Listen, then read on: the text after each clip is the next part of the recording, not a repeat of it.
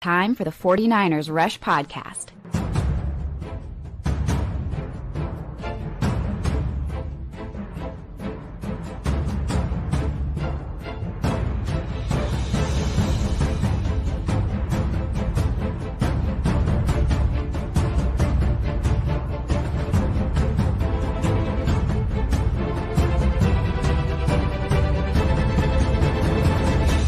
And here's your host, John Chapman. What is going on, faithful? Are you ready? It is day 2 of the NFL draft. Can the Niners continue the trade back frenzy that's taking place? We're going to be here all day. As long as the 49ers have picks left for today, we will be here. And with me, whenever I say we, I mean the man, Ant from 49ers Cutback. How we doing, Ant? Yeah, I'm doing good and excited for the draft. It's been there's an energy surrounding the 49ers right now. You know, I clicked on KMBR, listened to the radio a little bit. I just wanted to kind of get a feel, you know, and I think that there's a lot of optimism about what the 49ers are doing and whether they're going to move back. And I think that's what makes it exciting. That's why when they traded back yesterday, it was like, all right, like into the, beginning of the second round, what are they going to do now? Because I think more options are available to them. But yeah, it's fun. I think fans are kind of feeling that. Of course, they missed on Omar Cooper Jr. for some of the fan base. That was disappointing. They missed on Kalen Rutledge for some. But I'm sitting here like there's still a lot of really good players available. And the 49ers are going to get some today. And I think that that's exciting. John, we went from a potential 1 pick yesterday to 3 today. That's a lot better than the 1 we were supposed to get. Yeah, and, the 49ers are technically on the clock. They had the first pick of today's draft, number 33 overall. But whenever they traded out of 27, these are the players that went afterwards. And when the 49ers or any team in the NFL trades, if you trade up, you love a player. If you pick them where you're slated to draft, then you like a player. But if you trade back, you're kind of settling on a player. And the players that went 27, Chris Johnson, Caleb Lomu, Peter Woods, Omar Cooper Jr., Keldrick Faulk, Jadarian Price. All those guys, maybe they were on the 49ers board, but they weren't really in love with any of them. And whenever you look at whoever they do pick, whether it's at 33 or they trade back, there's a lot more to this. Like, hey, they're kind of settling on what's available. And they talked about this in their press conference where it was, look, we've got a bunch of guys kind of clumped together. So we kept falling back. And will that continue? Because, man, Tom Pelissero, a lot of people have been out there going through trades that the 49ers might not be done. They still might be trading down again. So, Ant, talk to me just a little bit because there's player trades that have been rumored around. There's 3 players. And then there's also draft pick trades. So which ones kind of fancy you the most? I think I really enjoy the picks, moving back and getting more picks. I think the Kayvon Thibodeau one, I think that one's interesting because you have to take on money. And he's in the last year of his contract. What do you want to give up for Kayvon Thibodeau? And why wouldn't you go a different route? Maybe with someone that's been a little bit more productive that you could get in free agency where you don't have to give up a draft pick. So that one I'm not really entertaining too much.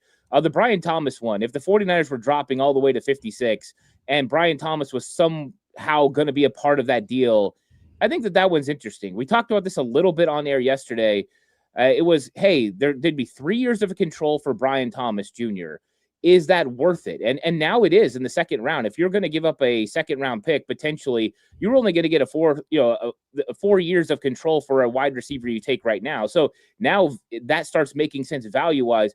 Brian Thomas would be the number 1 player on pretty much everyone's board right now if it came to wide receiver. So that one is interesting. But yeah, I love the Browns potentially being involved at 39. Could they go to 42? The Dolphins are picking at 43. I think there's a lot of interesting parts to this. And John, I think when we look at the board right now, pretty much from now to about 50 to 55, there's probably a ton of players that people like. A good 5 to 6 at least that you love. You probably are going to land on somebody that you really like. Yeah, so let's just go through kind of the big board. Still so many players, and you're kind of in this range. And we've said this entire draft process, like there's not a lot of difference between these guys, what you're going to get here and what you're going to get at 58. Yeah, 33 and 58, there's 25 picks in between. That's great, but they're similar Here are some names on my board. Denzel Boston, the wide receiver, definitely a little bit slower, but he's a true X. You got Cassius Howell, the edge rusher.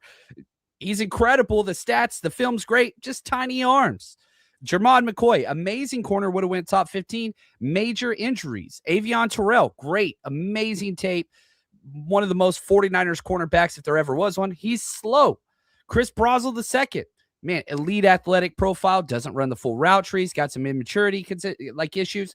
Like you can go on and on and on. It's the but portion of the draft.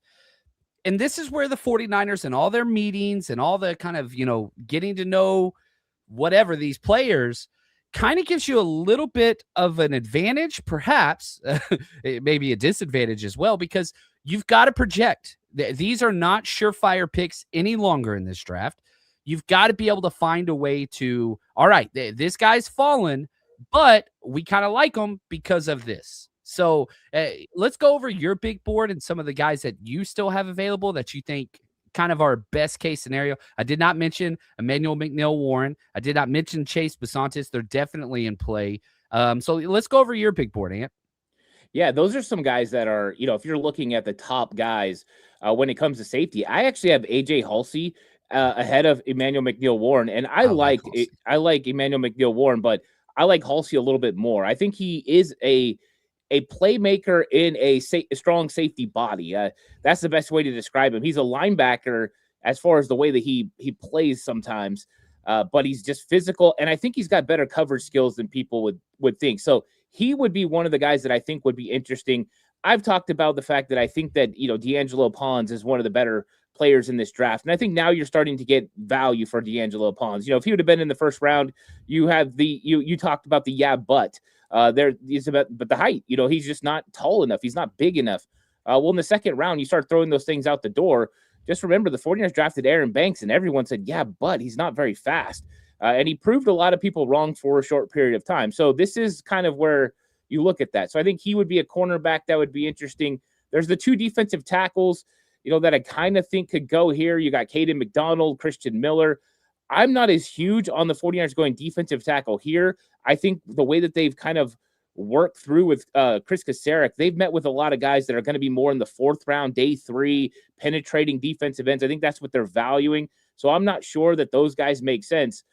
You brought up Cassius Howell, and I think the defensive ends are in play today for the 49ers. Cassius Howell, R. Mason Thomas, Gabe Yakis, Romello Height, the top guys on my board still. Height, that's going to be a question. Is it 58? Could it be 90? I seen that Brian Peacock said, hey, Romello Height at 90.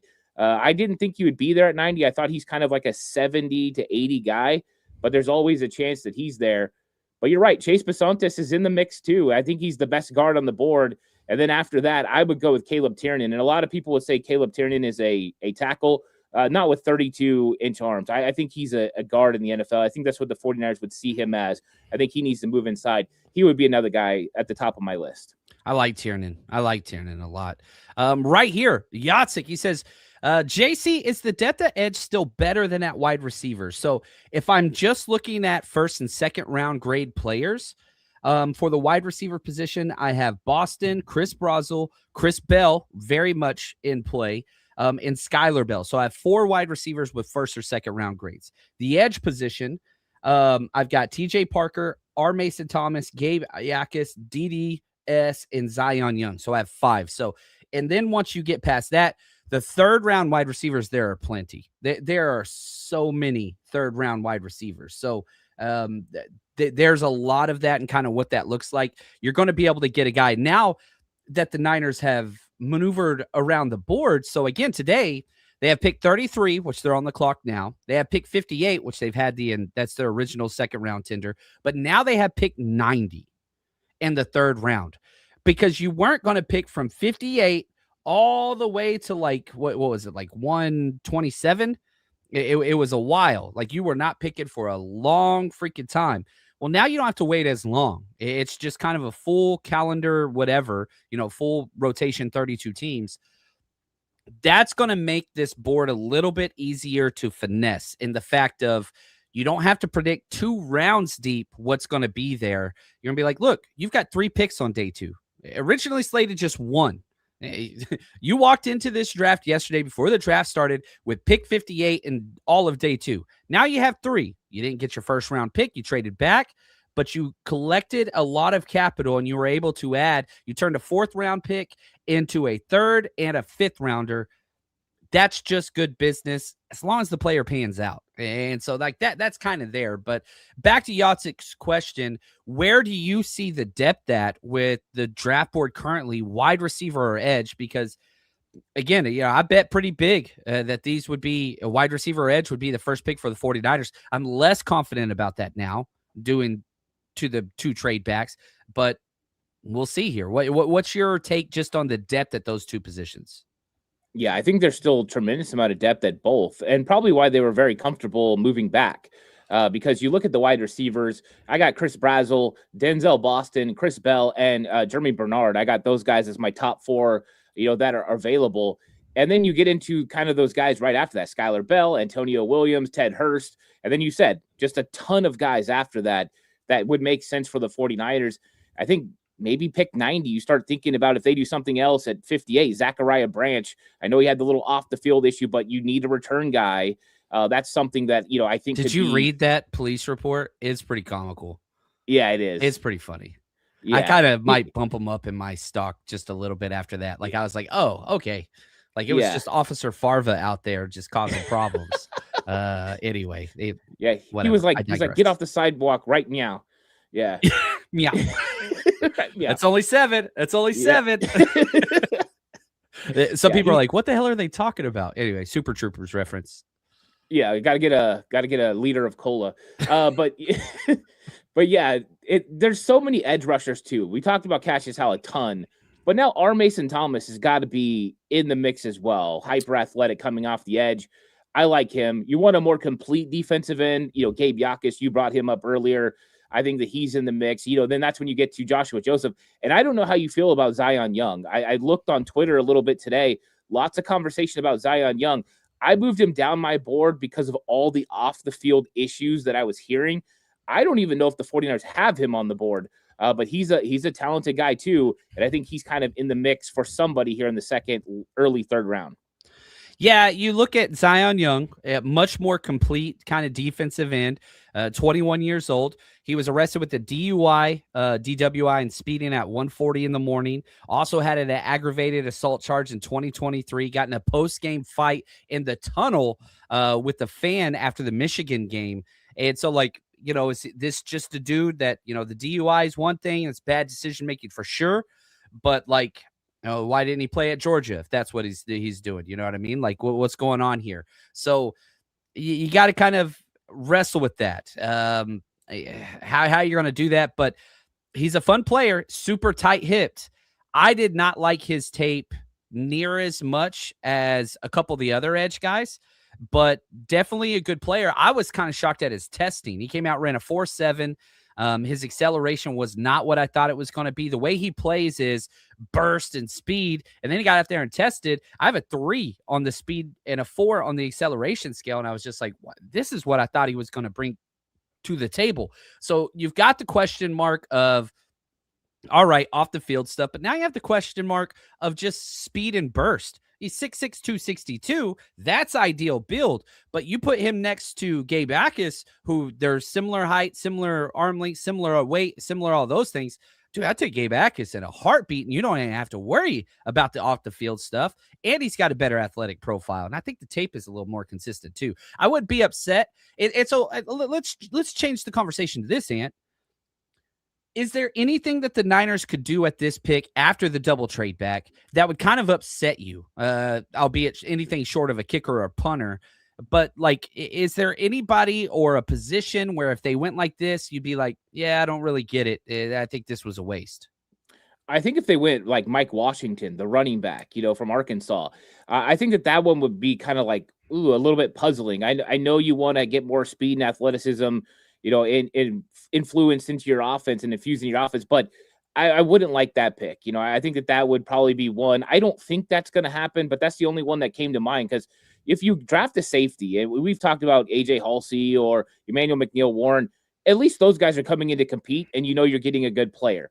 So I don't think that those ones would be puzzling. I don't think cornerback, you could always improve.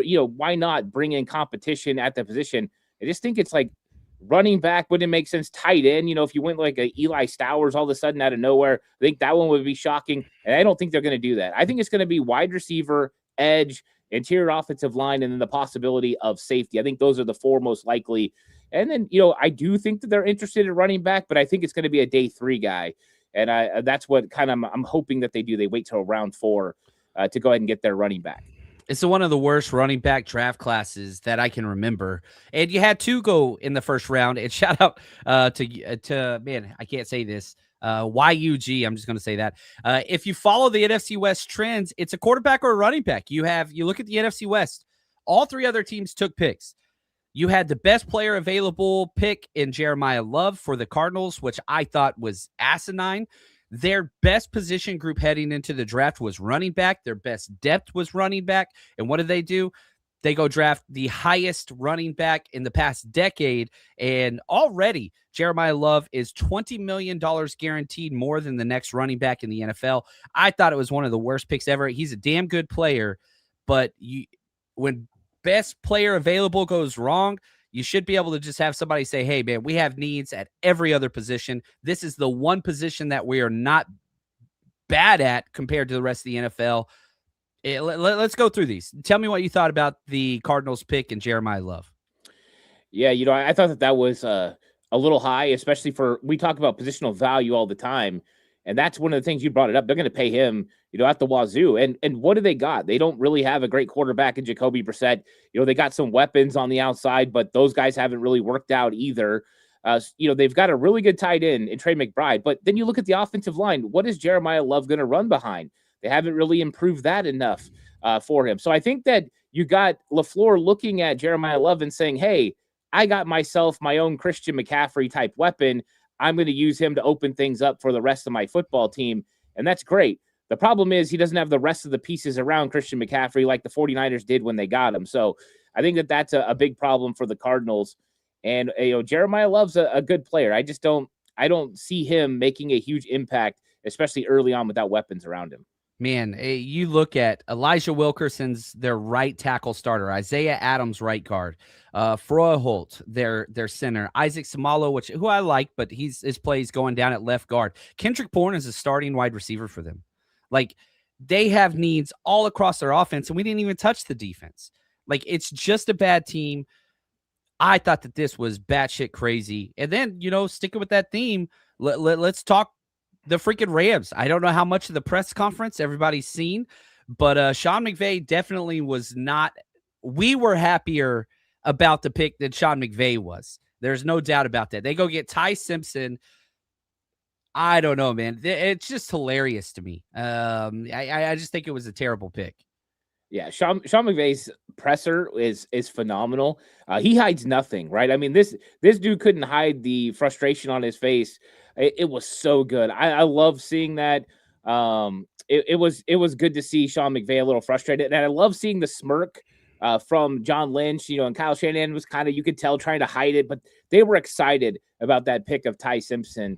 And maybe it'll end up working out, but I don't think it's going to. I think that was just a real reach. I'm glad the Rams did it because, they could have added a real playmaker that made things tough for Seattle and San Francisco this season. That is a championship caliber football team, and they did not help themselves. No. They would have been better off talking Jimmy Garoppolo out of retirement and having him come back to be a backup than to draft Ty Simpson.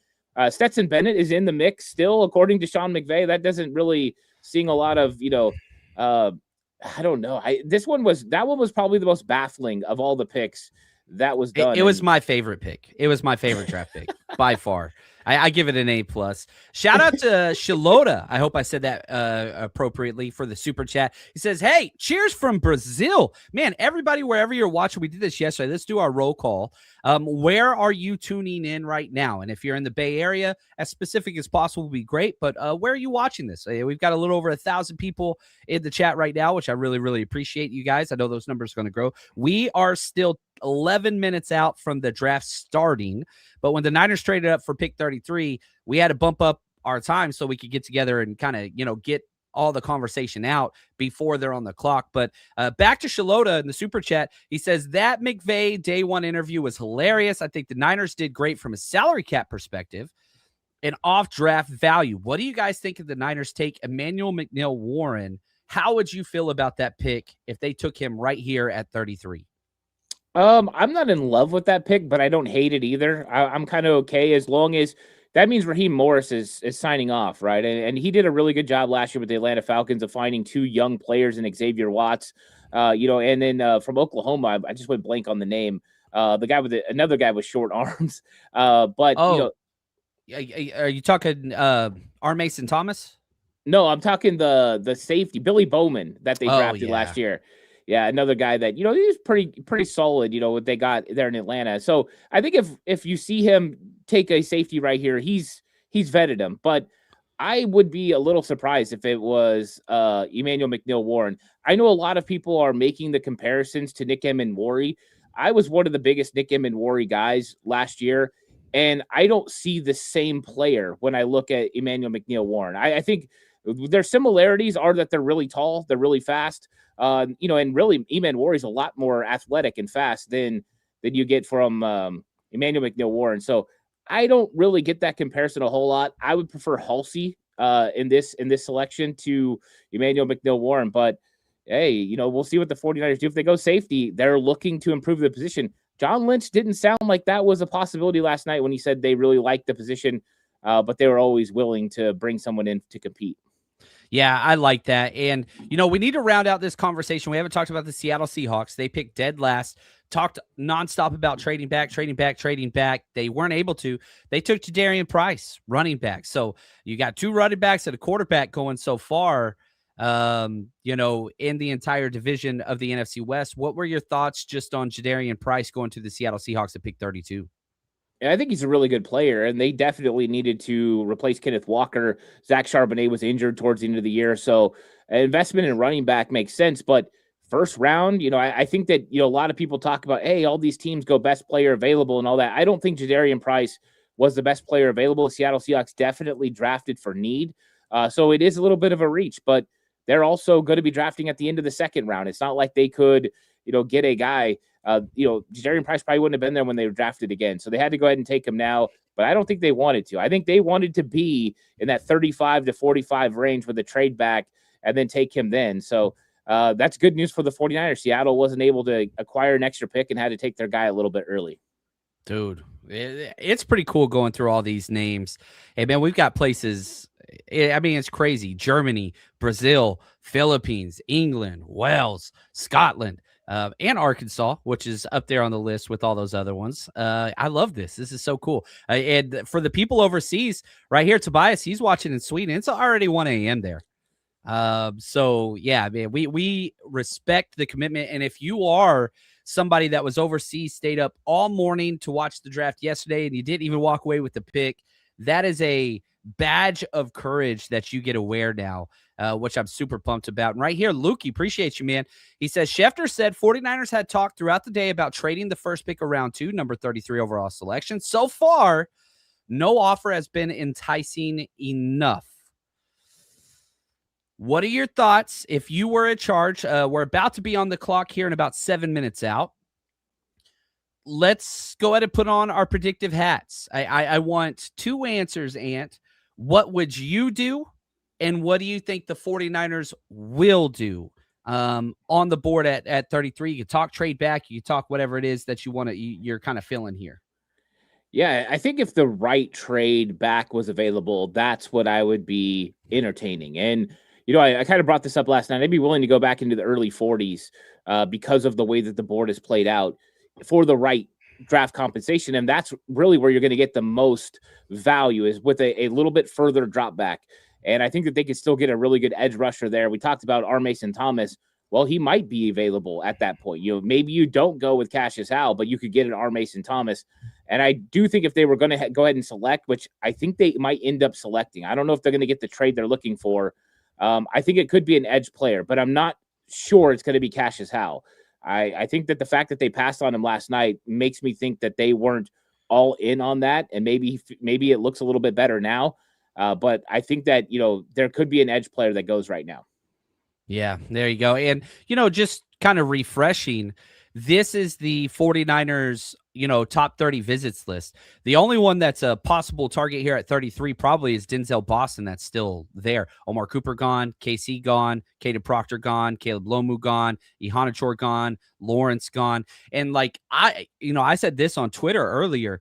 I think the Dallas Cowboys selection of Malachi Lawrence prompted the 49ers to trade out. I think if Lawrence would have been there at 27, I think they would have turned the card in. But you got sniped a little bit by the Cowboys there. And so now you're looking at guys that they have had their top 30 visit with that are, day two guys, Romello Height, Malik Muhammad, my favorite player in this draft, Chris Brazel, Tyler Onyedem, Chris McKett, a little bit later for some of these other guys. Deshawn Barham, he could sneak up here. Alex Harkey, way too early for him. But those names are names to keep in mind as we go throughout day 2 and day 3, because every single year they get one or two of these guys. No doubt about it. But the only two names that are kind of in range right now, again, is probably going to be Denzel Boston, and Chris Brazel. Is this too early for Romello Height, Malik Muhammad, Deshawn Barham? Is it too early for them? I think it's too early for those guys. I do. I think that those guys were always looked at targets kind of later on in the second round. That's why trading back a little bit more. I mean, if you do like Denzel Boston and Chris Brazel, I don't know how different they are on the 49ers board, but if you like both of these guys, well, a small little trade back, you could probably still pick up one of them. And we've seen the 49ers, they wanted to potentially trade back when they drafted Ricky Pearsall. They couldn't work that out to be able to take him. This time they did. So if they did like a Chris Brazel, for instance, they traded back now. Now they could say, hey, yeah, we wanted to get into a better position. We got draft capital, and now they drafted him. I'm super high on Brazel, so it wouldn't hurt my feelings any if they went ahead and drafted him at 33. But I do think that would be an interesting pick, because the consensus is not that Chris Brazel is a pick worthy of that. A lot of people have put this guy at the end of round 2, some even between rounds 3 and 4, depending on who's watching him. He's one of the toughest evaluations, and I think 49er fans are split on what they feel about Chris Brazel. You and I love the tape. It's the off the field stuff. It's the immaturity. It's the lack of the route tree. It's really hard. But the 49ers have drafted players in that scheme. Jordan Watkins, he played the same role, the outside wide receiver in that same RPO, Art Briles, air raid, convert, whatever you want to call it. I don't even know. Is there like the Briles tree? What do we even call that shitty ass offense? I hate it. It's my least favorite offense to watch. Do you know what it's called? Is there a term for it? I don't know. Yeah, I honestly don't know what it is. What's interesting about Chris Brazel, you almost had to go back to his Tulane film. Then you got to see a little bit extra when it came to the route running and some things like that. But he's definitely a lot more explosive than he was in 2023. So it's interesting. But yeah, I don't like the Briles offense a whole lot. You get so many guys walking around on the backside of plays. So you get a lot of questions about effort. It's not about effort. This is what they're told to do. This is just the scheme. And that's unfortunate. But that's why I think a lot of teams aren't holding it against these players that are coming out. And I think you saw too, watching Jordan Watkins tape, they literally tell their wide receivers, you're taking this play off. You're taking and so they'll snap the ball and you'll see them turn and just start walking back to the huddle. They tell them to do that because you're going to be going deep the next play. So it's just kind of weird. It's a very weird offense. Now, as we are about to start the clock, I do want to let everybody know watching live, we do not tip picks here. So if, as the 49ers are going to start off, red hot, they're going to be on the clock at 33. Still no trade back or anything that has been announced yet. But try to stay with us, and I'll be announcing each pick as they come through. And so, I'll do this. I'll do the hand wave if it's in the middle of the most important, conversation point ever, just so that I can try to keep us on pace, timing tempo with what's announced. So if your TV's before us or after us, we'll pause us or pause the TV so you can sync it up. That's going to lead to a much better draft experience for you. And if you are just man, if somebody tips this Niners pick, I'm going to be so upset. Just minimize the chat or cover up the chat or whatever. And then you don't have to worry about it, because that's what I do. So as soon as they announce the 49ers are on the clock, I'm minimizing the chat. so that nobody can kind of ruin it. And people are just throwing in predictions. So just because somebody says like Chase Basantis or Emmanuel Pregnon, like that doesn't mean that they knew that. That's their guess. So just trying to make sure we kind of create a safe spot for everybody to have the best draft. That's what we're here for, is to have a good time. So anyway, all that is there. Any other tips, Ant, for how to make this draft experience more entertaining, more fun, more positive as we move forward today? Because we're going to be here for like 3 hours. Yeah, I think it's just, don't get too up or down, with the way the 49ers move up and down the board or the picks that they make. Take a second, process, and just try to figure it out. And I think that's one of the things that makes it easier. You don't want to go on the roller coaster ride of extreme highs or extreme lows. Just take it as it comes and enjoy it. But either way, you're gonna add new players today, and I think that's exciting. So we can kind of start looking at who the 49ers are adding and what they're going to provide this football team, whether it's defensively or offensively, and then it starts kicking into high gear, X's and O's wise. Okay, we're going to use this guy this way and that guy that way, and it starts breeding competition as well, which I love. And so, yeah, that's kind of the approach to take. So it might not be your guy, but it's the 49ers guy, and let's see if we can come around to the idea of how good that guy is or how good they're not. And I think that it'll be okay. It'll be fun. Yeah, and that's the way, like, you're getting new added talent to your team that you get to cheer for over the course of 4 to 5 years, maybe longer. It's a big deal. And so celebrate that. This is a life-changing moment for those. Even if they pick somebody that you don't like, and maybe I'm talking to myself here, let's try to focus on the positive and, let's dive into the tape. Let's figure this out. And if you want to know what these players are going to look like for the 49ers, the best place to do that is Ant's Patreon. Patreon.com/49ers cutback. He's going to have film breakdowns up. I'm going to have film breakdowns up on the 49ersrush.com under the 49ers player breakdown tab. Like, that's there. So we're going to get you. We're going to cover it for you. And so if you want to support us, that's probably the two best ways, the 49ersrush.com or my Patreon channel or Ant's Patreon channel, 49ers cutback. So everybody go check that out. Kimbro, thank you so much for the super chat. Thank you guys for another night of coverage. Let's freaking go. Goodell is at the podium. We're getting everybody hyped there. Man, did you see that crowd that was there? It was off the charts, man. It's crazy. I love the crowd. It's huge. I love that they're moving it around every year now. Just like new people get to kind of check it out. I mean, you got the people that travel all over the place, which is great, but I love that it's different environments for different teams. And yeah, I think it makes it fun. And of course, it's a moneymaker for the NFL, but it's exciting that so many fans get excited about the draft. There was a day, right, where they were just like in some conference room, basically. And now it's like this big spectacle. Pretty fun. I've been out there before. It's rough because you finally get like a cool spot, and then you got to pee because you're drinking beer, and then you lose your spot and you lose your friends for 3 hours. It's just kind of like the cell phone network crashes. There's so many people you can't even text. It's cool. It's a fun experience, but yeah, the best spot is to get the bar closest to the action. You can kind of participate that way. But now we've got tweets out from Rappaport, Schefter, and Garofolo saying it's expected that the Niners are going to stay and pick. That is the expectation. Neither have said it's official, but Garofolo says seemed. Schefter said planned, and Ian said with trade options on the table, likely. So you're getting in all of those kind of, I don't know if you used to play like Mad Libs back whenever you were a kid. It's like, not certain for sure, but the 49ers about to be on the clock. You've got and also round 2 and 3, this is when all of the old players get to announce the picks. And so you're going to be seeing a whole bunch of kind of former NFL greats and mostly NFL players tied to Pittsburgh. And so with that, the 49ers are on the clock. We've got 7 minutes per pick. As if yesterday didn't go fast enough, it's even less for this one. The 49ers are on the clock. So if you are one of those people that just hates people that tip or whatever else, or, whatever, minimize the chat now. Enjoy this next 7 minutes. And here's the question that I want to pose to you from A. He says, what pick improves this team the most right now?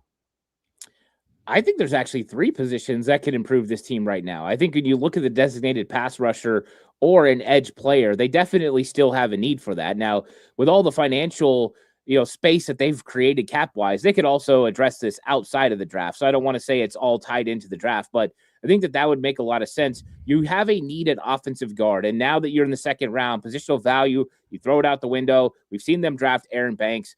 I think that they could go with Chase Bisontis or somebody, and that would make a lot of sense for this team. And then there's safety. You do need to improve the safety room. Now, I think when you have 3 guys on rookie contracts, and 2 of those guys you've gotten over the last couple of years, I think it's a little bit tougher to kind of add somebody in this space. I would rather have a veteran that comes in, more of a Deshaun Gibson type player, but I do think safety's in the mix as well. I'm going to go ahead and say interior offensive line, wide receiver, and edge could all help this team right now. Yeah, I like those. The speed rusher, you need the left guard spot, you need the safety spot. Like those are the 3 where you could see the biggest immediate increase. But wide receiver, I don't know if I'm one of the few, but I feel like wide receivers rotate for the 49ers. And so even though you have your 3 starters out there are a lot of rotations in there. So that 4th wide receiver, the 5th wide receiver, get that 20 to 25 snaps plus the long term. That's why the Caleb Lomu pick kind of was so frustrating, because he could only play left tackle and you never rotate that position. You rotate edge rusher, you rotate wide receivers, you do not rotate safeties. They just don't do that. And so, they just showed a real quick clip of the war room. Seems like everybody's just kind of sitting around. I think that they've made their decision. Nobody was on the phone. They're just all kind of lackadaisical chilling there. I think that the 49ers seem to be making this pick with 4.5 minutes left on the clock, and prediction time. I'm sticking with Denzel Boston or Cassius Howell. That's who I want. That is who I would like to take. There's probably about 25 names, though, and that I'd be okay with because of the double trade back. You've given yourself some grace, some elasticity, to use the economics term, because now you're not so pigeonholed because you have a 3rd, you have a 5th, you have more darts to throw. But I'm going to go Denzel Boston, Cassius Howell. Those would be my 2. I know I sound like a broken record. Who is your kind of go-to that you got right here? Yeah, I don't know if they'd pull the trigger on my guy, Chris Brazzell. I would love that pick for the 49ers. I just think that he's – they would have to be sold on what he is off the field, right? They would have had to meet with him and feel comfortable with him. I think Chase Bisontis is in the mix right here. I really do. I think that there's a chance they go offensive guard. If they were really high on Caleb Rutledge, it could be Chase Bisontis. And then I think it's an edge, but I'm not sold on Cassius Howell at this point. The fact that they were willing to pass on him before, I don't know what makes you all of a sudden in love with him in the second round if you didn't really like him in the first round. So I think it could be edge, but I think that you got to throw R. Mason Thomas kind of into the mix, and maybe even Gabe Yakis. We'll see what happens, but I think that those are some guys I'm targeting. If I had to pick one guy for this, I'll go ahead and I'll say Chase Bisontis, but I have been wrong going with offensive line in the second round before, and I'm sure it'll happen again. You are as consistent as the sun, and I freaking appreciate it so much. I tweeted out this morning that watch the 49ers do some crazy, off the wall pick that nobody saw coming.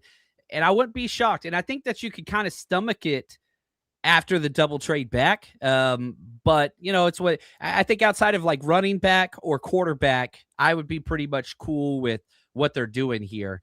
So yeah, we'll see. And once we've done this before, like there's going to be a point in this draft where we get up there and you got to talk yourself into why you like this pick or justify the pick. It's kind of what happens. And the further you get away from the top 5, you have to do that more and more and more. As we were going through the big board, like almost every single player that is available in this draft at this point, you could poke holes in their game. The rush crush, we came up with 13 players that I really, really like and enjoy and are my favorite players in this draft still.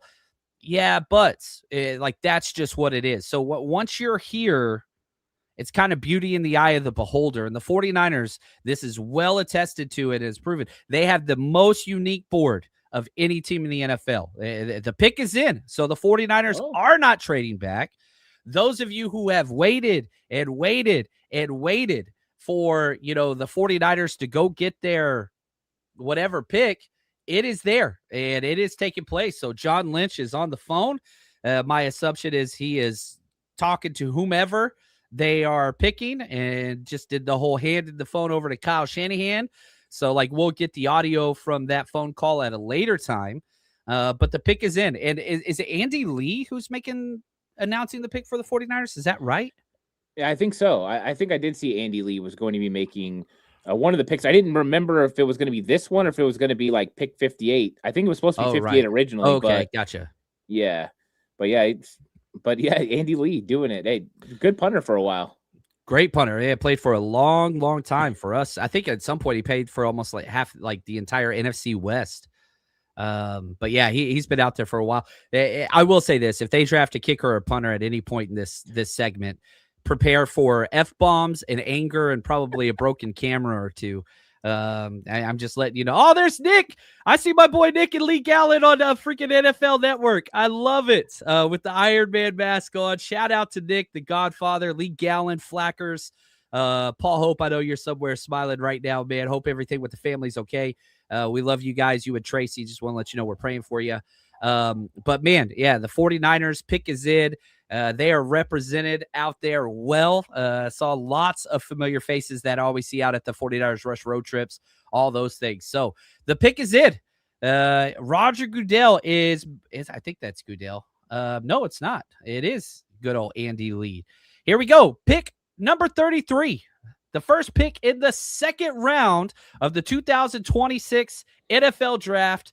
Oh, I freaking love it. I don't like a punter announcing it, but I do like Andy Lee. I'm kind of back and forth on that one. He's hyping up the crowd. Sorry, building the suspense as if we haven't had enough with the double trade back, but the 49ers are about to get their player. Oh, I'm so excited, man. I freaking love this. This is incredible. This is why we're fans, man. This is why we watch the draft. Deshawn Stribbling, wide receiver. Okay. This is a rush crush player. This is way early, but size, speed, strong hands. Holy freaking cow. The 49ers got a rush crush. This is a trip, man. Yeah, he's one of Ant's elite too. So we doubled up on getting a guy that the 49ers were going to love. And you know what's interesting, John? I know that you were big on him. I seen it on Twitter. I was big on him as well. This dude was supposed to be in the 4th round. And once you start watching the film, you're like, there's no way he's going to be a 4th rounder. But I did not think he was going to be the first pick of the 2nd round. Holy cow. I like the player, though. I like the player a lot. I just don't know if I like him at 33. Crazy. But hey. Oh, my gosh, man. I had a high 3rd round grade on him. But this was one of my rush crush players. And whenever I said, like, they always go crazy and their board is completely different. Wow. Just wow. Here's my draft write-up of him in our 49ers Rush draft book. This dude, 6'2", 207, 10-inch hands, 31 and 5/8-inch arms. He ran a 4.3, 1.53, 10-yard split. Like, these are the ratings. He has over 3,000 snaps. Experience. He took over the job of Jordan Watkins. So he transferred in. He was not teammates with Jordan Watkins. He took over that role. Trey Harris and Jordan Watkins left. And so he played at, he played at 3 separate conferences. He's at Washington State for 2 years. Then he transferred to Oklahoma State. Then he transferred to Ole Miss. Played well in all 3 conferences. Did really, really well. Listen to the traits. I rate 1 through 10 every single player. Experience is a 10. Versatility 6. Speed 9. Acceleration 8. Production 4. Blocking 10. Yak yardage, yards after catch 9. Oh, what were your thoughts? Go through your film, kind of tell us about the newest 49ers wide receiver, Deshawn Stribbling. I've been going after wide receiver, and I've been saying they're going to do it. Here we go, Deshawn Stribbling. It's early, but wow. Yeah, I think wide receiver makes sense. I just don't think that anyone expected it to be this wide receiver. But we talked about it. They do this. They did this with Ricky Pearsall, a guy that was thought to be lower down on the board and comes up. But what are we getting with Deshawn Stribbling? I mean, you're getting a really fast guy who does eat a lot of cushion. With his vertical routes, he tracks the ball well down the field. He can do that. He's also a very good intermediate route runner. which I think is going to be big within the 49ers system. But with all things, right, what is the vision for Deshawn Stribbling?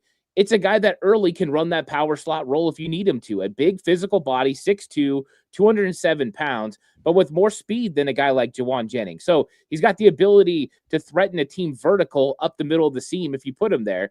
And you talked about a rotation earlier. Well, now you've got Christian Kirk. He can play the Z. You can play Demarcus Robinson, but now you have Stribbling to play that power slot as well. And he's the eventual replacement for Mike Evans out on the outside. So they did get that guy. They just went with somebody unlike Denzel Boston that had the speed to threaten people vertically down the field. He's nasty. He's a good blocker. I think that this was as far as a player, it's a very solid pick. If it was 58, nobody would bat an eye. But because it's 33, there's going to be a lot of question marks about why the 49ers took him this high. Yeah, and yeah, this is 100% a reach. Like we liked him. Both Ant and I both liked him, but you look at the consensus big board and you could say, like, well, what the hell does that mean? Would he have been there? Deshawn Stribbling was number 85 on the consensus big board. Very, very similar to, I think I had the late 60s for Ricky Pearsall. So like even further back. And I had very similar grades to Pearsall and Deshawn. Chase Basantis just went the pick after us. Sorry, I missed that, to the Arizona Cardinals. That's a pretty good pick for them. They are not focusing on, they're going running back and guard to start their rebuild, but hey, not a bad pick there at 34. Yeah, here is Dane Brugler's from The Athletic and the Beast. This is his Deshawn Stribbling, which he had a second-round grade on him. Overall, Stribbling isn't the most well-rounded in terms of his route success. He's a big-bodied athlete with strong ball skills and a pro mindset. He has the talent and competitive toughness to settle into a wide receiver 2 or 3 role for an NFL offense. Definitely an X. And you're talking about, this is a high A-plus athlete in a Juwan Jennings type body. 6'2", 210 that runs a 4.3. And the blocking on him, man, I remember just doing the tape on him, which, again, Ole Miss is weird because they tell him to take plays off. But, I put plays so hard, fights for every yard, catches everything if the ball's around. He's a snagger. And so, like, you see the hands pluck consistently, natural pass catcher, where, like, 10-inch hands. He's got huge hands. He's got some mitts. He'll snatch the ball out of the air consistently. Not a lot of wiggle. Like, this is not a Ricky Pearsall kind of, Brandon Ayuk, sinking his hits at the top of the route. That's not what it is. It's much more of a Mike Evans type guy. And speed. Like, let me pull up just the athletic profile of Deshawn Stribbling. I mean, this dude here, Elijah Surratt, Jalen Polk, Romeo Dobbs, Emiko Egbuka, Sammy Watkins, Jalen McMillan. These are all the athletic comps that are out there. I went with Romeo Dobbs as the athletic comp and a faster Juwan Jennings as the play style because he's so physical, even at Ole Miss, which they don't even do that. Now, the Bills are on the clock here. They're announcing their pick 35, TJ Parker, edge off the board. TJ Parker, edge off the board. Man, I want to get to the chat because the chat's really, really upset. Talk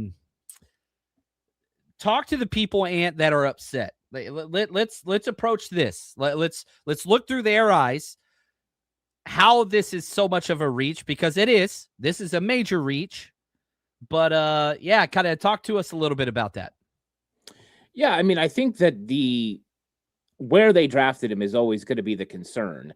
Maybe the 49ers have intel that we don't know about, the same way they did Ricky Pearsall, that they didn't believe that he was going to make it to 58, so they needed to go ahead and take him now.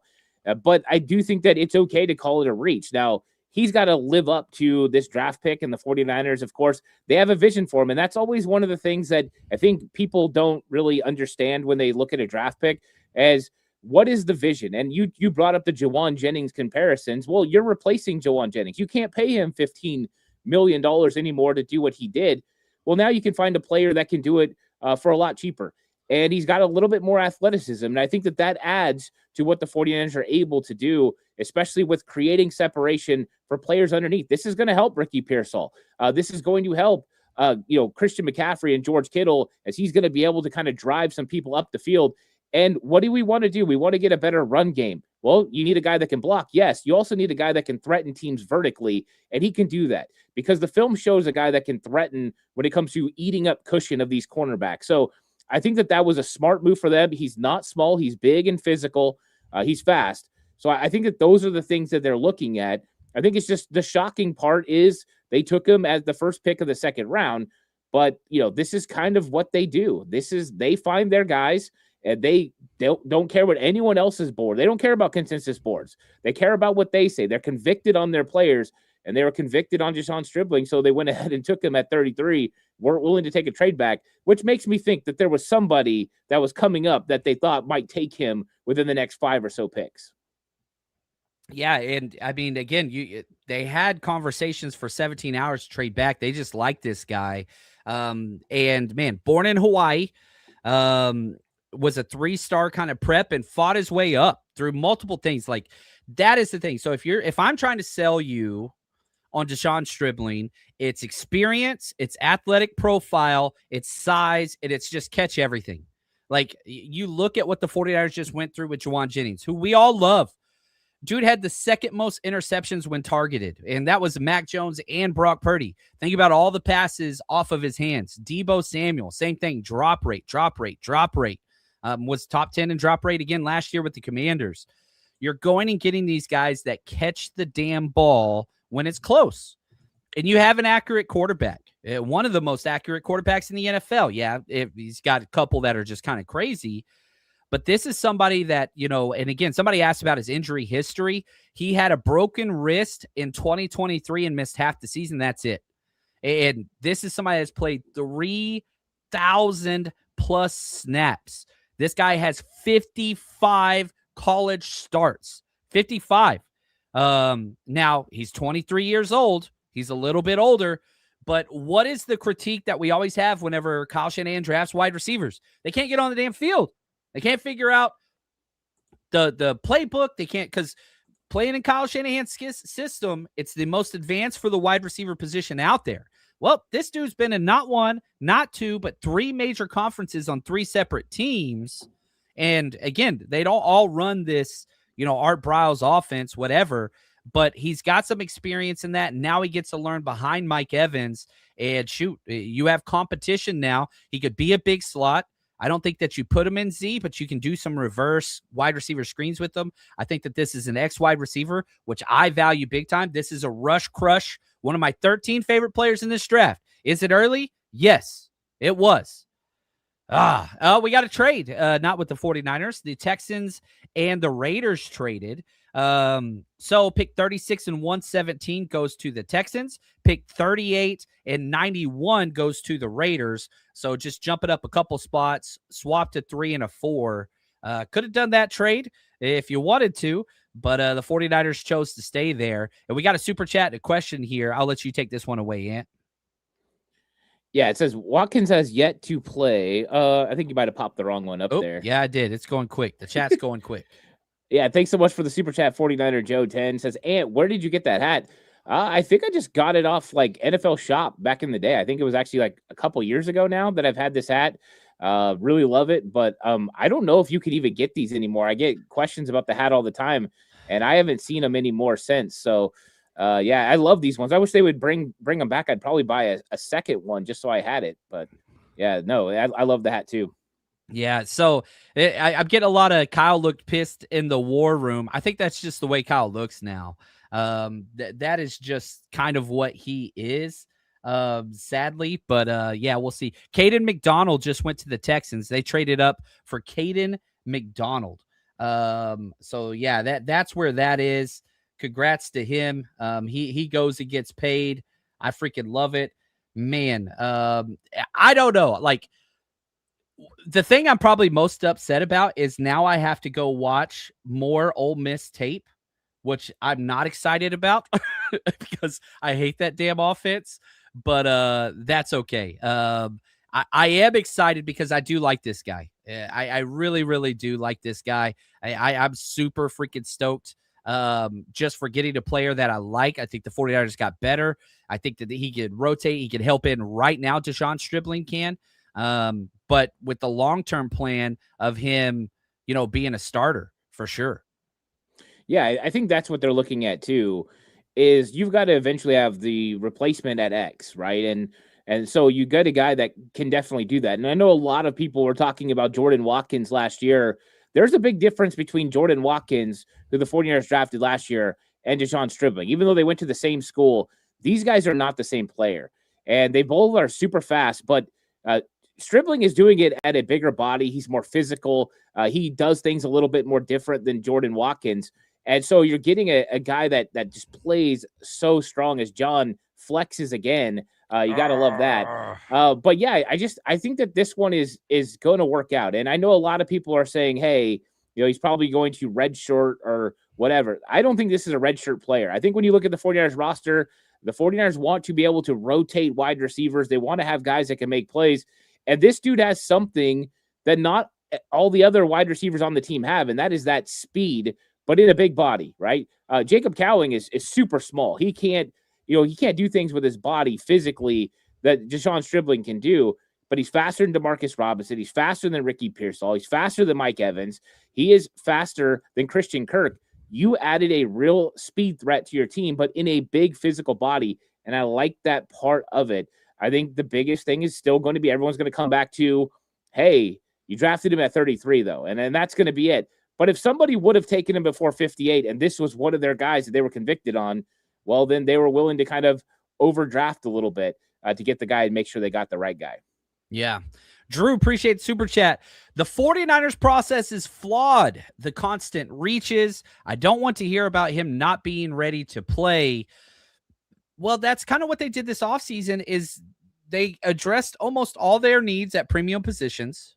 The only ones they didn't was left guard, safety, and then just the speed edge rusher, not the full-time rusher. Wide receiver is a premium position now. It is the third highest paid position in the NFL. It goes quarterback, edge, wide receiver. You saw Alex Pierce, Romeo Doubs, which this is Romeo Doubs. Like, that is my play style comp for him. He just got, what did Doubs get? Like, close to $20+ million per year. I don't even know the exact number, but like, this is a player that helps you now and long term. Is it a reach? Yes. Ant and I both said he was. What do you call? I call him Rush Crush. What do you call your guys? Ant's elite. Oh man, that's badass. Ant's that's clean. That's got some like Final Four type Dick Vitale. You know what I'm talking about? Yeah. Oh man, that's awesome. He's a diaper dandy. That's right, man. So like we both love this guy. And, I put out, like, I'll show this just on Twitter. Like, here, how do I zoom in on this? I'm a smart person. I can figure this out. But, like, I tweeted this out here. Let me see here. I can figure this out. Let me zoom in a little bit. Like, this, I tweeted this out. This was March 23rd. Is whenever I put this out. I can see the 49ers liking Deshawn Stribbling, unreal experience across 3 conferences, elite run blocking and speed, 0 fumbles, 2% drop rate, such a clean evaluation. Why are more people not talking about him? Like, he just checked boxes. And in a draft, and again, that was March that I put that out, a month before the draft, but in a draft where there's so many question marks, all these players, yeah, but. What is the yeah, but with Deshawn Stribbling? Consensus was lower on him. Athletic profile, elite. Experience, elite. Hands, elite. Maybe the production, like he never had that 1 year that was like all out. His best year was 2024 at Oklahoma State, 882 yards, 6 touchdowns. Like, he led the team in receiving yards. Then he transfers to Ole Miss, leads them in touchdowns receiving as well. Like, there's never been this kind of like, oh, Blitnikoff, award winner or 1,000 yards or double-digit touchdowns. But this dude had 5 touchdowns, 1 touchdown when he broke his wrist, 6 touchdowns, 23 career touchdowns, which is at the top of this draft class as far as production long-term. That's there. So, again, I know I'm going to be guilty, but this was one of my favorite players. The Giants just took Colton Hood, cornerback, really good pick. Man, Tremont McCoy still out there, but I'm not done with this Deshawn Stribbling conversation. I want more, Ant. I want to know more just about how you are feeling now that he's there. What grade did you have on him? Yeah, I had him as a 3rd-round grade. I had him as number 84 on my big board.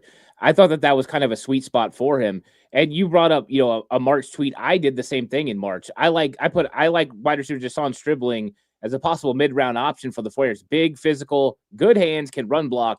Seems to be flying under the radar. Apparently not flying under the radar that much now. 49ers go pick 33. And I think that because I can see a vision for him, I'm not having a hard time grasping it. I think it's, when you look at the roster, a lot of times people are saying, hey, but this is like wide receiver 4 or 5. And I think that makes sense. But you play so many wide receivers during a game that you kind of get an understanding of how to use one of these chess pieces. But what I like about him is the body. You know what I mean? This isn't a small guy. This isn't a guy that's going to get moved off his spot. He's physical. He's going to bring an attitude. And I think the 49ers realized that part of their attitude was moving on in Juwan Jennings. That Juwan Jennings was an absolute dog in the wide receiver position, and they want to keep that going. And one of the things you're going to do if more teams are playing extra defensive backs, you can go to 3 tight end sets, or you can get these guys who are enforcers to play wide receiver that can go handle nickel corners. And you know what? You got a matchup now, and Nick Minwari, you get to mess with Deshawn Stribbling every single time, right? Stribbling is going to go out there and get physical with you in the run game, and the 49ers are trying to find that. So you get the mixture of the blocking with the speed, and I think that is something that's unique to just, a few wide receivers in this draft. You don't usually have the guys who are big physical and have the speed, and I like that the 49ers kind of went with a top-end speed guy to go along with the physicality. Yeah, and right here, Super Chat, Jordan, appreciate you, man. He says, you can't take him at 33, you just can't.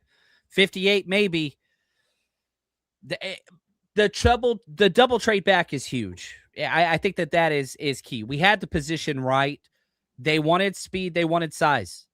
And again, like, you look at the way free agency has happened, and you look at, I'm pulling up Romeo Doubs' contract now because Romeo Doubs has not had a stellar NFL career by any stretch. But this dude goes out there and got, 4-year, $68 million deal. That's why you do this. You go get Doubs. You don't pay him. You got 2 wide receivers in free agency, both on discount deals. Mike Evans took less to come here. Christian Kirk took less to come here. He steps in right there. And it's a reach, guys. Like, you're talking to 2 people that loved him. Ants Elite and Rush Crush, double check. There's a Venn diagram. It's got 2 players in it, probably. That's it. JC Davis, I bet you a JC Davis guy? I'm not a JC Davis guy. Well, we're going to fight later. I don't want to dive into that right now. Trey, appreciate the super chat. He says, is this a redshirt year? Ant, what are your thoughts? No, I don't think so. I don't think you're going to see an extensive role. Trayden Stukes just went. Sorry to the Raiders. Nice. Yeah, they were going to go safety, right? He was going to, but think about it, Stukes over Emmanuel McNeil-Warren, who a lot of people really loved.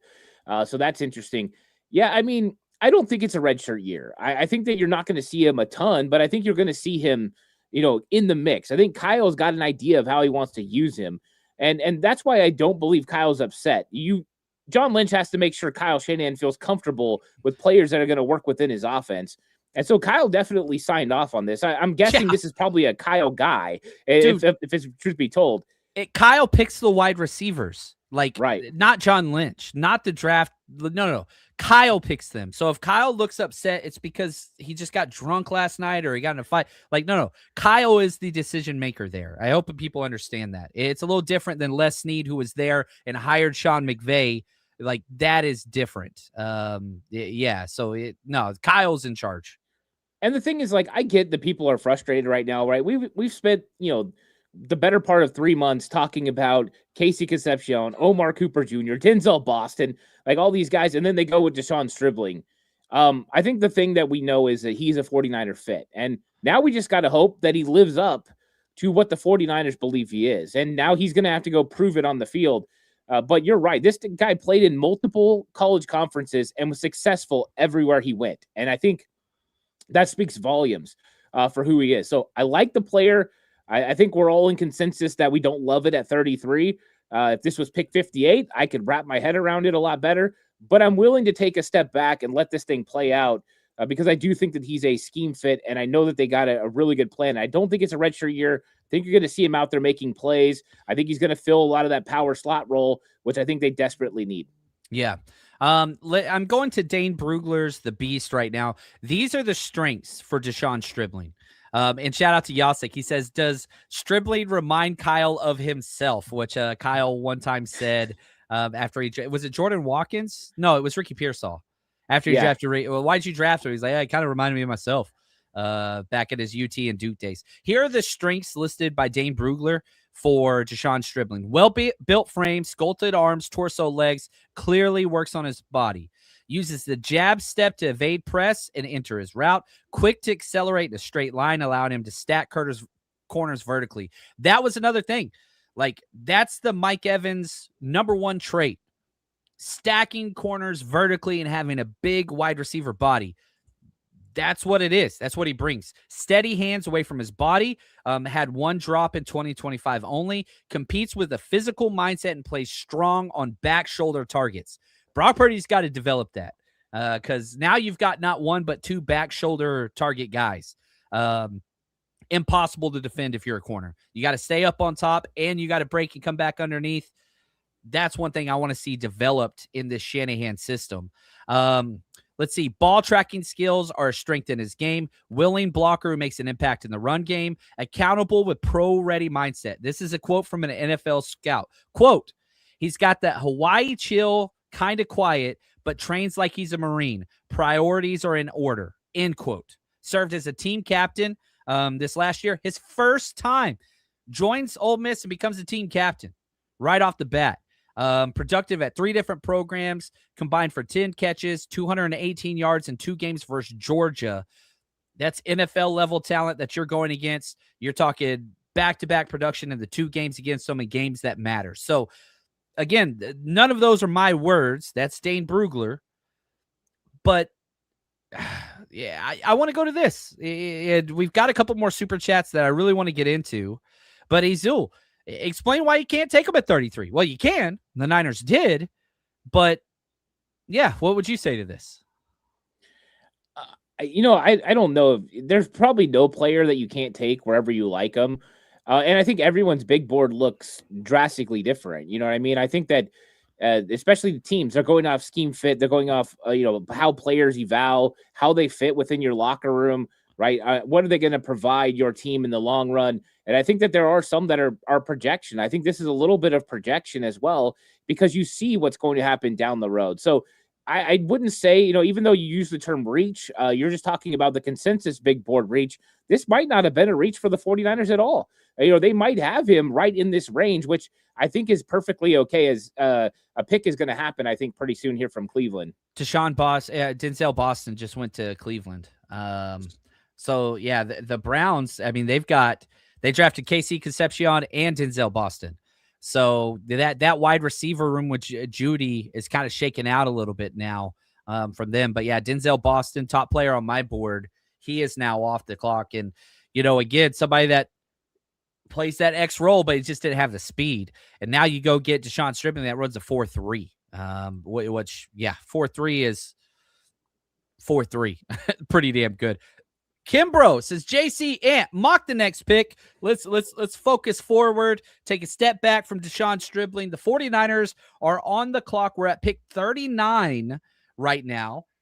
So we're about 20 picks away from where the 49ers. I'm going edge, and I'm going edge hard. I'm sticking to my conviction that wide receiver and edge were the 2 premium positions. Let's see here. Here's my edge board.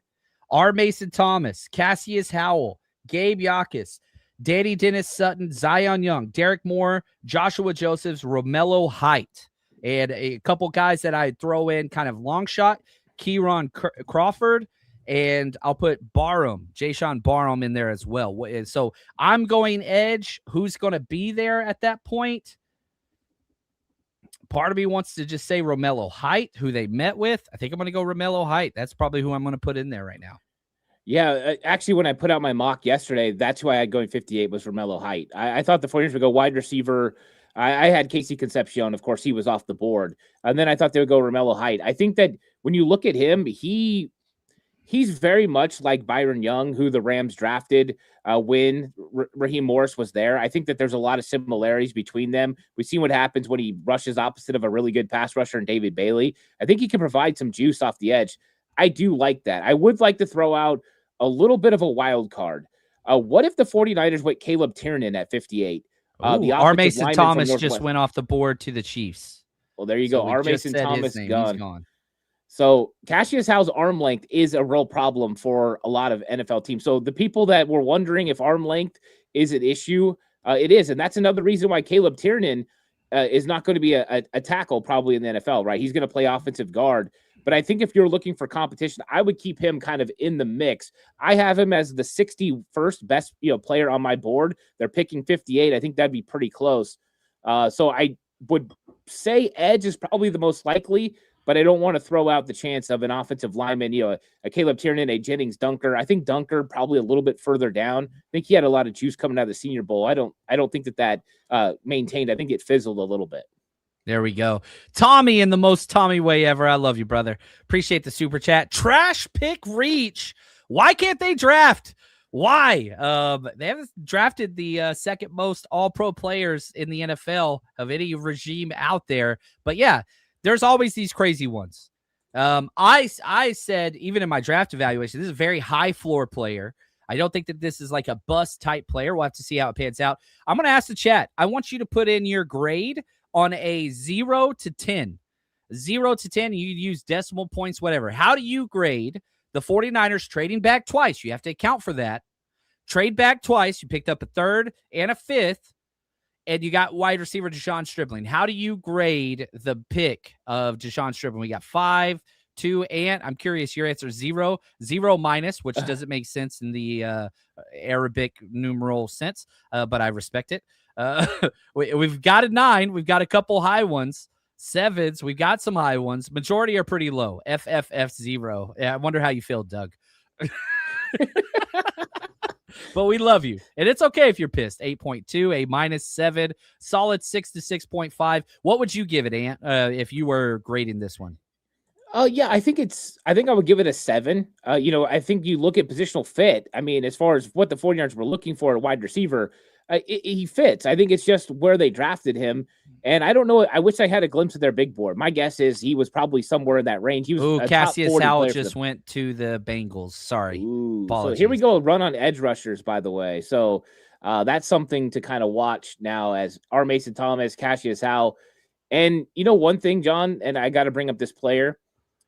What about Jermod McCoy, who's still not getting drafted? What would you think if it got to 58 and he's still on the board? This is a guy with top 10 ability, but question marks about injury. Is that do you take a chance then on what could be a top flight cornerback? He's completely off my board. I am completely not touching him with a 4th rounder. Now I could talk myself into it because he is so damn good and that tape in 2024 is so great. But man, with what I saw of the injury stuff and 450 days not being able to run after an ACL and like that knee, for a corner, I'm saying no. But the tape is incredible. He's a top 10 pick. And I felt the same way about Will Johnson last year. You remember Will Johnson? And it was like, dude, I didn't want nothing to do with him. Wayne loved him. He's a Michigan guy, and the tape was so good. But, man, with speed of concern, he, checked out of plays. He didn't like to, whatever. And then you've got, the Cardinals took him in the 2nd round. They did what you're saying, took the crazy value. He missed time his rookie year, didn't really excel, but he's a starter for him. I don't know. What are your thoughts? Because you're higher on him than I am. Yeah, I like him. And that's one of the things that makes it tough. I wish I knew what the medical said, because I see in chat, people are talking about he's got degenerative cartilage and all that stuff. If that's the case, then yeah, you just take him off your board entirely. But if you feel like, hey, he's going to be back, he's going to have a long career, medical signed off on him, I think it gets enticing. I think the fact that he's still falling is what made it interesting for me that, the medical must be really bad. If the medical's not right, I'm out. But if it's anywhere near close, I'm in. Christian Miller, defensive tackle, just went to the Saints at pick 42. That is the third defensive tackle off the board. Very, very clean player. Very similar to an Alfred Collins type, and it's about right where he went. I think it was pick 42 last year. So like that's the type that goes there. It's just what it is. He was my 49th player on my big board, and he goes pick 42. So you've got Miami, the 49ers still about 15 picks out before they go again. And we've got a question. I got a lot of super chats I got to get to, but right here, Nathan. And what are you drinking in those mason jars, man?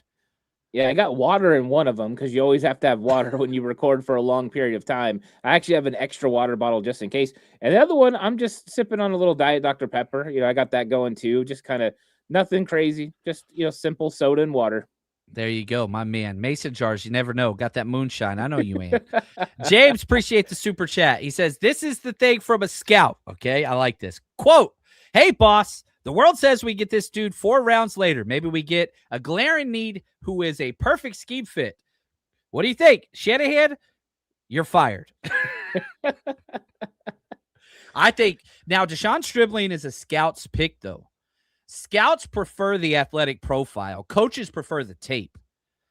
I don't know. Like, maybe we missed it, but I don't have a lot of red flags. Like, I could go down here. Here's the wide receivers that were available. Now, I knew wide receiver was going to be a priority. That's why I bet all that money on it. Denzel Boston, slow. Chris Brazel, off the field, doesn't run advanced route tree. Chris Brazel, ACL. Skylar Bell, man, not really. He's older. I don't think there's a lot of issues with his tape. Jeremy Bernard, low ceiling. Great player, but just low ceiling. Ted Hurst hasn't played against anybody. Bryce Lance, limited, elite athletic profile, level of competition, that's there. Like you can go through the wide receivers and have knocks on them. I struggle with the negative for Deshawn Stribbling. Like, and it might not work out. It might not. Lack of wiggle, that's probably the biggest issue. Is like, man, hasn't had a dominant year where he took over and not a lot of wiggle. But that's just not how he wins. Mike Evans doesn't have wiggle either. Like, at all. Like, that's just not what he does. Mike Evans has no yards after the catch ability. Deshawn Stribbling does. Blocks well. Big frame. Speed elite. But yeah, I get it, James. It's frustrating seeing this. Like, I get it. I get it. I really do. Right here. Butter, appreciate the super chat. I love Kyle. He needs to get locked into the closet during this draft. Where do you think Kyle fits in the decision-making process of draft picks? I think that he signs off on every pick that they're going to make. I don't think that any pick happens without Kyle Shanahan saying, yeah, this is the pick. I think when you were bringing up what the scouts were talking about earlier about, the things that he had, the physical, all the physical traits a scout is going to love. And of course, also the things he does off the field. I'm sure Ole Miss said a lot of great things about him. And then the film really matches. I think this is one that Kyle Shanahan and John Lynch are going to say, we had consensus on this guy. And I think that that's where they came to. This was a consensus pick. I think if you did have one drawback you brought up, it's the fluidity in the hips. It's the ability, to make some things happen a little bit. It's a little tight sometimes, where some of the other guys, weren't that. But, Denzel Boston's the same sort of thing. He's a little tight. That's why he can't create as much separation. But Kyle doesn't worry about that as much because he creates separation with his route concepts. But Stribbling can do it with his body. He's physical, but he has the speed. And I think that's one thing that we got to remember is he has that speed to threaten people vertical. And that is going to create some. We got to trade. 49ers traded D. Winters. The Cowboys are acquiring D. Winters from the 49ers. We do not know what they're getting. They're not on the clock. We don't know what it is. But the 49ers have traded. I love that. Dude, the Niners, I'm loving this freaking draft. D. Winters, I was so tired of. We talked so much about his dirty eyes and how he could never sink his read to his feet. It was always wrong. It was always in the wrong place. And so, yeah, the 49ers had traded linebacker D. Winters. They had 7 linebackers. How could they, it's a mess. Cowboys draft didn't go the way they wanted. Sonny Styles, he didn't fall to them. I wonder what now.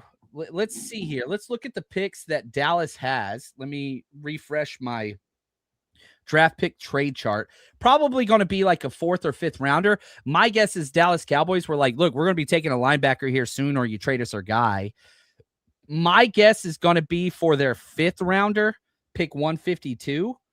That's my guess. Man, might be a 7th rounder, pick 218. I don't think it's for one of their 4th rounders. My guess is for a 5th. I hope for a 4th.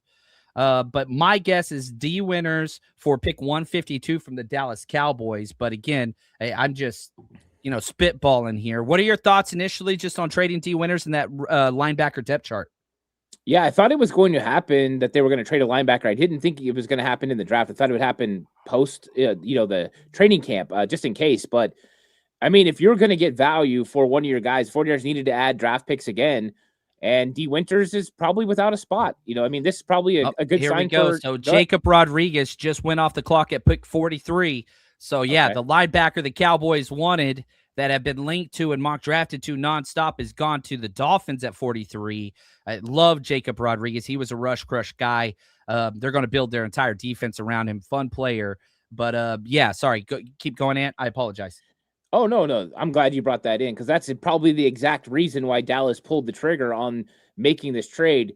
And the 49ers, this must be a good sign for Nick Martin, or at least, overall what they believe that he can be, because D Winters would have been the day one replacement for Dre Greenlaw if something happened and Greenlaw wasn't healthy or whatever.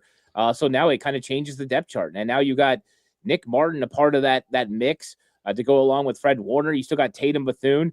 I like this linebacker room a lot. I think they've got a lot of talent. Luke Gifford, and Garrett Wallow, special teams guys. So 6 strong. Don't count out the 49ers now going linebacker later on in this draft as well. I think that there's a potential now that they've made a move with D Winters. They could actually draft one. Man, I'm very thankful for this. One, you got the wide receiver, you got the trade backs, and now you're trading away D Winters, who is like by far one of my least favorite players in this draft. And we've got another trade with the Lions. I don't know who it's with. The Lions traded up. I think maybe they just hit the wrong button on ESPN. So pick 44, the pick is up right here. Big Toe, thanks for the super chat. Stump arm defenders are being taken now. This is kind of where it is. This is kind of where it is. This is this part of the draft where you're going to see a lot of position value. This was the trade. So Lions get pick 44, Jets get pick 50, and pick 208. 208. Man, I'm so pumped about D Winters being gone. I think it's best for him too. He wasn't going to play. So who's your starting Sam? Obviously Fred Warner and Dre Greenlaw, but now you've got Nick Martin, you got Tatum Bethune, you've got Luke Gifford, you've got Garrett Wallow, all competing. You still have 6 linebackers. Derek Moore, edge, just went to the Lions, who they traded up for. Michigan guy stays in Michigan. Yeah, and Jordan Schultz did update and said it is a 5th-round pick going to the 49ers for D Winters. Extremely good value for D Winters. So, John, you were all over that one. Good call. And, I think Tatum Bethune would probably be the leader in the clubhouse to be the starting Sam linebacker. But I would love to see Nick Martin, because you're talking about athleticism personified in that guy. That guy is a freak. He gets downhill quick. And I think you would have a different attitude playing the run when you've got Nick Martin out there with Dre Greenlaw and Fred Warner. You talk about a grouping that's going to be a problem for Jadarian Price and Jeremiah Love and those guys dealing with that. So I hope it's Nick Martin, but I do have a lot of faith in Tatum Bethune playing that Sam backer role. He's built for it. And so I think the 49ers now are looking in a position where they have 2 young guys that can still play that role while still having the depth of Gifford and Wallow, who should be depth pieces and special teams help. So the linebacker room is looking really good. And how about the 49ers now have 2 5th-round picks? So day 3 just got a lot longer when it comes to what the 49ers are going to be doing.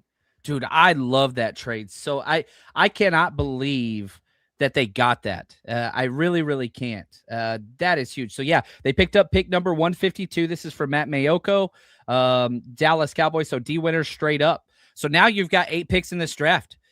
Came in with 6. John Litt said, we got to create a way to get more picks. You traded back twice in the first round, had a huge reach for Deshawn Stribbling, but a player Ant and I both love. Then you trade D Winters for a 5th rounder. Man, you are getting value. And now D Winters, he's going to go start for the Cowboys. He'll be a starting backer there. It's good for him. I am very, very thankful for this. This is a win-win-win. Win. Shout out to Bathroom Adventure for the super chat. You are the man. I heard Rams wanted him. Talking about, I assume you're talking to Deshawn Stribbling. Yeah, it makes sense right there. Ronald, appreciate the super chat, my man. Sup, Ant and John, love both y'all shows. I hope this wide receiver works out. I think we could have got him later. Wish we would have gotten Howell. Yeah, man, no wide receivers have really gone off the board since the 49ers picked. Am I wrong on that? Boston. Just Denzel Boston. He kind of went off the board. But if we're looking at this, kind of where things are, a lot of defensive players.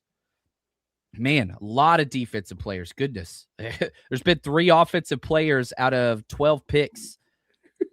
That's it. So 9 defenders, 3 offensive players. The 49ers started off, and now the 49ers are sitting there at, pick 58. They're 12 picks back. The pick is in for the Ravens right now. We're looking good. Man, appreciate you, Ronald. Thank you so much. Tommy, my man, trade Tig for a bag of wet pretzels. You don't have the crazy depth in that safety room that you do the linebacker room. I don't know of any other position that had the depth that linebackers had. Maybe outside corner, but not really. Is there a position that comes to mind where it's just like, man, you got a lot of guys in that room. How do you sort it out? Linebacker was the one. Yeah, linebacker was the way that they built it in the offseason. Dre Greenlaw, I think, was not expected. So when it came to fruition, they already had brought back Garrett Wallow. They wanted to bring back Luke Gifford. And then you had a lot of young guys that you had invested in. So, yeah, that was the one position you had a surplus. If you got a 5th round pick for D Winters, though, it's not out of the question. You could get like a 6th round pick for Jair Brown, that somebody would like him. I just don't think the 49ers are going to trade from the safety position. I think you're correct. They feel like they need to add to this room, not subtract from this room and then add on. So I think that Jair Brown's going to be on this team in 2026. Yeah. And right here, John Ant from Maria, with how shallow this draft is, do you see us having some good options in the 5th round? That's the thing. That 5th round pick was pick 152. John Lynch and Kyle Shanahan said they have close to 200 draftable guys. So yes, I'm looking at my 5th round grades. Here, I'll pull up just kind of where the guys that they've met with. Alex Hockey, the guard, tight end Michael Trigg, linebacker Kendall Daniels, wide receiver Caleb Douglas, safety Cole Wisniewski. Just off of guys they met with, those are now players that are in play that pardon my, you would have had to have reached like crazy, which the Niners have no problem doing, obviously. But now you don't have to. Now you get to sit back. There were 13 roster spots open heading into draft weekend. You had 6 draft picks, and then you're going to add 7 more undrafted free agents. Well, now you're up to 8 draft picks and 6 is my number. My numbers might be off a little bit. But anyway, so it was, 6 and 7 to 8 and 5. There we go. I'm smart. Yeah. Hooked on Phonics worked for me. But now you're just getting more concentrated players that you're picking, and you're just decreasing the priority free agent draft pool that you're going to bring in. So right now, 8 draft picks and 5 priority free agents is what you have room for. Now, actually more because you traded away D Winters. So that opened up another spot in and of itself. So now you're up to adding 14 players onto this roster. Right here, Isaac, appreciate the super chats. Niners fans should just go on vacation during draft week. I disagree. This is entertainment, man. Are you not entertained? Player trades, back-to-back, trading out of the first round. Man, dude, this is, I'm having a good time, man. What about you? Oh, yeah, I'm enjoying it. It's not and that's the thing, is even with Deshawn Stribbling, I like the player a lot. So it wasn't it didn't hurt me that we got Deshawn Stribbling. In fact, I like Deshawn Stribbling. I've been trying to figure out in mock drafts how to get him on the 49ers. I just thought he was going to go in the 3rd round, and coming in this weekend, there was nobody there, right? Nobody at the end of, you didn't have a pick there. So now they do. And, John Lynch has been a maestro in this one, moving up and down and getting extra picks. And they're not having to sign so many priority free agents now. Now they have guys that they can draft. And I like that, and Hugh had brought up in the chat, potentially they could take one, that back end fifth, that 179, and put it with the fourth and move up if they really like somebody in the fourth round. It gives them, versatility to kind of move if they need to. Now, I'd love to see them make all those picks because I do think that they need, to add players to this team. But, they got a pretty good idea how many people are actually going to be able to make the 53-man roster too. But I'm enjoying it. I'm excited about what's going on. Finger up. Got it. Ravens just took edge Zion Johnson. Back-to-back years getting an edge with the checkered past. Man, the Ravens do not care. There's just certain teams that don't care what you do off the field. They took Mike Green last year at this exact same point in the second round. This is just what they do. And so, they just don't care. Or they feel very, very comfortable, but I'm going to go with don't care. There's just, the Chiefs, the Cowboys, the Ravens, the Browns. There's just a handful of teams that just, we don't care about what you do off the field. The Ravens are definitely one of those. But I'm watching these edge guys. They're flying off the board. The second round has just been full of defensive players. My edge players I got: Gabe Akis, Danny Dennis Sutton, Joshua Josephs, Romello Height, Nadame Tucker, Anthony Lucas, Mikhail Kamara, Keyron Crawford, Jay Sean Barham. There's still a lot there. There's going to be an edge guy there, but this edge pool is about to be void once the second round's over. You can't wait till the third round. Maybe get somebody like a Trey Moore. He's got that burst. He's one of the fastest players in the draft. But anyway, I don't know. So just overall thoughts of the second round so far, and how you feel it's gone from just a wide vantage point and kind of what everything looks like. Yeah, I think we're starting to see, teams kind of lock in on needs. You look at the Raiders, going with trading Stukes. They needed a safety. That was one of the biggest things that they needed. And then you started getting players that had a lot of potential, but they have questions. And, a guy like Cassius Hal comes off the board. And we've seen the run now on edge rushers, right? I mean, if you look at the second round and what happened with edge rushers, it started with TJ Parker. And then after that, it was R. Mason Thomas, Cassius Hal. And now Derek Moore and Zion Young have been the last two picks. And this is what happens sometimes. And so now that, me saying Romello Height yesterday at pick 58, it doesn't seem like it's that far-fetched. Romello Height might need to be the pick, or you miss out on edge, which it could also be the 49ers knew something like this could happen. And that's why they freed up more money. Maybe they go a different angle and it's not a draft pick. But you're right about, go ahead, finger up. Got it. Oh, Bucks linebacker Josiah Trotter. Ooh. That is a reach. Trotter was awesome, but I had a 5th round grade on him just because he's a 1980s style linebacker that I don't think can do everything that you want to do in today's NFL. But I mean, he's a run thumper. There's no doubt about it. That's the lowest player by 2 rounds. I've not had a 4th round player go off the board. I have not had a 5th round player until now. Josiah, did you like him more? Was I just way off? No, I didn't. I had him way down the board too. So we are in concert. In fact, I was scrolling because I had to look for him. I was like, wait a second. I don't remember where. Oh, there he is. And I mean, this one was a little surprising for me. I thought he was getting a little bit more juice nationally than I thought he was going to. I figure it's because he's a little bit of a legacy and all that. But yeah, I think that one, this is the biggest reach of the draft so far. Oh, except for maybe the quarterback yesterday. I like that.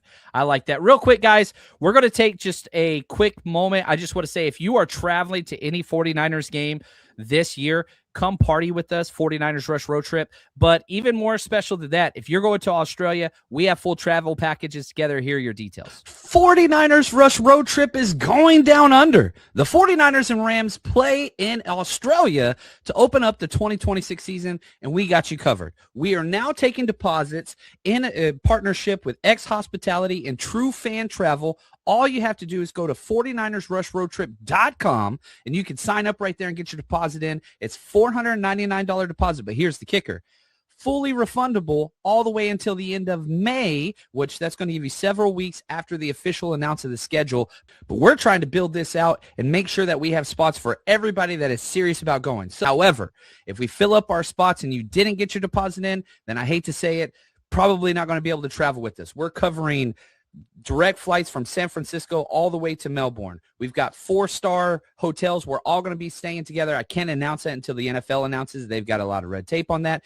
Game tickets, which it's going to be very difficult to get game tickets for this international game. It's the first game ever in Australia. We got you. We got transportation to and from the game. We have all-inclusive tailgate before the game. We have a rally the day before the game with a former player. We'll announce that later. We're going to the wildlife refuge. We've got wine tasting and dinners covered. We've got you. So go to 49ersrushroadtrip.com. Go ahead and check it out. Make sure you like it. And again, if you're one of those people that's like, I'm not coming from San Francisco, we have non-flight options. So if you just want to meet us there, that is there as well. If you want to stay longer than the 7 days that we're going, you do the non-flight option, fly out on your own. You join us for the week of the game. We have everything covered. Everybody is. All right. So check us out there, 49ersrushroadtrip.com. Jeremy Bernard just went. The Steelers traded up for him. Finally get some more offensive guys off the board there. Now you kind of want wide receivers to get drafted so that guys can fall. I know Jeremy Bernard, he's like the most Steelers wide receiver that ever existed, just does all the dirty work. That is there for sure. We got some more super chats. I appreciate you guys. We're getting through all of them. Breaking 80. Thank you. Hola, gents. Thanks for hosting this. I think the Niners signed Bosa and or Batonio if they don't draft edge left guard today or tomorrow. There's room. You know, we didn't even talk about the Osa Odigizua restructure, adding another $12 million to salary cap space this year. They have the room. What are your thoughts if for some reason they don't address one of these main needs? Left guard, safety, speed edge rusher, bringing in a veteran established kind of player. Yeah, I think that it's a smart move. You know, I mean, you go into this and you try to get all the players that you can to fill holes, but you can't always do that. So if you don't have a draft pick available, don't force it. Don't draft somebody, you know, way out of the way just to make sure you get somebody. And maybe spend a little bit of money. And they did free up enough money that I think if they wanted to sign Joey Bosa, they could. Now, depending on which capologist you look at, the 49ers have somewhere between $42 and $68 million in cap space. It's all over enough the place. For me and Ant. That's about it. That's about it. So, I mean, even if you go on the low end, you know, around $40 million, they've got enough for a move if they need to make it. And is it Joel Bitonio? Is it Joey Bosa? Could it be somebody else? I think at least you have that versatility. Yeah, I think that is there. Well said. Right here, super chat from Gravy. He says, Stribbling, is he part of a B. Thomas trade? I doubt it. I really don't think so. Very similar player in the fact that they both are this X downfield speed vertical. And even though they play the same position, they play very differently. You have one of them, B. Thomas is a slinky, thin rail, doesn't block very much. He's more of a finesse downfield threat. Stribling's much more of a power forward kind of player. I think Sean Kemp, man, like he's built. This is a dude that spends time in the weight room. I think if there was going to be a trade for Brian Thomas, that ship has sailed with this pick personally. Like now you have 3 X's on your roster. You've got Mike Evans, you've got Stribbling, you've got Jordan Watkins. I think that the Brian Thomas Jr. trade idea, that ship has sailed. Thoughts? Yeah, I don't think it's going to happen now. It was going to take a lot of value to get Brian Thomas, and I don't think anyone's in on that now. And Jacksonville's not picking until 56 again. So I don't think that there's any value to make that move for Brian Thomas. And, you know, you look at, and I don't want to say Deshawn Stribbling is this guy, but his body type and stuff reminds me of A.J. Brown. I mean, that's kind of the body type. Of him, you know, that's what you're getting. And that's sort of the way he plays X is similar to AJ Brown. He's not going to, kill you with a bunch of quick moves getting out of his break. But if he beats you on a slant, it could be to the house. And that's exactly why the 49ers like him. He's got home run ability. And he does have more of a route tree than some of the other guys who have been big and physical, in the league before. So I do like him. I think it's a solid move. for the 49ers. Yeah, I like that as well. I think that's well said. Like, and you said we're going with this AJ Brown. He wore the same number and the same uniform. Like, this is Deshawn Stribbling. Like, you can kind of look. This is from the website with Dustin Baker, Vikings territory. Like, this is a well put together individual that, again, like, whenever you watch him, you're just like, okay, this dude. And he wins that way. It matches his play strength. Sometimes you see these guys like DK Metcalf that's, built like Tarzan but plays like Jane. Like, he's a finesse wide receiver that gets bumped off his route. You don't see that with Deshawn Stribbling. He plays through forcible contact consistently and delivers that. He was my third highest rated run blocker of all the wide receivers. And I know somebody's like, man, you're talking run blocking with wide receivers. Who gives a damn? It matters in the 49ers offense. You got to think about Juwan Jennings. You got to think about those guys that bring it run blocking, because it's paramount. And if you don't block, you don't play for Kyle Shanahan. You're not going to have that issue here at all. Yeah, I mean, that's the thing. You're now getting the blocker that you want and that you covet with the vertical speed. I mean, that's the one thing I think that's the big takeaway from this. Juwan Jennings didn't have that vertical speed to threaten anyone. So when he played X receiver, teams didn't really worry about him taking the top off the defense. That's why Seattle could sit in kind of the intermediate route with their safeties. They never had to worry about anything vertical. That changes now when you got Mike Evans, first of all, because Mike Evans is a threat with his body physically. But now you get another guy that can threaten with the vertical threat of speed. That's going to open things up for over the middle. Ricky Pearsall can have a field day if the 49ers get these guys out there together. And I think that's one of the key things. Now, he's got to stay healthy, but they got insurance. Christian Kirk can come in and play that role of Z if they need it. They've done a really good job of finding insurance to make sure they don't run into a bad situation where they don't have the guys that can execute when they need it. And like, you go back to the playoff games, you had no downfield vertical threat. Teams stacked the box and they just took away the run game. Like, you didn't have anybody that could take the top off. Now you got Mike Evans. Now you got Christian Kirk. Now you got Deshawn Stribbling. And Avion Terrell, wow, just went to the Falcons. He's going to be playing with his brother.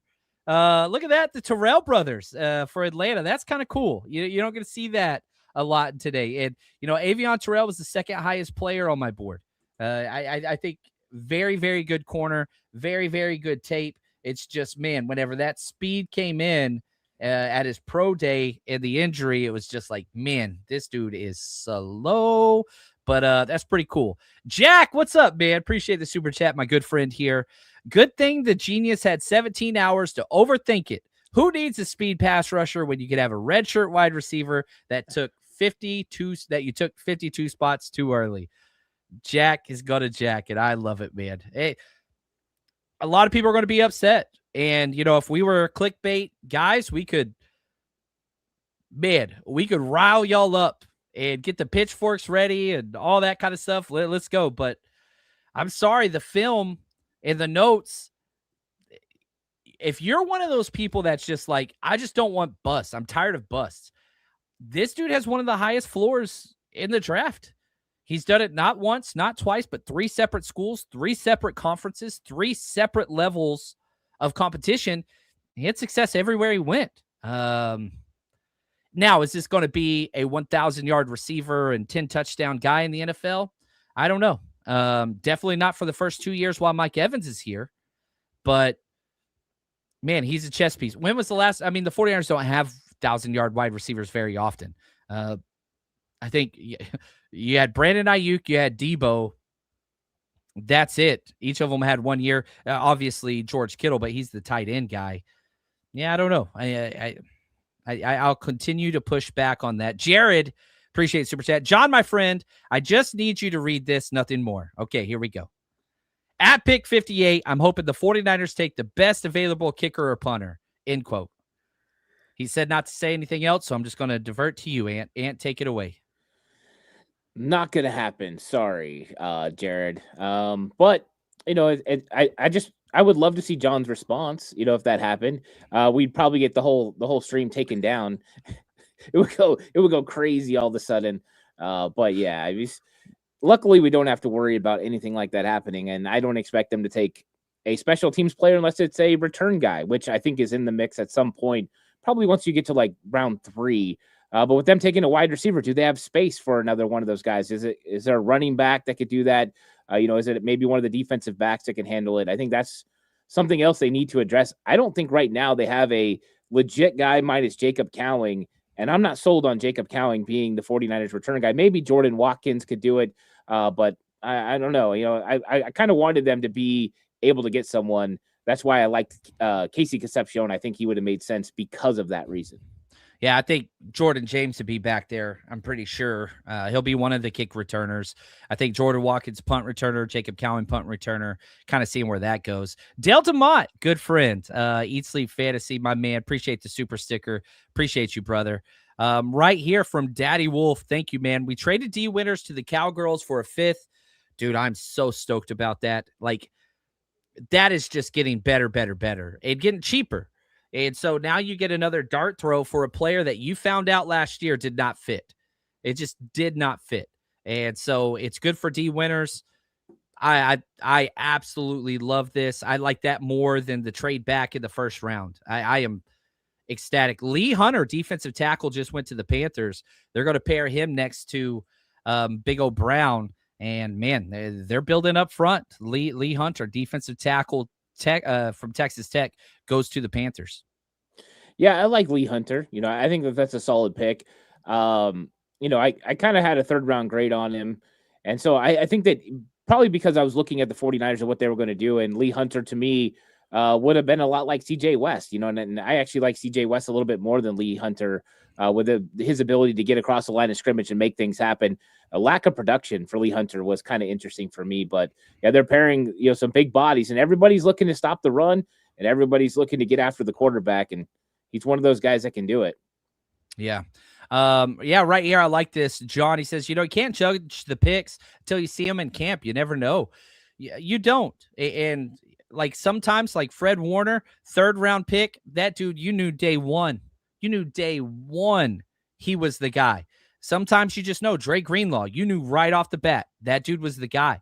Dominique Pooney, that dude, injuries, he got in the starting lineup, never left it, still hasn't. Sometimes those things come out. And like, I'll say this, probably the most clearest. I was out at training camp with Joe. Was it Joe Williams? Is that who Shanahan pounded the table for? Joe Williams? Yeah. And the dude was in the back. I remember this. It wasn't rookie minicamp. It wasn't even OTAs. It was started training camp. I was out there, and he kept pushing the running backs ahead of him. So it was his turn in the rotation, just going through the drills, and he kept, like, he would look to see if the coach was watching, and then he would push the next guy behind him to go in front of him. Like, it's like he didn't know they record practices. I was like, dude, this isn't, like, is he hurt? Like, what's going on? Like, you could just tell sometimes. You show up on the field,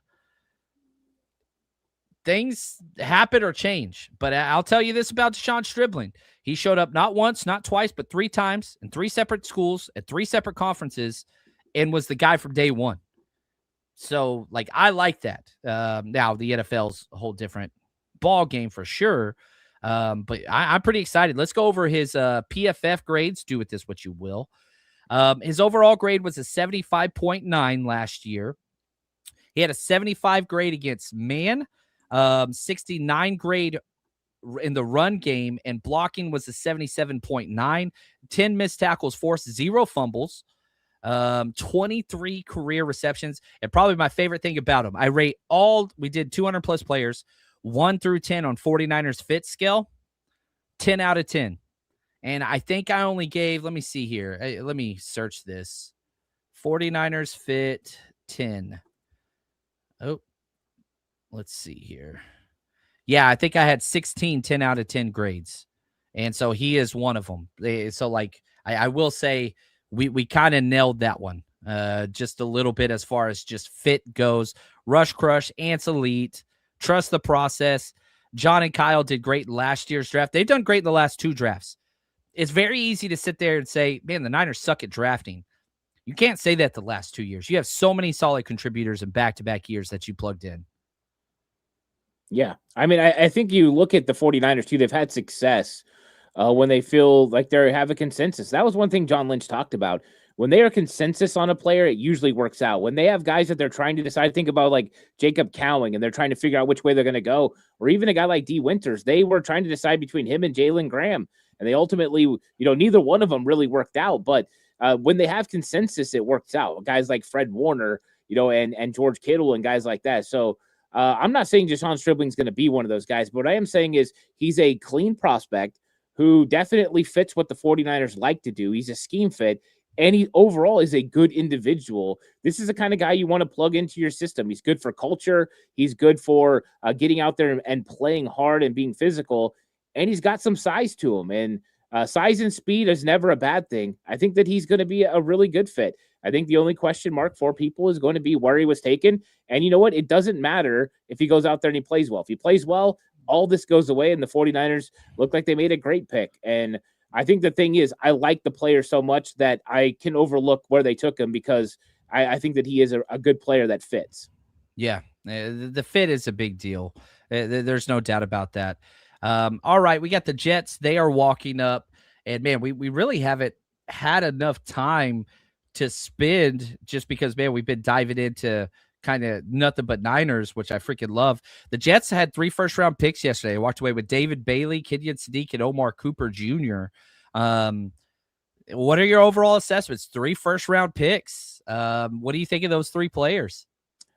Well, they definitely decided that they were going to get some weapons for Geno Smith, apparently, which is, that's hilarious. But, you get, probably the best tight end in the draft in Kenyon Sadiq when you're talking about athleticism and that sort of thing. And then a playmaker at Omar Cooper Jr.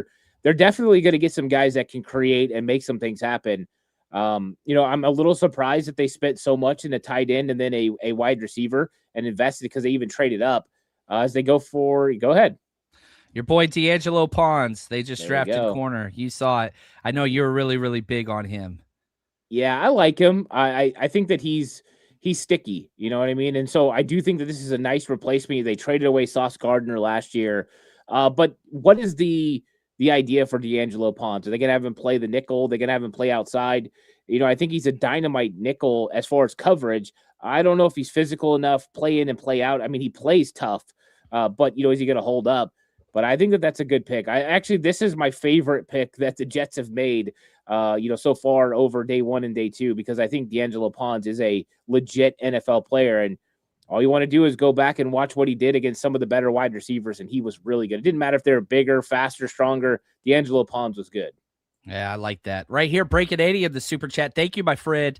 Prediction, Niners draft Barham at 58. It's the Sam Edge who doesn't leave the field, flips to edge on passing downs, would prefer 90, but that's not how we roll. No, if they like them, they go get them. There's no doubt about that. They like them, they go get them. What would your thoughts be? How do you feel about Barham? Deshawn Barham, edge, kind of hybrid. He's kind of like the Arvell Reese for Michigan, right? Yeah, I like him. I wasn't as in love with him as as some of the other people have been with him. I don't really love him, as the kind of that hybrid off ball / edge. I'd like to see him commit to one. I think he's probably better at the line of scrimmage than he is playing off ball linebacker with the depth. The 49ers don't really need a guy that's going to play off ball and then come up to the line of scrimmage. But I think that he's solid. I do think that he would potentially be there at 90. I think there's other guys ahead of him. So I would say that 58 might be early, but if he's a guy that they are sold on, then they'll definitely go that direction. I do think Edge is in the mix for that place. I think he's a good player. I'm not as high on him as probably, other people. I don't know how high you are on Barham. Yeah, I struggled with him because he's that tweener. You know what I mean? Like, is he an off-ball guy? Is he a rush guy? And so I think for the 49ers, he would not be an off-ball guy. I don't even think if the Niners draft Deshawn Barham, he's a edge speed rusher only. I don't even think he'll ever go into that linebacker room.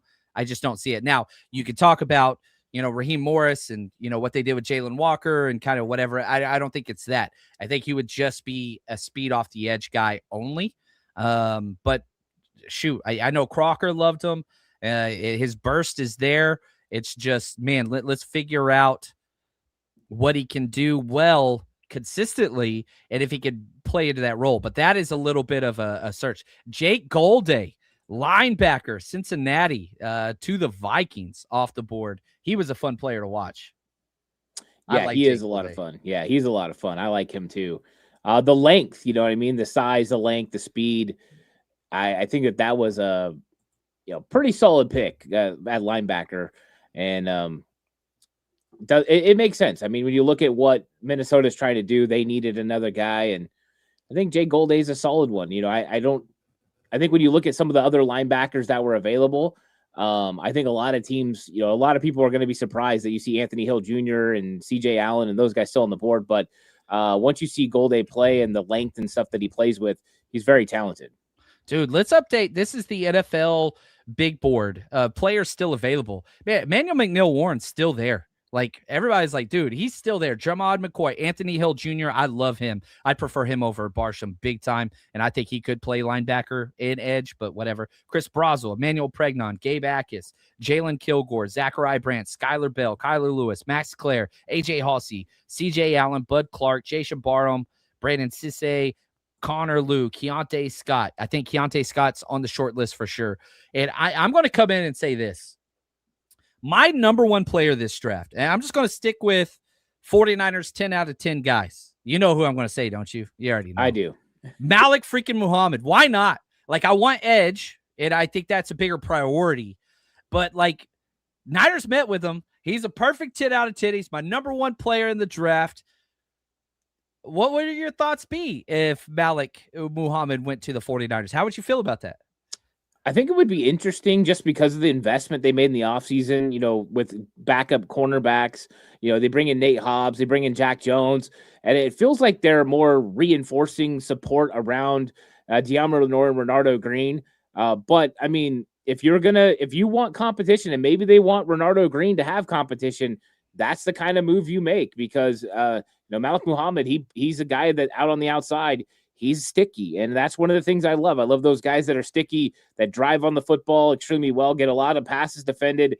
And so I do think that he fits the 49ers athletic profile, but he also fits, I think, the new idea of where they're going, where it's less about these big boundary corners that are going to play zone coverage, but guys you can match up as well. And you can get more versatile with some of the zone concepts, but also man coverage on third and certain situations. So I do think that he would be a interesting pick. And if they went cornerback, I think in this area, that would be one of the players I think the 49ers would target if they decided to go corner.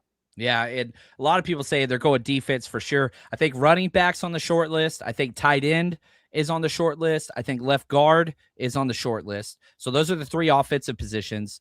Defensively, I could see him go edge. I could see him go defensive tackle. I could see him go corner. I could see him go safety. Anything but linebacker defensively, I think is a need. And, I had a question here, start from JP earlier in the chat. Shout out JP. He says, do you think they go running back before safety? These are two of the most devalued positions in the NFL.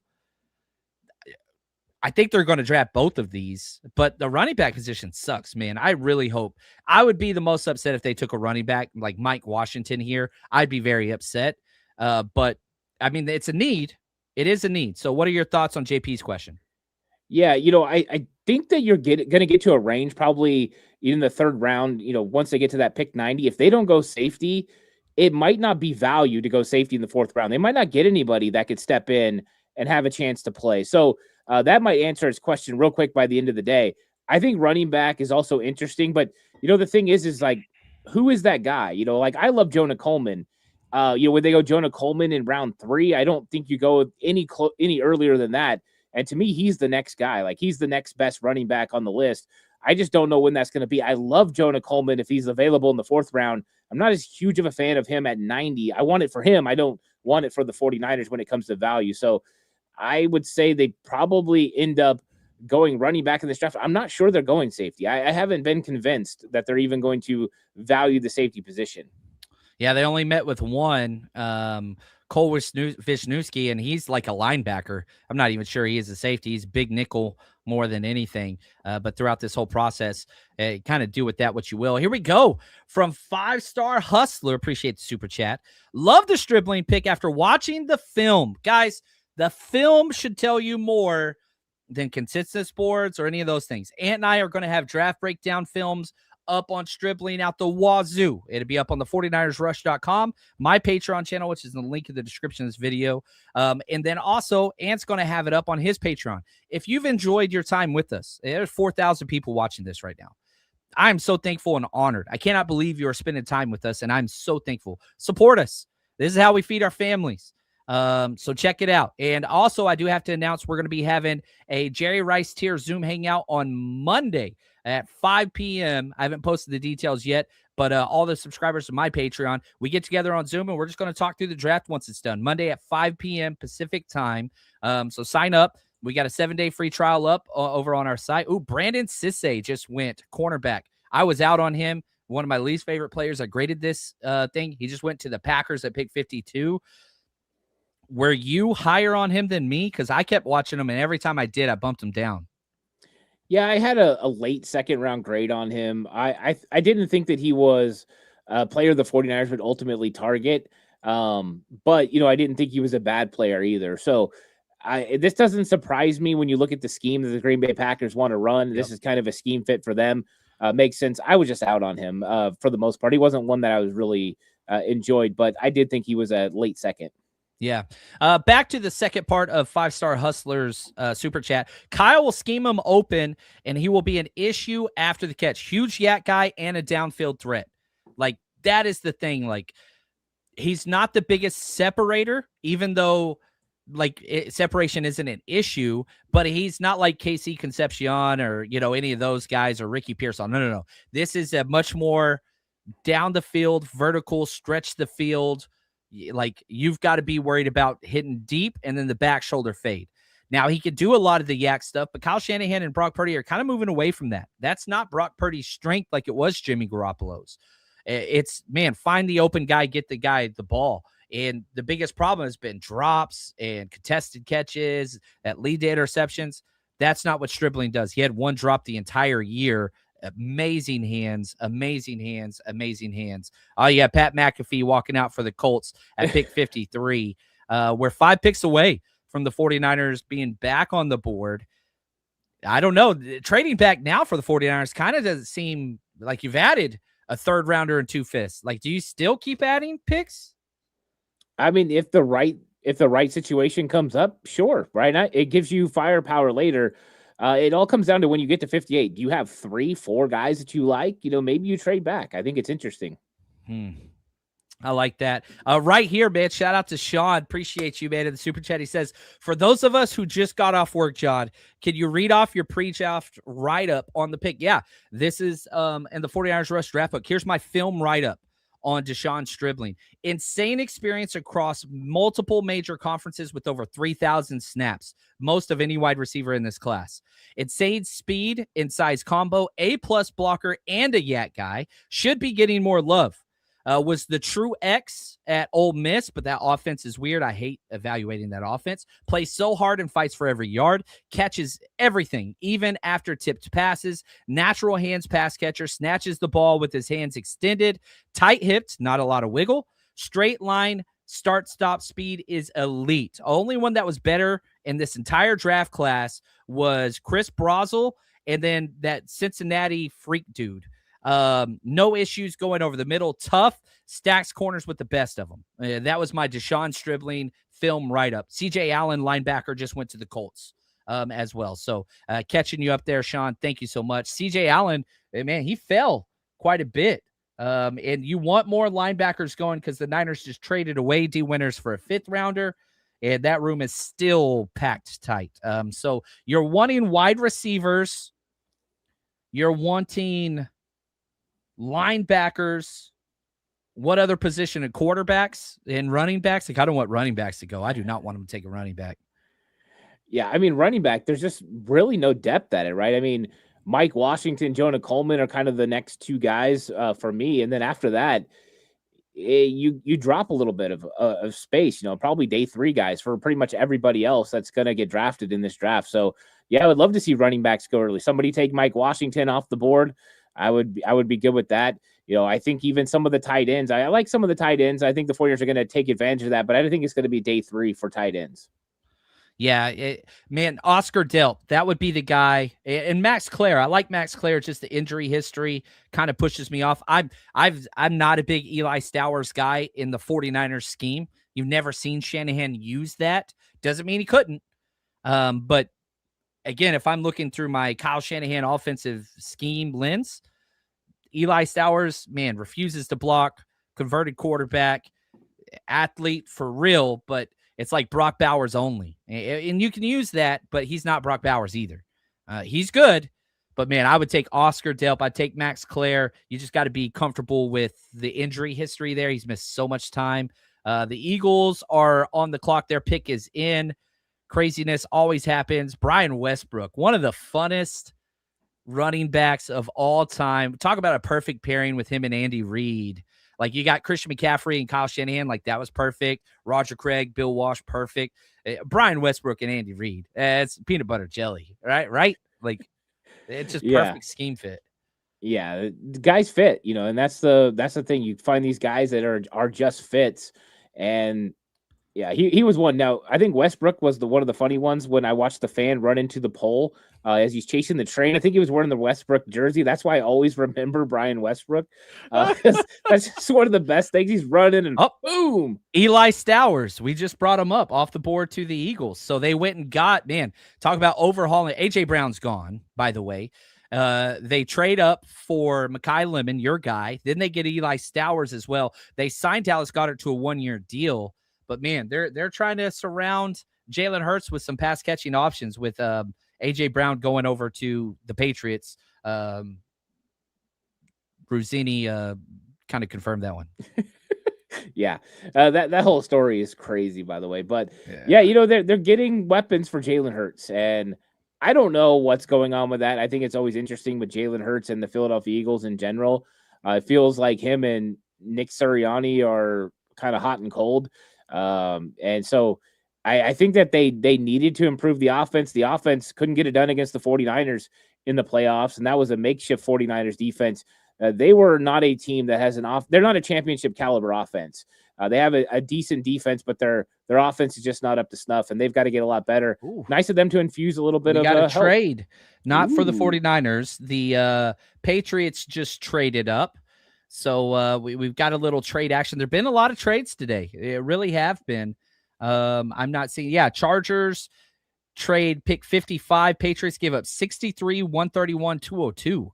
Man, the rare 3-for-1 trade up in the second round. That is a big one right there, man. Oof. They spend it. Can we talk about Jennings Dunker? We're getting a lot of comments. The mullet gets a lot of attention. You had Kittle talking about going and getting this guy.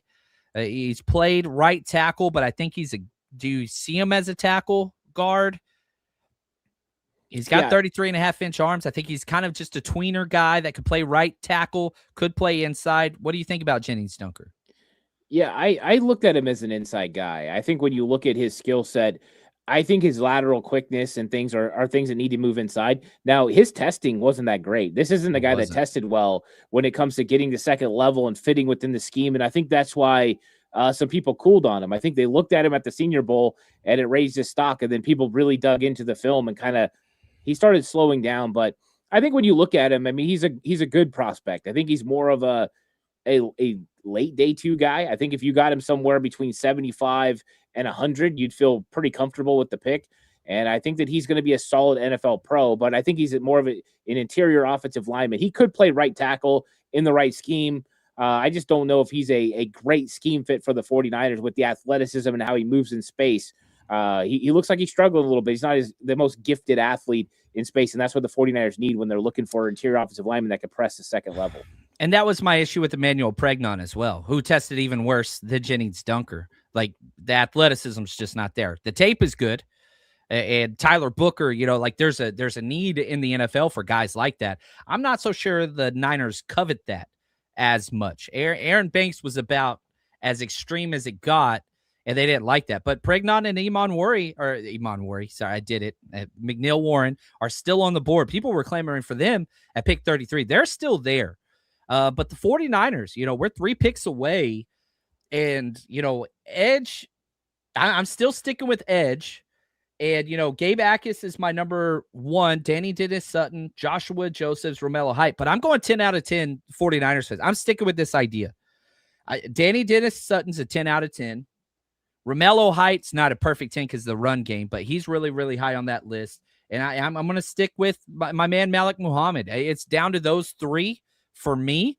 But yeah, Malik Muhammad's the perfect 10. Danny Dennis Sutton's a perfect 10. Those are my 10 out of 10 Niners fits. So now looking at, back to the meeting, they met with Romello Height. They met with Malik Muhammad. Tyler Onyedim, he's kind of in this role as well. Chris McClellan would be a reach, but I could see it. Jashawn Barham, who we've talked about, could be here.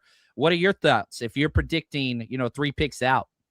Yeah, I'm gonna throw out 3 names that I think, and I'm gonna throw out a wild card and as one of these 3 names because I just want to keep it interesting. I think Romello Height. I predicted that yesterday. I'm gonna stick with Romello Height. I think he fits the bill as a designated pass rusher, and we've seen him produce 10 sacks last year at Texas Tech. I think that he's definitely a guy that's in the mix. And then I think you look at the offensive line. I brought up Caleb Tiernan earlier. They met with him. I think that that's a possibility. If you want to go the offensive guard now, he makes a lot of sense. And I think that he fits perfectly in the zone scheme. And then the wild card is one of my guys that I absolutely love. You went with your guy at corner. I'm going with my guy with a versatile weapon in the secondary, Jalen Kilgore, which people might think this is early for him. You've been talking about him a lot. I like him. And, I know a lot of people maybe don't like him. I love the versatility. When you have 10 passes defended in the SEC, the way that he played tight in coverage, nickel, deep third, deep half, I think that there's a possibility. And if the 49ers don't take him, don't be shocked if Seattle does. Oh, yeah, he kind of fits what they do, and he'd be more on the back end.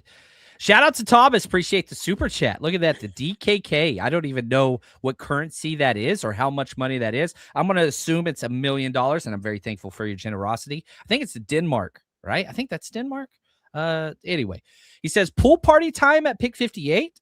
John Lynch talked about how they would be Raheem Morris would throw a pool party if he got a player he loved during this draft. Kind of hoping we get that done. And so a defensive edge rusher would definitely get that going. The Patriots traded up to pick 55, the rare 3-for-1. So this is a player they absolutely love. Roger Goodell's up there. Gabe Akis. They traded up and got Gabe. Damn, that's a good pick. Got sniped. We got sniped. 2 picks away from the 49ers being on the board. I liked Gabe Akis. Yeah. Gabe Yakis he's a complete defensive end.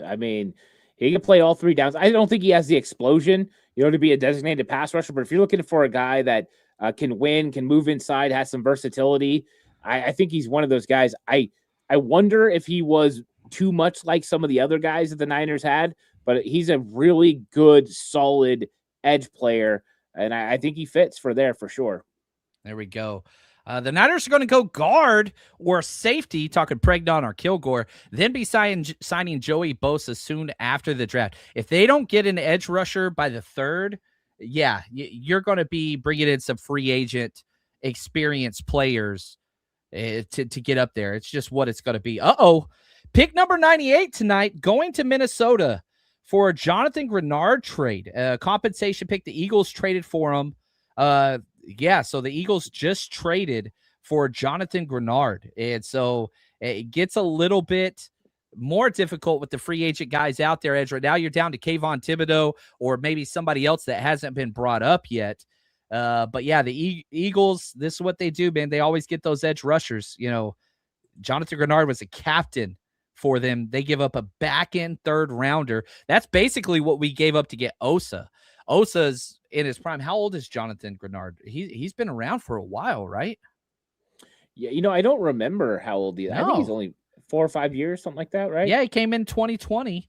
Man, Pro Football Reference is my favorite site ever in the world, but now you have to confirm you're not a robot every time, and it pisses me off.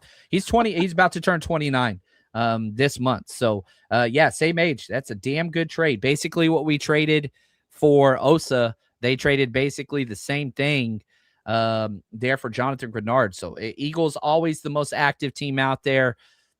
They value those edge rushers, man. They get their guys. 3rd round pick. That's pretty damn cheap.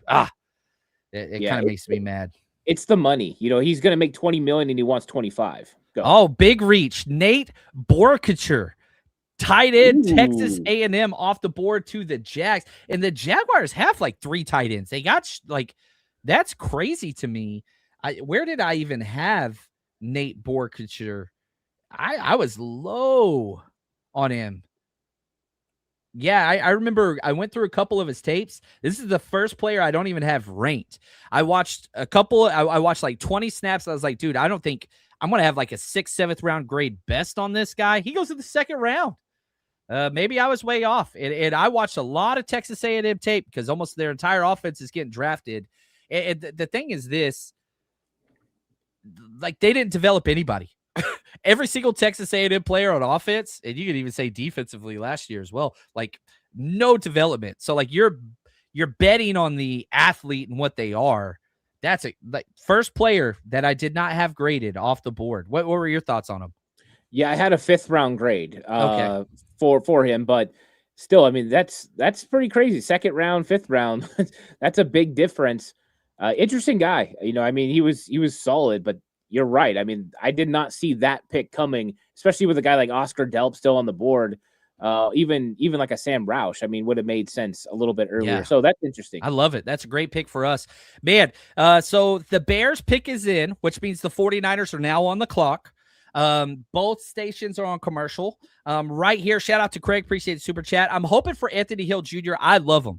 If you're going to use him as a blitzer, but man, that is the 49ers' best position out there. You know, they have the depth. They just traded away a linebacker. You're going to add another one, but I love Anthony Hill Jr. Upside. If he would have put it together, you're talking Jalon Walker-esque. He hasn't put it together consistently. You watch his tape. I'm a Longhorn fan. You watch Anthony Hill at the end of the season, dude was playing as good as anybody. You watch his tape, the first 6 games, he was struggling big time, but freak blitzer that can kind of do it all. The Niners are on the clock. So just warning everybody, if you're watching this is time, lower the chat. You don't want spoilers. Enjoy this process. If you want to throw in the chat who you want them to pick, that's cool. We're not tipping anything off. Please wait till we announce it. But again, my chat has been minimized and will be until the 49ers get their pick and or trade. But I don't think they trade back again. I think they've collected enough. I could be wrong there. Do you think the 49ers would trade back again? I don't think they're going to. I think they're going to make a selection. I think when you look at the edge rushers, you kind of have a selection of a couple of guys you like in that area. So I think this might be where they go edge because I do think Romello Height and Joshua Josephs and Kayron Crawford are kind of, that designated pass rush type guys. So I think that it could be one of those guys right here. I know you like Dennis Sutton as well, another guy that's, in the mix. Yeah, I'm just going to call him DDS. He's a dentist as far as I know. It's just what it is. So, yeah, here we go. Both, and again, I think these next 2 picks are going to go kind of quick because both the networks are on break right now. We're at pick 57. I want Malik Muhammad, DDS, or Romello Height. Those would be the 3 that I'm hoping for. There's lots of guards there. There's AJ Hawsey. That's another stud.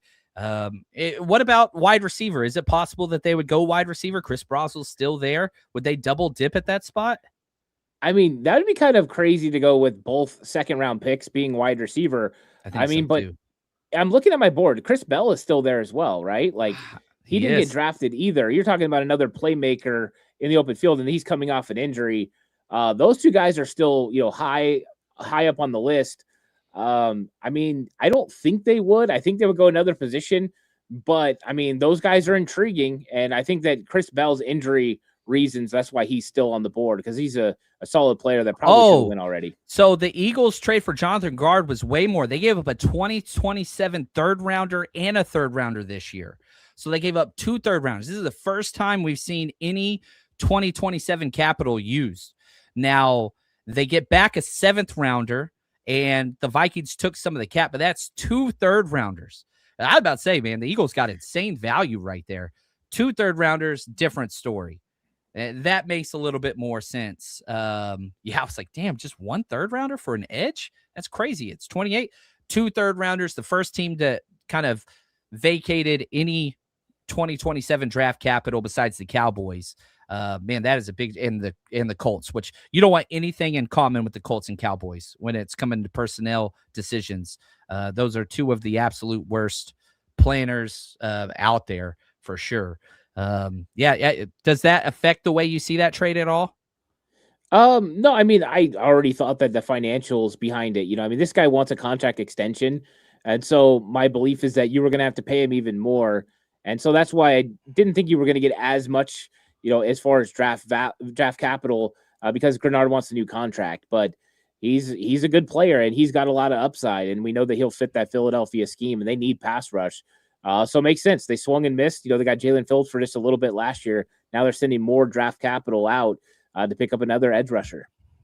So now the Bears pick is in. They're picking twice, 57 and then 60. They took Dylan Thieneman in the first round. One of these has to be an offensive line pick. Maybe both of them. They could probably do inside and outside. But, wide receivers possibility as well. And as soon as this is announced, the 49ers are on the board, which I love. And again, I encourage everybody to minimize the chat just for a second. We'll see there. Oh, Jimbo Covert, the tackle. Hey, John, you're going to see the 49ers traded. 49ers traded. They are off the board. They traded again with the Cleveland Browns. Look at this. They are freaking hot. They fell back from 58 to 70. Dude, I freaking love this. Wow, I did not expect them to do that again.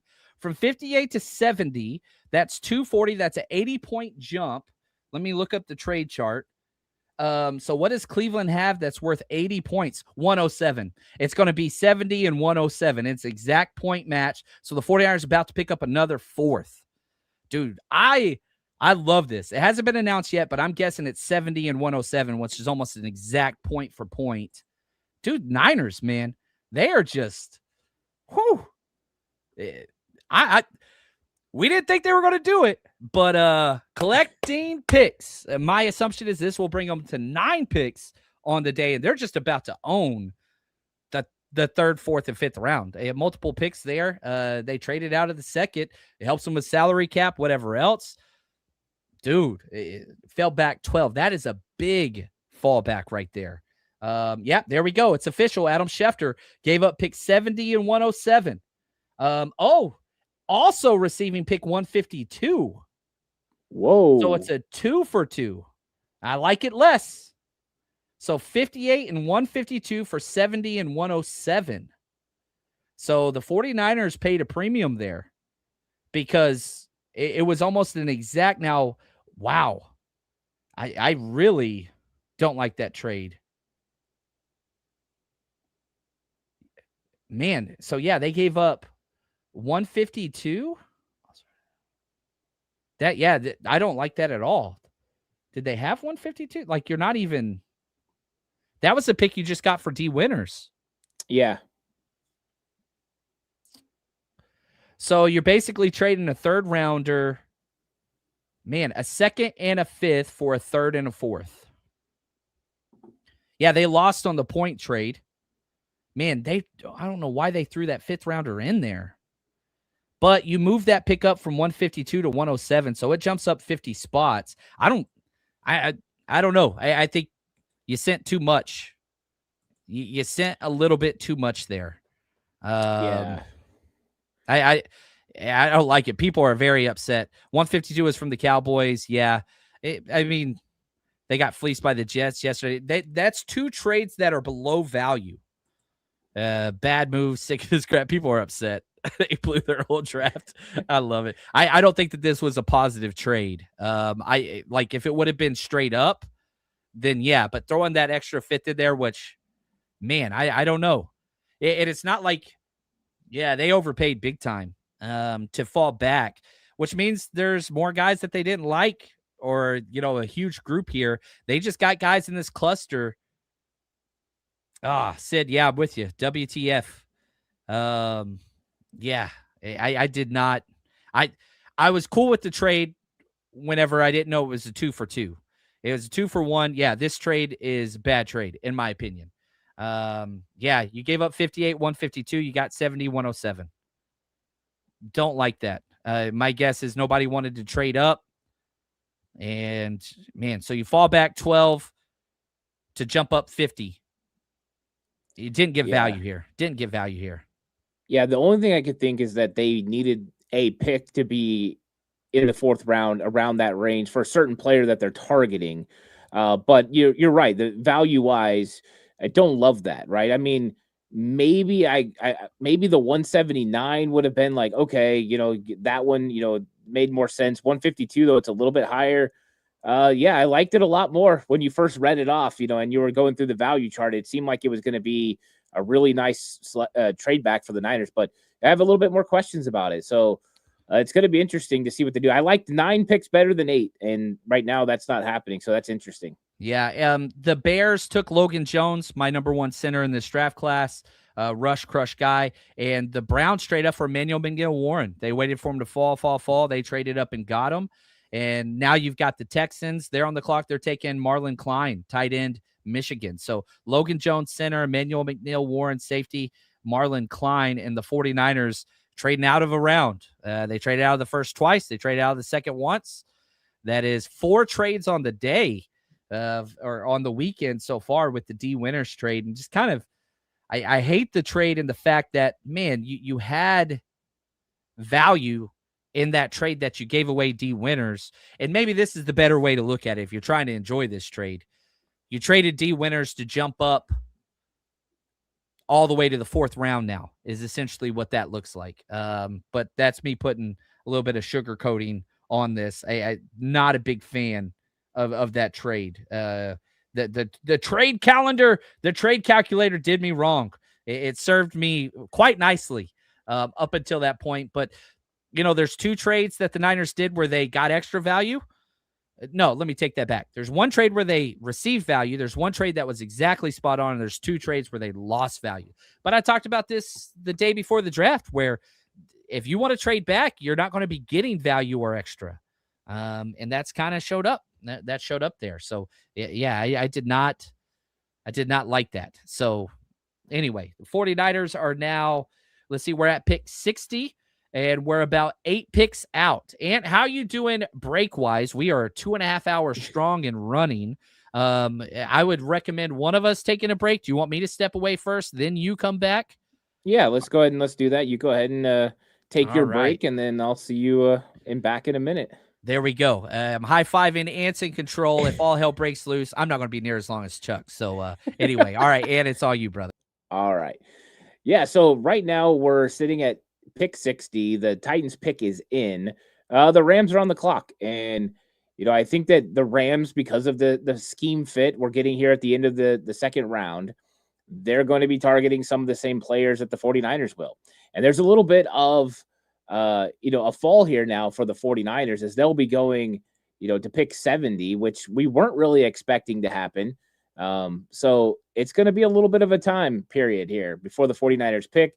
The Seahawks will be picking 64, and then there'll be 6 picks left. If we just look at the board of who's still available, you start getting an idea of some of what people were thinking about some of the top guys. Emmanuel McNeil-Warren just went off the board. And I think that you look at the safety position and, it just wasn't as valued after you got past Caleb Downs. And so I think that that's big. The number 1 player, at each position, I think it's interesting. You got AJ Halsey still there for safety. 49ers definitely could, be looking at safety. You'll get defensive tackle. I think now it's in the mix with them falling into the 3rd round. You got guys like Grayson Halton, defensive tackle from Oklahoma, Caleb Proctor, from Southeastern Louisiana. You started getting into John's guy like Zane Durant, Tyler Onyedim, who came in for a 30 visit. I think, he's another guy that's kind of in the mix and possible, for the 49ers. You still have Romello Height and Joshua Josephs as I try to click back and forth and see, who's going to be going. And then, you look at interior offensive line, and I brought up Caleb Tiernan earlier. That could be a place where he ends up going. Is right around there. Emmanuel Pregnon, who a lot of people had going early 2nd round, he's still on the board. Jennings Dunker, now we're getting into Jennings Dunker range in the round 3. And so offensive tackles, no offensive tackles have been drafted in the 2nd round. There's a big gap. I think 3rd round offensive tackles could be potentially available. So 49ers are going to have some decisions to make. And I think that the board, probably is what caused them to jump back. They probably weren't in love when you looked at the players. Now, a lot of people, fans were definitely in love with Emmanuel McNeil-Warren, and, he went. So I think that that's going to be frustrating. I did like Emmanuel McNeil-Warren. I would have really liked him at 58. I think that was a lot different than pick 33. But I don't think that they're potentially going to go safety right now unless it was a guy like Jalen Kilgore, who I really like. I think versatility is the name of the game. A lot of people like Bud Clark.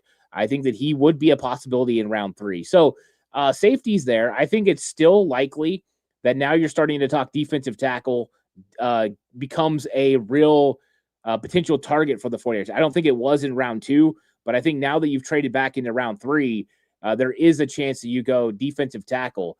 And so we'll see if the 49ers end up pulling the trigger on a different position.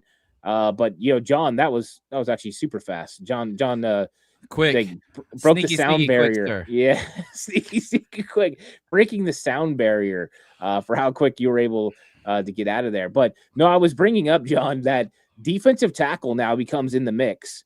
I don't think it was in the second round, but I think now it's in the mix. As you got like guys like Grayson Halton and Caleb Proctor, and some of the guys like I brought up that you like, Zane Durant. Now, when you get to round 3, those guys are conversation points to add. Anthony Hill Jr. just went to the Titans. That is a great fit, man. Oh, that's huge. Saleh. Yeah, Robert Saleh getting this guy, man. That is a damn good pick. Dude, I like the Titans draft so far. He was a top 50 guy for me, so I liked him a lot too. Oh, man, that's good. Yeah, so like you're talking about, the defensive tackles, the edge guys, all that. It's there, man. It is there, and it seems like the 49ers are just trying to cluster their picks in this third, fourth round. Just keep getting smaller and smaller in this little congested where they see the strength of this draft class is. And just, man, we're just going to freaking start dart throwing these dudes in this range. It kind of seems to be what they're doing. Yeah, I think there are still some really good players on the board.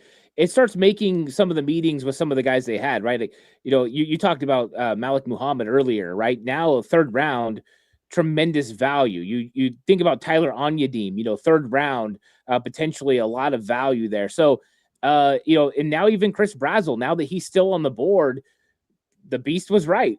Third, fourth round, that's kind of the value that they saw from Dane Brugler. So all those guys were in that category. We just didn't know that that's where they were going to potentially go.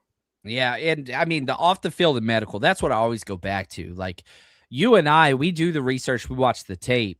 It's not the complete grade because we don't meet with these guys. We don't know what the medical checks are. The teams don't usually release that unless they're trying to dog a player. The Rams are on the clock. Tavon Austin is making the pick for them. They went quarterback, and probably the most shocking pick of this entire draft. And they go Max Clare, tight end. Why not? They just nothing but tight ends, man. They ran the 13 personnel. Dude, I can't believe they went with another tight end. Max Clare's a good pick. Now, he had one of the worst health grades of anybody I gave. He has missed time. I think it's in 5 consecutive seasons, like at least 4 games missed each season. But he's a damn good football player. Where were you at on Max Clare? Yeah, Max Clare, I had a 4th round grade on him. But I had 3rd. Third. Yeah, I had him at 92 overall, so he's a top 100 guy for me. So it's not crazy reach, but I wasn't overly excited about him. That's how I felt about a lot of the tight ends. Actually, I thought that the running back class was kind of, and the tight end class was kind of average. I thought that there were some guys I really liked, and then a lot of mixed in that I just wasn't a huge fan of. They were one way or the other, either a really good pass catcher or a blocker, but no one that really had that kind of dual threat ability. Yeah, this tight end class is rough. Like there's receiving guys, there's do it all guys, not many in between. And the one guy that is in between still on there, Oscar Delp. Like, I would love the Niners to pull the trigger there. Again, another 10 out of 10 guy that I like. He just, exactly like Kittle, was never used in the passing game. It wasn't his fault. Whenever he was used, he was incredible. Some of the best yards per catch, yards after the catch, like incredible athletic profile, crazy. Just Georgia used him in that Charlie Warner role, and just he never got to play, but he's still there. Like, that's the thing. The Niners are 1, 2, 3, 4, 5, 6, 7, 8 picks back. It's very easy with all the trade backs to just sit there and be like, man, what the hell? We don't have anything yet. You don't judge the draft by what you have at the end of the second round. You don't do that. You got to wait. And so we got to judge the finished project. And man, I'm sitting here looking at this board and I'm just like, okay, if you do take a running back now, I wouldn't like it, but hey, Katron Allen, Mike Washington Jr., Jonah Coleman, Emmitt Smith, Damon Claiborne, Nick Singleton, like there's guys there. Tight end, Oscar Delp, Sam Roush, Jack Indries, Justin Jolly. Dude, I'm in on that. Offensive tackle, Caleb Tino, Jennings Dunker, J.C. Davis. Nice. Center, Jake Slaughter, Bo Stevens, Brian Parker. I'm cool with that. Edge, DDS, Joshua Joseph, Romello Hart, Height, Dame Tucker, Keon Crawford, Jay-Sean Barham. Defensive tackles. Is Caden McDonald still not picked? Did I miss him? Yeah, he got drafted. Someone traded up earlier and got him. I did not star him. My bad. Yeah. Grayson Halton, Dominique Orange, Darrell Jack, Zane Durant, Caleb Proctor, Skylar Gill, Howard, Xavier Harris. Like, there's still so many of these guys available, and now the 49ers are in a position to get several of them. And so, yeah, I didn't like that last trade back, giving up that fifth as well. I feel like you overpaid to trade back. But what I would say is if you guys are frustrated because you're not getting to unwrap your presents, let's just wait a little bit. Show some caution. Let's wait. Let's see what the finished project is, because they could still nail this draft with a lot of these picks that they have left if they get some guys that could contribute. Yeah, I think that's the key. Who they fill these holes with is going to be the big difference. We talked about, the potential of a reach with Deshawn Stribbling. Well, maybe with the second round pick, they felt like that guy that they were really targeting was going to be available at 70. So it's kind of the opposite approach, but they need to hit, 70, 90, 107. Those picks are going to be very important for the 49ers, but they found value in that range last year. You're talking about CJ West. You're talking about Upton Stout. Like, those guys were impact players for the 49ers. And I think that's what they're thinking they're going to hit right here. And John, I'm going to go ahead and step out for a second, and I'll be back in just a moment. Cool. I'm going to work through some of these super chats. You take your time, brother. All right, good. Sack Pike, freaking awesome tag right here. Thanks for the super chat, my friend. How many rookie wide receivers have seen meaningful play time in the Shanahan-Lynch era? My thing is, okay, so obviously Brandon Ayuk, Deebo Samuel, and Dante Pettis.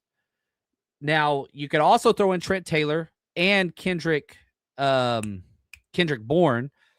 A little bit different for Trent Taylor and Kendrick Bourne because, they were just now stepping into, a terrible team and you were looking for fits. But every first and second round wide receiver has gotten playing time. Deshawn Stribbling, they took at the top of the second round, pick 33. He's going to get playing time. Is he going to start? I don't think so. But I don't think that he could fight for that job at the slot position. But now you have the wide receiver depth chart is awesome, and it's fixed for today and tomorrow. You look at, Mike Evans, that's a 1 to 2 year deal, tops. Kirk, that's a 1 year deal. So, like, even the guys, you look at, Robinson, Darius Robinson, that's a 1 year deal. It's a 1 year deal. So you need guys to kind of step up. And now that he's going to be in the system, I don't think he's going to be a starting guy, but like, he's going to get in there because you rotate those guys. Wide receivers rotate. If this dude gets 20 to 25 snaps a game early on, but let's be honest, you're going to have missing time with Ricky Pearsall. You're going to have missing time with Mike Evans. You're going to have missing time with Christian Kirk. Oh, Davison Benison, cornerback, Ohio State, just went to the Bills. They traded up for him. He is off the board. But, if we're just looking historically, yeah, the red shirt program is very real, because you have to have the experience and understanding of the wide receiver position, which playing wide receiver for the 49ers is not easy. It's the most advanced. That's one of the reasons why I like Stribbling, because Deshawn Stribbling has as many snaps as anybody in this entire draft class at the wide receiver position for 3 separate schools, 3 separate systems, 3 separate conferences. Not saying it's going to be easy for him to adjust. I do think it's going to be easier for him to adjust as opposed to everything else that's out there and everybody else that's out there, because he has that experience. So we'll see there. I expect him to play. I really, really do. And so if you're asking which ones wide receivers have actually gotten playing time, Ayuk, first rounder, Debo second rounder, Dante Pettis second rounder. Dante Pettis didn't work out. But every first and second round wide receiver that Shanahan's taken has played meaningful snaps as a rookie, period. John, thanks for the super chat, man. I guess we only need depth this year. It's kind of the way it's looking. But where at on this roster are you getting competition like plug and play draft picks? Left guard, speed edge rusher, safety. That's yet to be determined because the 49ers still have time to address those. And you know, I know all the trades are going on and all this stuff, but goodness, it's a mess. And the draft pick trade tracker is off. It's not catching up to all these picks and all these moves, but we got to see where it is. The Chargers pick is in, have not announced that yet. But if you walk away from this draft with a bunch of contributors like you have the past 2 years, it's not a bad thing. That is not a bad thing. But yeah, it doesn't seem like they're going for top tier echelon talent, but I don't think that was available in this draft anyway. I really don't. Sean, appreciate you again, man. They have tried to trade back every pick. Do they not like anyone? Doesn't seem like they're in love with. I say this all the time. If you trade up for a player, you love them. You stay and pick, you like them. You trade back and get them, you settle on them. 49ers seem to be settling on everybody. Settled on Deshawn Stribbling twice. And now whatever player they get next, they also settled on once, right? One trade back. Maybe they're not done. Might trade back more. I'm going to laugh so hard if they trade back again. Everybody's going to be so pissed. John, thank you, man. If we can't get the guys we want, we won't draft anyone. And there is nothing you can do about it. There you go. That's one way to look at it. For sure. If the guys aren't there, you can't force us to turn in a card. We can just keep kicking the can down the road. But you're accumulating draft capital. You didn't on that last trade. That's why I dislike that trade. The first two trades, I get it. And then you got the D Winners trade I loved. But then you kind of pissed that trade away a little bit. I didn't like that. They're going to take somebody eventually. I can promise you that. The Chargers, here we go. Their pick at pick 63. They are going. They select Jake Slaughter. Man, they interior offensive lineman coming off the board. My top two interior centers are off the board. Emmanuel Pregnon's still there. Bo Stevens, Brian Parker the second, Sam Hecht, Trey Zune, still some quality centers. But they're going off the clock here in the second round. And now we're up. Seattle Seahawks are on the clock with the last pick of the second round. We're almost to the third round. Robbie, appreciate the super sticker here, man. You are incredible. And he came back with the super chat. And, man, twice. You the man. Getting ammo in the later rounds to grab Kittle and CMC 2.0. I like that. If the most Christian McCaffrey player in this draft, Eli Heidenreich, that's Rob Lauder's guy. Matt Barrows talked a lot about him as well out of Navy. And the most George Kittle guy in this is Oscar Delp. They are both still available.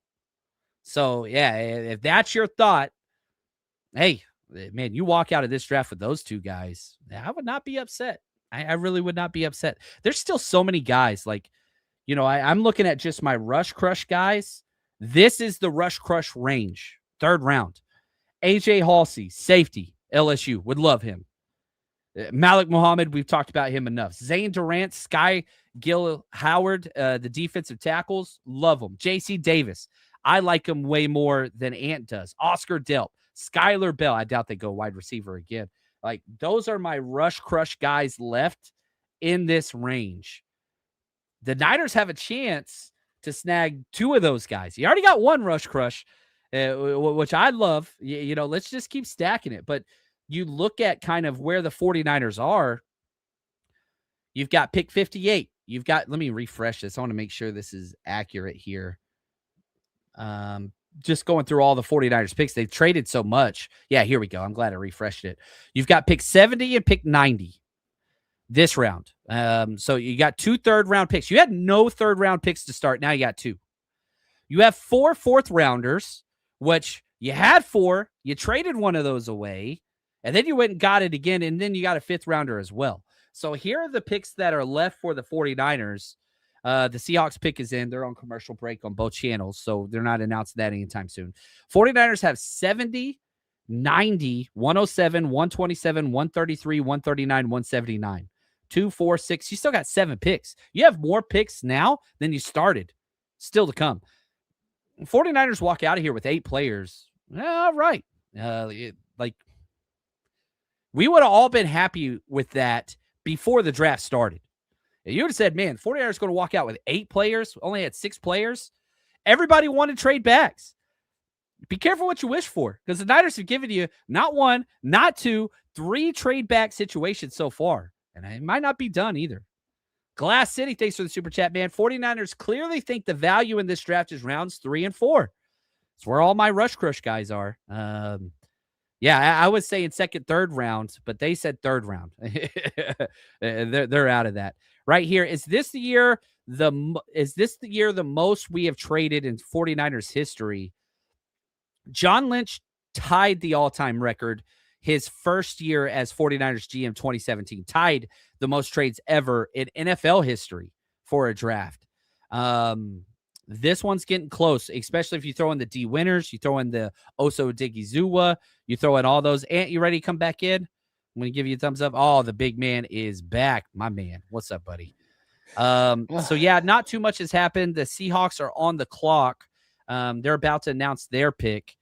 But yeah, right here, what do you think about this? Glass City's comment, the 49ers clearly think the value in this draft is rounds 3 and 4. Yeah, I think when you look at drafts in general, I know last year there was a tremendous amount of value in the third round. I remember you saying, I want to get as many picks as I can in the third round. And the 49ers used that on Nick Martin and Upton Stout, and then they were able to get CJ West in the early part of the 4th. And I think that a lot of times there is strength in certain positions, and especially where the 49ers are going to go. As you know, I seen who the Seahawks just picked. So when you announce that's going to be fun because a lot of people are wanting that player. But yeah, it's that time where, you get to see some of the people that are your favorites kind of go in this area. And the Seahawks are doing Seahawks things. That's just Bud what they Clark, do. That was Wayne Breezy's favorite player. He talked about Bud Clark nonstop. But, dude, safety, I like A.J. Halsey better. I like Zakee Wheatley better. I like Jalen Kilgore better. Kamari Ramsey had a similar grade. Genesis Smith, I had a little bit below him. Like, there's still a lot of good safeties. But, yeah, Bud Clark, damn good safety player. They got a good one. No doubt about that. Yeah, and they needed to kind of rebuild their secondary a little bit after offseason. The free agency definitely took some of their key players, but they stayed on par, right? Kind of these long, bigger players. And, I think you look at the middle part of this draft as I'm looking at my vertical big board, and I see that there's a lot of really talented players where the 49ers are about to pick. And I think that that's what they're looking at. They're seeing a tremendous amount of value in that range. And if you don't have that big of a difference in grade between a guy you would have got at 58 and a guy that you can get at 70 or multiple players, why not move back? That improves your position a little bit. I know that trade didn't work out numbers-wise. I didn't love that. But I get it, right? You're going to save a little bit in salary. There's a couple of things you can kind of take away from that. But I do think that you're right. They must value kind of this 3rd to 4th round range. And with them having 4 fourth-round picks originally, that's probably why they invested so much time in players that were going to go in that area. Yeah, I mean, you go back to this list, their top 30 visits, guys that are still there: Romello Height, Malik Muhammad, Tyler Onyedem, Chris Brazel, Chris McClellan, Barham, Kobe Young, Alex Hockey, Michael Trigg, Caden Daniels, Caleb Douglas, and Cole Wisniewski. Like, still a lot of those guys that they've met with are still on the board there. And now we're into the 3rd round. So we are halfway done with day 2. We're 2 hours, 47 minutes in. I'm feeling pretty good. We got a break in. Right here, does McCoy go undrafted free agent? I don't think he'll go undrafted, but the fall is on. This is somebody that people had, top 10, top 15. That health injury, I'm telling you, whenever I said, like, I'm throwing him off my board, I think a lot of teams did the same thing. Yeah, they must have, and that's one of the keys is they get the in-depth of what the medical actually is. And it's even to the point where some of the top national reporters didn't have an idea of how bad this was. To see him fall the way that he's falling. He's probably going to be a late day 2, early day 3 pick. Usually that's what happens when you have these guys with big question marks. Someone in round 4 will all of a sudden pull the trigger on a player like that and just see if he could, become a star player again. Maybe he'll come back health-wise, but I wouldn't say it's lining up good for him right now. And there's other guys too that have been tumbling down the board. Another guy at the wide receiver position, where you've got some injury concerns as well. That's still, on the board in Chris Bell. Yeah. I mean, that dude's tape, if he was healthy, it would have been a first rounder. Like, whatever you like about Omar Cooper, Chris Bell has it more. Like, it's just, dude, that ACL, how bad is that? At some point, he's going to come off this board. And so, like, here are all the players that I have medical issues or tags with the limited information I have. Chris Bell, Le'Veon Moss, Adam Randall, Dalen Bentley, the tight end, Eli Raridan, the tight end, Michael Trigg, the tight end. Niners met with him. Isaiah World, Dante Corleone, the defensive tackle, Devin Moore, and Jamon McCoy. Those are all my medical flags that I have. And so we'll see. All those guys are still kind of there.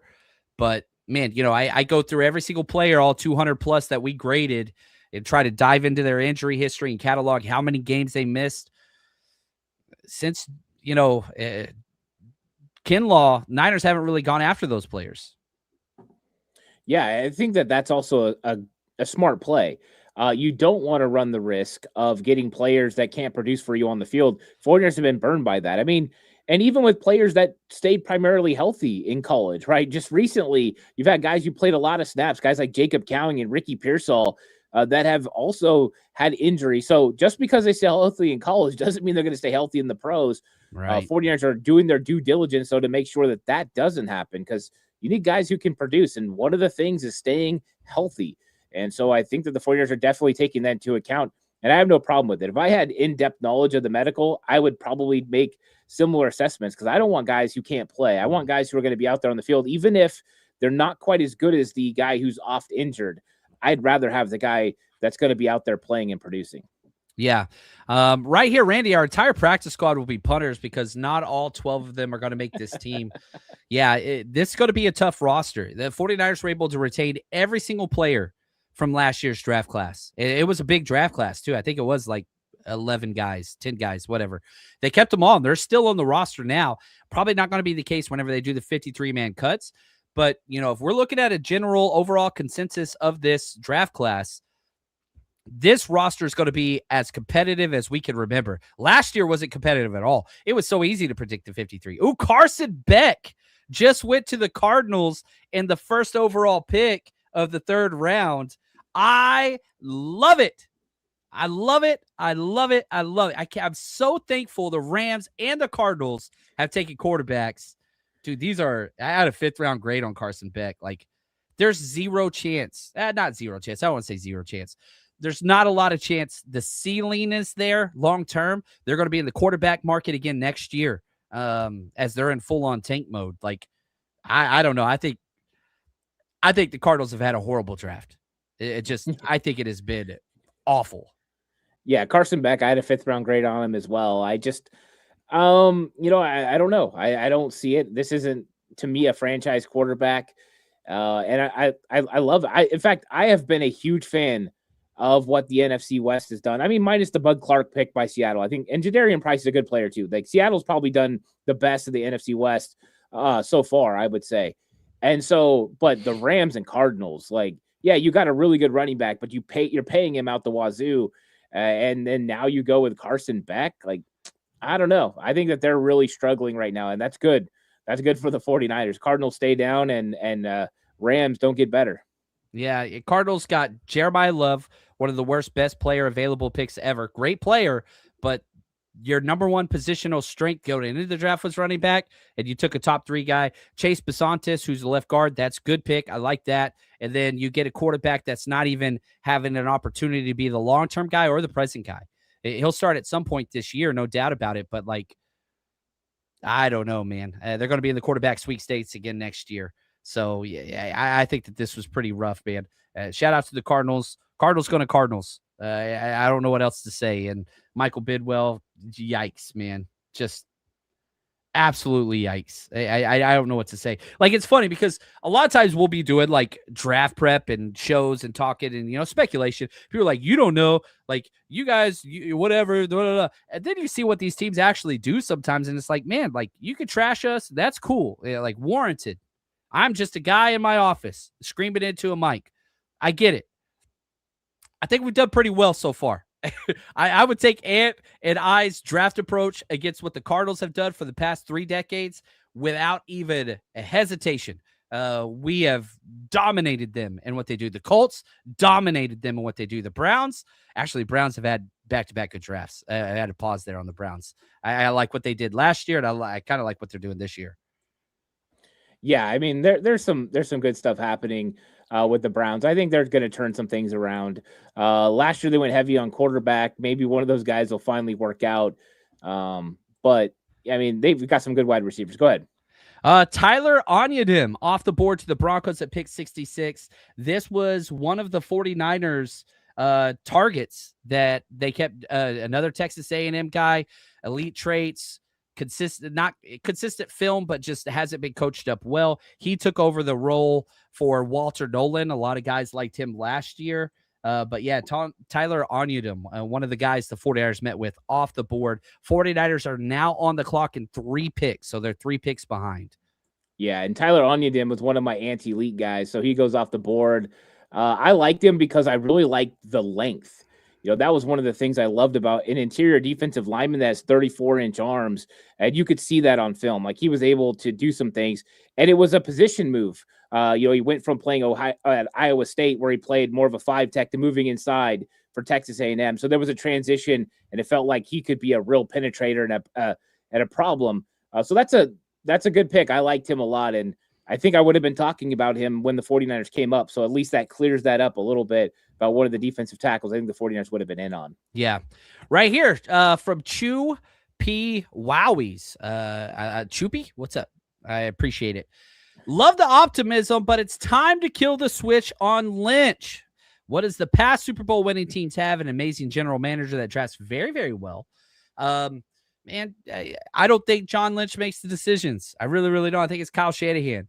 You remember Keyron Crawford just went to the Raiders. That is another 49ers target in scheme fit. He's gone. But back to Choopy's comment here about like firing Lynch. Kyle Shanahan hired him. Kyle Shanahan doesn't fire anybody that's not named Steve Wilkes. Nobody else has ever been fired by him. And he loves John Lynch. John Lynch has had the chance to go to TV and make way more money, but he said he's not leaving till they win a Super Bowl. I don't think John Lynch is going anywhere. I don't think he's a bad drafter, but I don't think he's the definition CEO type guy. Probably team president is really his job title. It's just not that. Kyle Shanahan's the GM, in my opinion. What are your thoughts on this?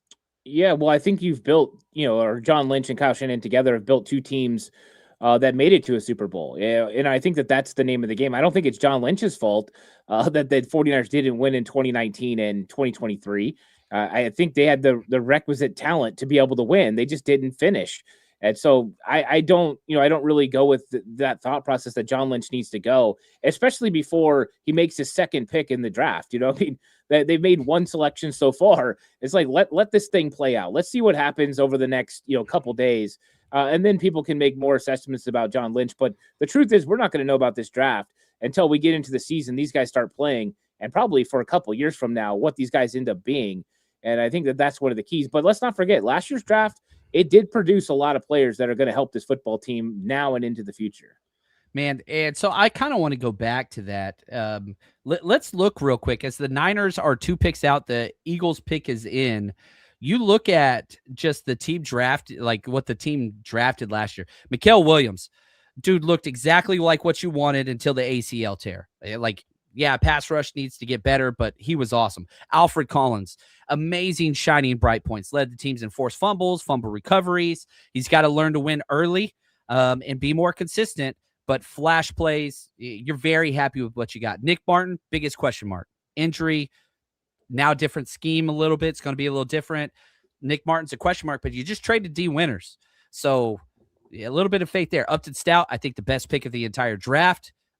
He has proven to be close to a home run. We'll see if he can take that next step. CJ West, consistent. The injury derailed him early, but just a constant uptrend with him. Jordan Watkins looked great till the injury, then could never climb the depth chart, and now you drafted his college replacement. I'm a little out on Jordan Watkins, if I want to be honest with you. Jordan James, I'm very stoked that he's the number 2 right now. If Shanahan goes running back here, we'll see what that is. Marquise Siegel, you should have played him over Jair Brown down the stretch. Let him take his lumps, but amazing special teamer at worst.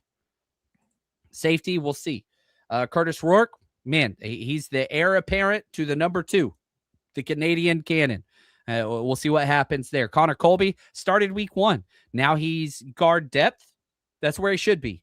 And Junior Bergen, I really didn't like that pick. Slow kickoff returner. I don't think that can't play wide receiver. Didn't like that, but he's still on the team. So you're looking at the draft that they put together. That's a good draft. It's not a bad draft by any stretch. I don't care how you measure drafts after 1 year. Probably foolish to do so, even though I just did. There's no way you could say that is a quote-unquote bad. And I'm not saying anybody did say that was a bad draft, but last year was good. Yeah, and that's it. Like, it has John Lynch had misses? Absolutely. I don't think you can, name a GM that hasn't had misses. Even the great Howie Roseman has misses. Bill Walsh had misses. But what we remember is the great players that they were able to get, and this team has had a lot of success in middle rounds, especially locating really good players. In fact, Hall of Fame caliber players in Fred Warner and George Kittle. And I know it's a what have you done for me lately situation. I just don't think that it's been a job that's warranted somebody getting fired. I think that they are in the mix every single year. They return back to the playoffs, even in what a lot of people considered a rebuilding season, and they've reloaded this offseason. So I am take a wait and see approach, and I'm okay with that. Now, one thing I did want to bring up, I think we all know why Deshawn Stribbling is the 49ers pick at 33. His uncle was Don the Rock Morocco, WWE wrestler from back in the day who didn't like The Rock, Don Morocco. I mean, that's just solid right there. That made me like him even more.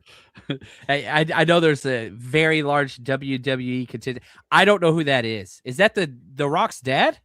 No, Don the Rock Morocco is actually from like the 70s, 80s wrestling. Ooh, and he was Mark Bell just went Miami to the Eagles. That is a definite Eagles pick. Sorry, back to your thing. Sorry. Yeah, no, he was back then. So he fought against other guys, Dino Bravo and those guys back in the day. But jacked up, I mean, rocked out, super big. In fact, the Jimmy Snuka off the top of the steel cage at Madison Square Garden was on Don the Rock Morocco, one of the most epic wrestling events ever. So yeah, I love it, man. Your knowledge is incredible. We need a WWE podcast. I'm just saying, man, you are a freaking stud. So the Niners are 2 picks away. You've got the Bears. Their pick is in. So technically the 49ers are on the clock. A lot of the names, I think edge is, I don't think the Niners have to attack a certain position here because they're on the clock again at 20 picks. But if I'm looking at edge, you got D.D. Smith, Joshua Josephs, Romello Height, Nadame Tucker, Anthony Lucas, Mikael Kamara. You still got Jayshon Barham, who they've met with. I'm sticking with Malik Muhammad. This is my favorite player in the draft. There's offensive linemen. A lot of people are talking Jennings Dunker. I love J.C. Davis. I want one of my rush crush guys. We'll stay. Oscar Delp, J.C. Davis, Zane Durant, Skylar Gill Howard, Malik Muhammad. And shoot, we even got A.J. Halsey. He's still on the. There's a lot of guys that I really, really like. Look at this right here. Cam's dad, appreciate you. Who we take at 70 or trade? No trade. What percentage would you give the 49ers trading back? I'm going to say 25% chance they still trade back. I was going to say 20%. So we're pretty close. Yeah. There's always a chance especially at this point. It seems like trade back. So I think they're going to make a pick here at 70. I'm going to go with Romello Height. I was there before. I'm going to stick with Romello Height. And if I wanted to be for sure wrong, I would have went with an offensive lineman. But I'm going to go with the defensive end. I want Malik Muhammad. That's my prediction. But I'd be happy with Oscar Delp. But Romello, I'd be happy with a lot of the guys. That's the thing about this draft of where we are. There are guys available that, man, there's a lot of guys. And the fact that you're picking again in 20. Oh, Sam Roush just went to the Bears. Dude, they already have Colston Loveland and Commit. Dude, 13 personnel. It's now a thing. 13 personnel is not going anywhere. Do you think Kyle Shanahan will ever run it like in the middle of the field? I don't think he will. And not unless it's a short yardage situation where he's got 3 blocking tight ends. No. Yeah. Everybody else doing it at passing, you know what I mean? And just like, hey, we're going to load up and run and or pass out of this. 49ers are on the clock right here at pick 70. And again, you know, they're close with 20 more. So if you guys want to lower the chat or minimize the chat or whatever so that you don't get this tip, but don't expect a player to go here. And maybe once we don't expect it, that's where the player comes. But I would like to add another player, 49ers. Let's go. Let's get one done. But, man, there's a lot of talent. Running back would probably make me the most upset. Any position outside of that, quarterback, running back, I'd be like, But Garrett Nussmeier was my number 2 quarterback in this draft class. He's still there. The pick is in. The 49ers didn't trade back.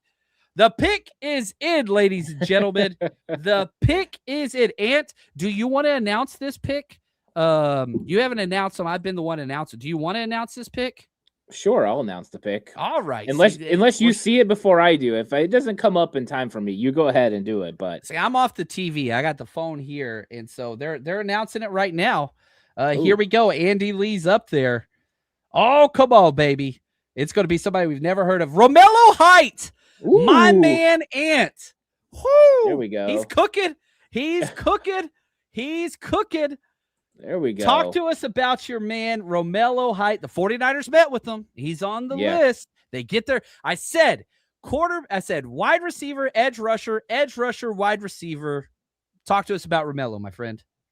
Yeah, I mean, it was crazy. I was watching David Bailey film, and Romello Height would steal my attention. I like the way that he plays. He's got a little bit more length than a lot of the speed rushers that, you know, were kind of talked about for the 49ers, especially R. Mason Thomas and, you know, and Cassius Howe. And then you get the ability to bend the corner. And I think that he really reminded me of players that have played for, Raheem Morris in the past, especially Byron Young. And I liked Byron Young coming out of Tennessee. And I think that is a really solid player comp for what you're getting from Romello Height. He's going to be the designated pass rusher. They pair him with Mikael Williams now. And on third down, you've got a real threat coming in. Mikael Williams, Keon White, Osa Digizua, all those guys can come in from the inside. And now a 5-man pressure for the 49ers really fits with Romello Height coming into the mix. They're going in there. They're going to get after the quarterback. This was a Raheem Morris move. So guess what, everybody? Pool party is coming. I love that, man. That pumps me up. Like, here's what I wrote. This is my film write-up on Romello Height. Undersized, but great speed and burst. Explosive lower body. Blitzes from everywhere and got most of his production on stunts. The 49ers do a lot of that. Sets linemen up with a crossover in space like a point guard. Like you see the hips and kind of like the juking move, whatever else. Unreal bend and burst consistently shows on tape. Like you said, you're watching David Bailey. And then you're just like, man, who's this guy over there? You're watching Onyedin. Man, who is this guy? Jacob Rodriguez. Man, who is this guy over here? Hands and hips work perfectly together in pass rush. Linemen whiff on him and getting hand contact consistently. Change of direction is off the charts. This is shifty. Bend is awesome. Like whenever I'm watching tape, like you just type what you see and you're like, okay, bend is there. Man, bend at every place. It's just like, damn. Bend. The film reminds me of an And One mixtape is what I wrote. Like the professor grew up in Dublin, Georgia. And so his dad's a Marine. You got to love that. He's got 5 sisters in his family. Like just positive check. He's already got his degree. And he was at USC before he went to Texas Tech. So he graduated from USC, then goes to transfer. His nickname is Mello. He did have a shoulder surgery that ended his season in 2022. missed one game in 2023 with a minor injury. You're talking back-to-back seasons, haven't missed anything. My athletic comp is Will McDonald, the fourth, went in the first round, and Byron Young went in the second round. You got him top of the third round at a third-round grade. I had an 8 out of 10. And the main reason why I had an 8 out of 10 on the 49ers scale, the run grades. This is a pass rush only guy early. Like, I don't think that he's going to be playing anywhere outside of that at any point for the 49ers this season. No, and you don't need him to, right? When you look at the 49ers build of what they got at the defensive line with Nick Bosa and Keon White, Mikael Williams, and Sam Okuwanu, you don't need a base down defensive end. You need somebody that can generate pressure. That's what Romello Height does. That's what the other three guys, I mean, Sam Okuwanu to a point, but besides Bosa, they don't generate pass rush the same way. Romello Height's going to bend the corner. He's going to get home. And that's why I really liked him as this fit. They needed to replace Bryce Huff. Romello Height is a cheaper option. And I think that's exactly what the 49ers are doing. And I'm not sure that Romello Height's any more than a one contract guy that they bring in and he plays on a cheap rate for the next, 4 years and does a pretty good job for this football team. And that's good enough. And I think that's what they're looking at. They don't want him to play the run.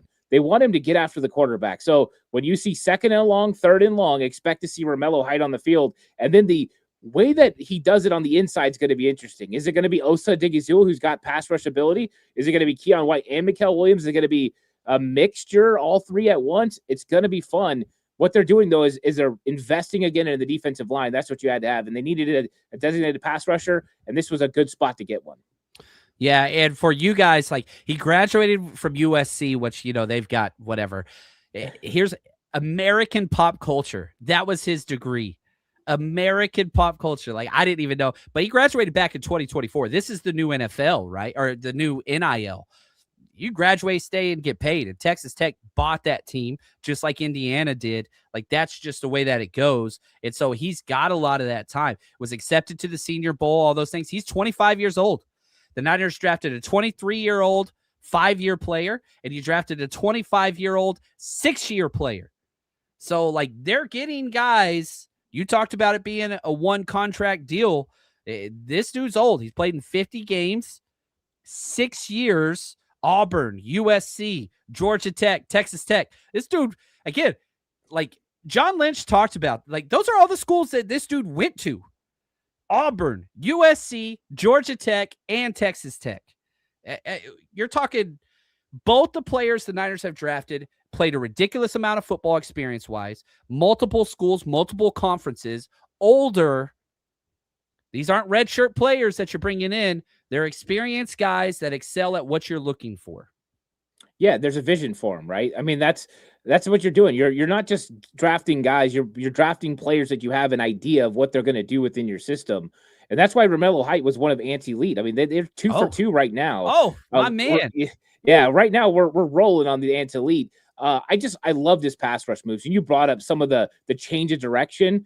He's going to make it difficult for some of the slower offensive tackles in this league. And I think that when you talk about stunts, with loops and things like that, with the athleticism, you're going to have Mikael Williams and Keon White on the inside. They are going to do some nasty things up front. And I think that that's going to help the back end as well. This move doesn't just help the defensive line and Nick Bosa. It helps the back end as well. And you're going to be able to finish. You need closers. You need guys who can finish. 10 sacks last year. This dude's a closer. So I love that move for the 49ers. And, hey, they finally pulled the trigger. What we thought they were going to have to do at 58, they did it at 70. So solid move for them. Always be closing. Always.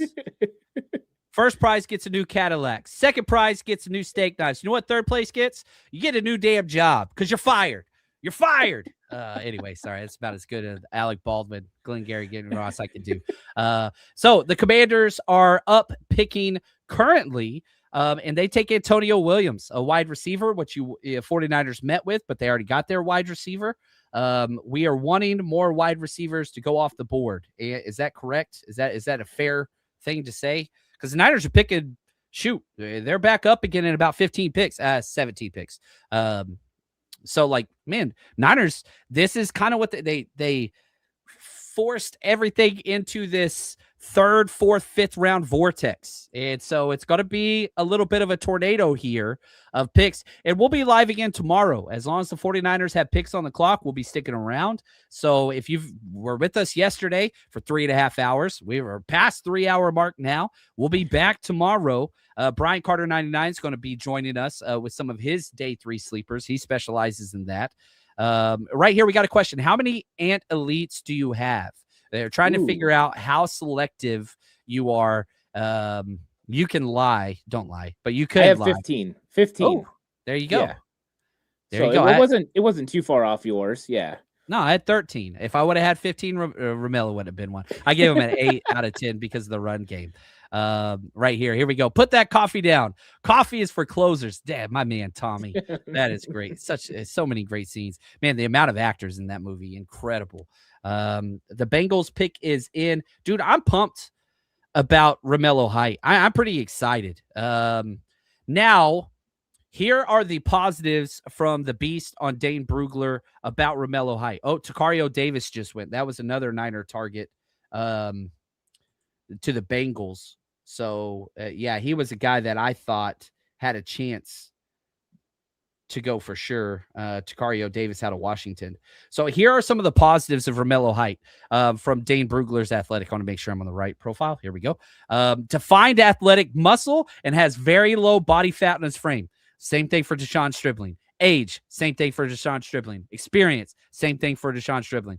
Burst out of his stance with speed and a full tank. Active feet with slashing quickness across the faces of blockers. Access inside rush lanes very well. Showed semblance of pass rush plan to set up vertical setters. Flashes decent long arm move to create the pocket. He's undersized. He's 6'3", 240. He's got 32.25-inch hands. Not awful. Like, it's 2 inches more than Bain and Cassius Howell, right? Keeps hands alive. Has a chance of escaping the latch of blockers. That's what I was like, man, blockers miss on him a lot. Rangy from the backside, frequently makes plays far from a starting point, all-out effort, doesn't take days off, quickly earned respect in Lubbock with the way he worked. Productive final season, set career highs across the board. Here are the weaknesses, negatives. High cut, wiry frame, lacks ideal body mass for the position. You're not going to ask him to play the run. Needs to cut down on wasted movements. He needs coaching. But his job, rush the passer. You might put him out there in special teams. But Romello Height has a clearly defined path to, man, you're just going to rush the quarterback. That's all you're going to do. That's all you're going to do. Oscar Delp, tight end, just went off the board. One of my favorite players to the Saints. I'm a little upset about that, but that's okay. I am glad that the 49ers went wide receiver and edge to start. I thought that those were the two most valuable positions of need. Guard, safety, running back. I don't give, I care about them, but they're not premium. But is that where they should start to focus with the remainder of these picks? Yeah, I think that you're getting into a point where offensive guard makes sense. I think that, safety, cornerback, those positions can make some sense now for the 49ers. You've addressed the big, or a couple of things you did. I don't think left guard is figured out, but I think that left guard could be figured out in the next pick, or it could be figured out in the first pick that they moved up, from 152 to 107. I think that could be a hotbed as well for some of those interior offensive linemen that are going to kind of be in the mix. If they don't go today, maybe they'll go there.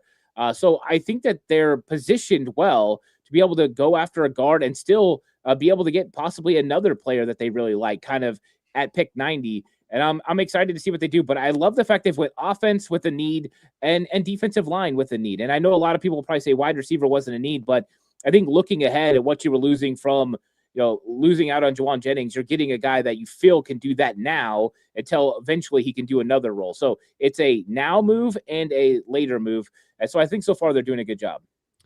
I just put in his information on mockdraftable.com. Here are the two most similar current players in the NFL. Byron Young, right, with the Rams, and Boye Mafe, who was with Seattle, and now he's got, there is a role for this in the NFL. There's a role for it. And both those guys went second to third round. I think they both went second round. You got it in the third round. Byron Young went 77 overall. Oh, well, there we go. So exactly That is what it is. This hyper speed burst pass rusher only that could adapt. Malachi Fields just went off the clock to the Giants at pick 74. Good pick. Here is the overall consensus write-up by Dane Brugler and the Beast on Romello Height. Overall, there aren't many edge rushers with Height's slender size profile who find sustained success in the NFL. But his twitchy get off and rush movements can be weaponized by the right defensive play caller. He projects as a sub-down designated pass rusher in the NFL.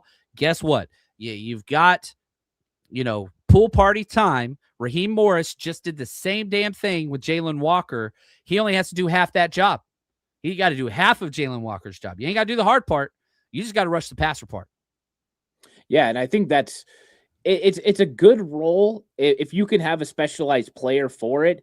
And Mikael Williams provides the opportunity for them to have a guy like this. Make no mistake, if they don't have Mikael Williams, they're not able to do this. Would you love Mikael to be a 3-down defensive end that can rush with the bend and everything? Yes, but that's not what they envisioned. Remember, this is a team that's going back to what they built with Robert Saleh. When Robert Saleh came back last year, he put his fingerprints all over this defense. One of the things they did was get that guy who could play base down defensive end and then move in on obvious pass downs a la Eric Armstead, and then go get a guy like D Ford. Now, this isn't D Ford because now you've got Raheem Morris. So he's not bringing in a D Ford kind of guy. He's bringing in a Byron Young kind of guy, one of his guys, and he's doing the same sort of role. They got Osa Digizua. He's your DeForest Buckner penetrating defensive tackle. The 49ers aren't remaking the wheel. They're going back to what worked for them before with a little bit of changes here and there. And I think that's what everyone's got to remember. They have a unique plan, and that's what they're trying to build here. And I think Romello Height definitely fits what they're trying to do. Man, I like the fits. Like, I like the positions. I like most of the trade backs. But, okay, let's play this game. What if they would have took Romello Height whenever they were on the clock at pick 58? You fell back 12 spots. You still got him. And you bumped that pick up from the 5th to the 4th round. That's kind of what the Niners have been doing. We know what we're going to do. So we're going to fall back, and we're just going to try to get better value later. And this is why we always talked about, you were predicting Romello Height at 58. You got him at 70. Nobody was predicting Deshawn Stribbling, so that's a different story. But now that we're collecting and it's coming to fruition a little bit, you're about to pick again, and shoot, I think you're on the clock here, pick 90, so you're 14 picks away. You have the Dolphins pick is in at pick 75. Man, it's coming to fruition. I love the players, the fit, and the positions. That's what I like. The reach, Romello Height's not a reach. I don't think that he falls into that category. I'm trying to open up. Man, did they? I closed it. Oops, my bad. I'm trying to see what his consensus was, but I think I closed it. Yeah, my bad. No, here it is. So they changed their thing. So Romello Height was going pick 77. You got him. Which pick did you get him at? 70. 70? Yeah, that's not a reach. Getting a player at 70, that's 77th overall. Well, I had a 3rd round grade on him. What grade did you have on him? I had a late second on him. I was just a huge fan. Yeah. That's why I thought 58 made sense for him. And so 70, it's not a reach. And what's funny is he was a consensus 77. Byron Young went 77. It's just the kind of player that he is. And, there's plenty to not like about Romello Height. If you were going to look at him as a run stopper or something like that, he's not going to fit the bill. But that's what we've been talking about. That's why guys like Gabe Yakis and those guys, we loved them, but they didn't really make sense for what the 49ers were looking for with the current construction of this football team. And that's what they were looking for, a very specialized player. And I don't think it's a reach at all. I mean, no. This is a very solid move for them. And I felt like they did get now the trade. So the value's there a little bit more, especially if they address one of the positions they need. They get an offensive guard at 107 that they feel could compete and start. Well, then there we go. It's going to make a lot more sense. Yeah, right here from Ron, he says, how do you think Height's compared to Huff? I would say Height's a much better athlete. When Huff came out, there was no testing. He was an undrafted free agent, wasn't even invited to the combine. He was kind of nobody knew who this guy was, exploded under Saleh and had an incredible year or whatever. But no, Romello's a much better player. That was an undrafted free agent Now, if you look at what Bryce Huff did in the NFL, not near as much effort. Like, Romelo's an all-out gas guy. That's not really what Bryce Huff was. Bryce Huff was a technician with bend.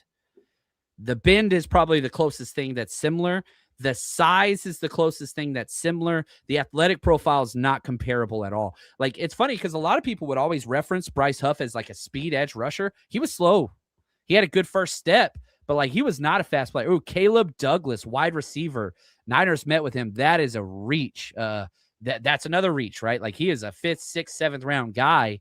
Man, Caleb Douglas off the board. That was a Niners target for sure. But what would you say about comparing Romello Height to Bryce Huff? Yeah, I think their build is a little bit different. You look at Bryce Huff, even though he's a good athlete, like you said, he's not a great athlete. When you look at Romello Height, he changes direction a lot better. His kind of like inside outside move is very, very good. I think Bryce Huff was a guy who worked on himself and pushed himself to be as good as he could become. But I think Romello Height's got more athleticism and more talent to be able to produce. It's not the same body build, but I think that he's gonna surprise a lot of people with how quickly he's able to generate some pressure. And I'm interested to see what happens at training camp when you get Romello Height against Trent Williams. That speed. Is Romello Height going to be able to threaten Trent Williams and get him to overset in his slide? If not, Trent's going to eat him, right? But if he's going to be able to, those inside outside moves, change of direction, those are going to be problems for Colton McKivitz. Is that going to be a problem for Trent? I think that's going to be some fun warfare when they get to training camp, because Romello Height, he's going to threaten people. They're going to overset on their kick slide, and he's going to work inside. You guys just get ready for it. This is a GTFO guy in every sense of the word. Well said. Hey, I like it, man. So that's there. We got a couple super chats. Let's jump in here. SF 49er fan, thank you. Biggest surprise fall so far in this draft. Man, Skylar Bell would be mine, because Jermon McCoy's injury, Chris Brosel's off the field, Chris Bell fall, that's injury. That's probably the biggest one. Skylar Bell had a clean athletic profile. Skylar Bell fits what the Niners are drafting: experience, multiple schools, lots of production, athleticism's there, whatever. Skylar Bell would be my biggest surprise so far. I would say AJ Halsey for me. I thought that he was going to go kind of early round 2. The fact that he's still available, what I mean? He's not everyone's cup of tea, that's for sure. He's definitely built in more of a strong safety mold. But I thought that he would go, because he's a guy that can come up and hit you, but also make some plays. I would say that he's probably the one that I think has suffered the most. I didn't have any real concerns besides, just the fact that he's the type of player that he is. Right. Yeah. Well said. Look at this. Sin, appreciate you so much. She says, thanks for informing us. Sin, you're incredible. You're literally the reason why we do this. Oh, Drew Aller just went to Pittsburgh. They get their quarterback. I like that pick. Garrett Nussmeier, that late health thing must have kicked that. But yeah, Sin, I just want to say thank you, man. We appreciate you so much, and just how kind you are. And that's why we do this. And we have our Zoom hangout this Monday, 5 p.m. This is where I get to hear from you guys. Go sign up to 49ersrush.com or our Patreon channel, Jerry Rice tier and above. We do a monthly Zoom hangout where we discuss various topics. We're going to be analyzing the draft. Plus, if you do sign up, we're going to have draft video breakdowns on Deshawn Stribbling. We're going to have them up on Romello Height. All the other, the Niners still have 6 picks left. I guess 5 picks left. But we're going to have those for you guys. So, Sin, appreciate you, just how kind you are. Quarterbacks going off the board. It's a big deal. Look at this, Yahtzik. Yeah, the Zoom Hangouts are incredible, fun, and informative. Thank you, guys. You guys are awesome. I like Drew Aller. I don't know how to say it. But he was a fun player. He's a fun player. Yeah, I think that one is a pretty solid move for them, because it's like, they're not really looking for a starter. I think everyone kind of has an understanding that Aaron Rodgers is going to come back at some time, it feels like. But Drew Aller's a guy that you could build on for the future. And especially playing in Pittsburgh, you got to have a big arm. And this guy is talented.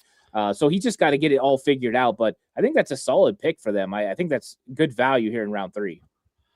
Who did it? Yeah. Drew Aller. I was like, the whole time you're watching him, you're just like, man, this is vintage Ben Roethlisberger. Like, guys falling off the shoulder pads because he's so big. His game doesn't quite translate. But the first thing I wrote for him was huge quarterback built in the mold of a 1980s style quarterback. Like, that's just what he is. And so, yeah, he's now there competing with Will Howard, who is the same thing. Will they sign, Aaron Rodgers? Probably. But, they have a little bit of a semblance of a plan and competition behind them. We'll see. That's a huge upside pick that I would say there in Pittsburgh. Now, the 49ers were at pick 76, so we're 13 picks away from the 49ers being on the board. Let's open this conversation up and let's kind of focus. They've drafted a wide receiver. They've drafted an edge. Which positions and or players are we looking at 13 picks out? Because, man, safety is a legitimate position to target here. You talked about A.J. Halsey, but it's not just him. Zakee Wheatley, Jalen Kilgore, your guy, still there. Kamari Ramsey, Genesis Smith, Robert Spears-Jennings. Like, there are Keontae Scott, if you want to put. Dude, I'm surprised Scott hasn't gone. He was getting like late first round, early second round buzz with that athletic profile. I'm kind of shocked he's still there.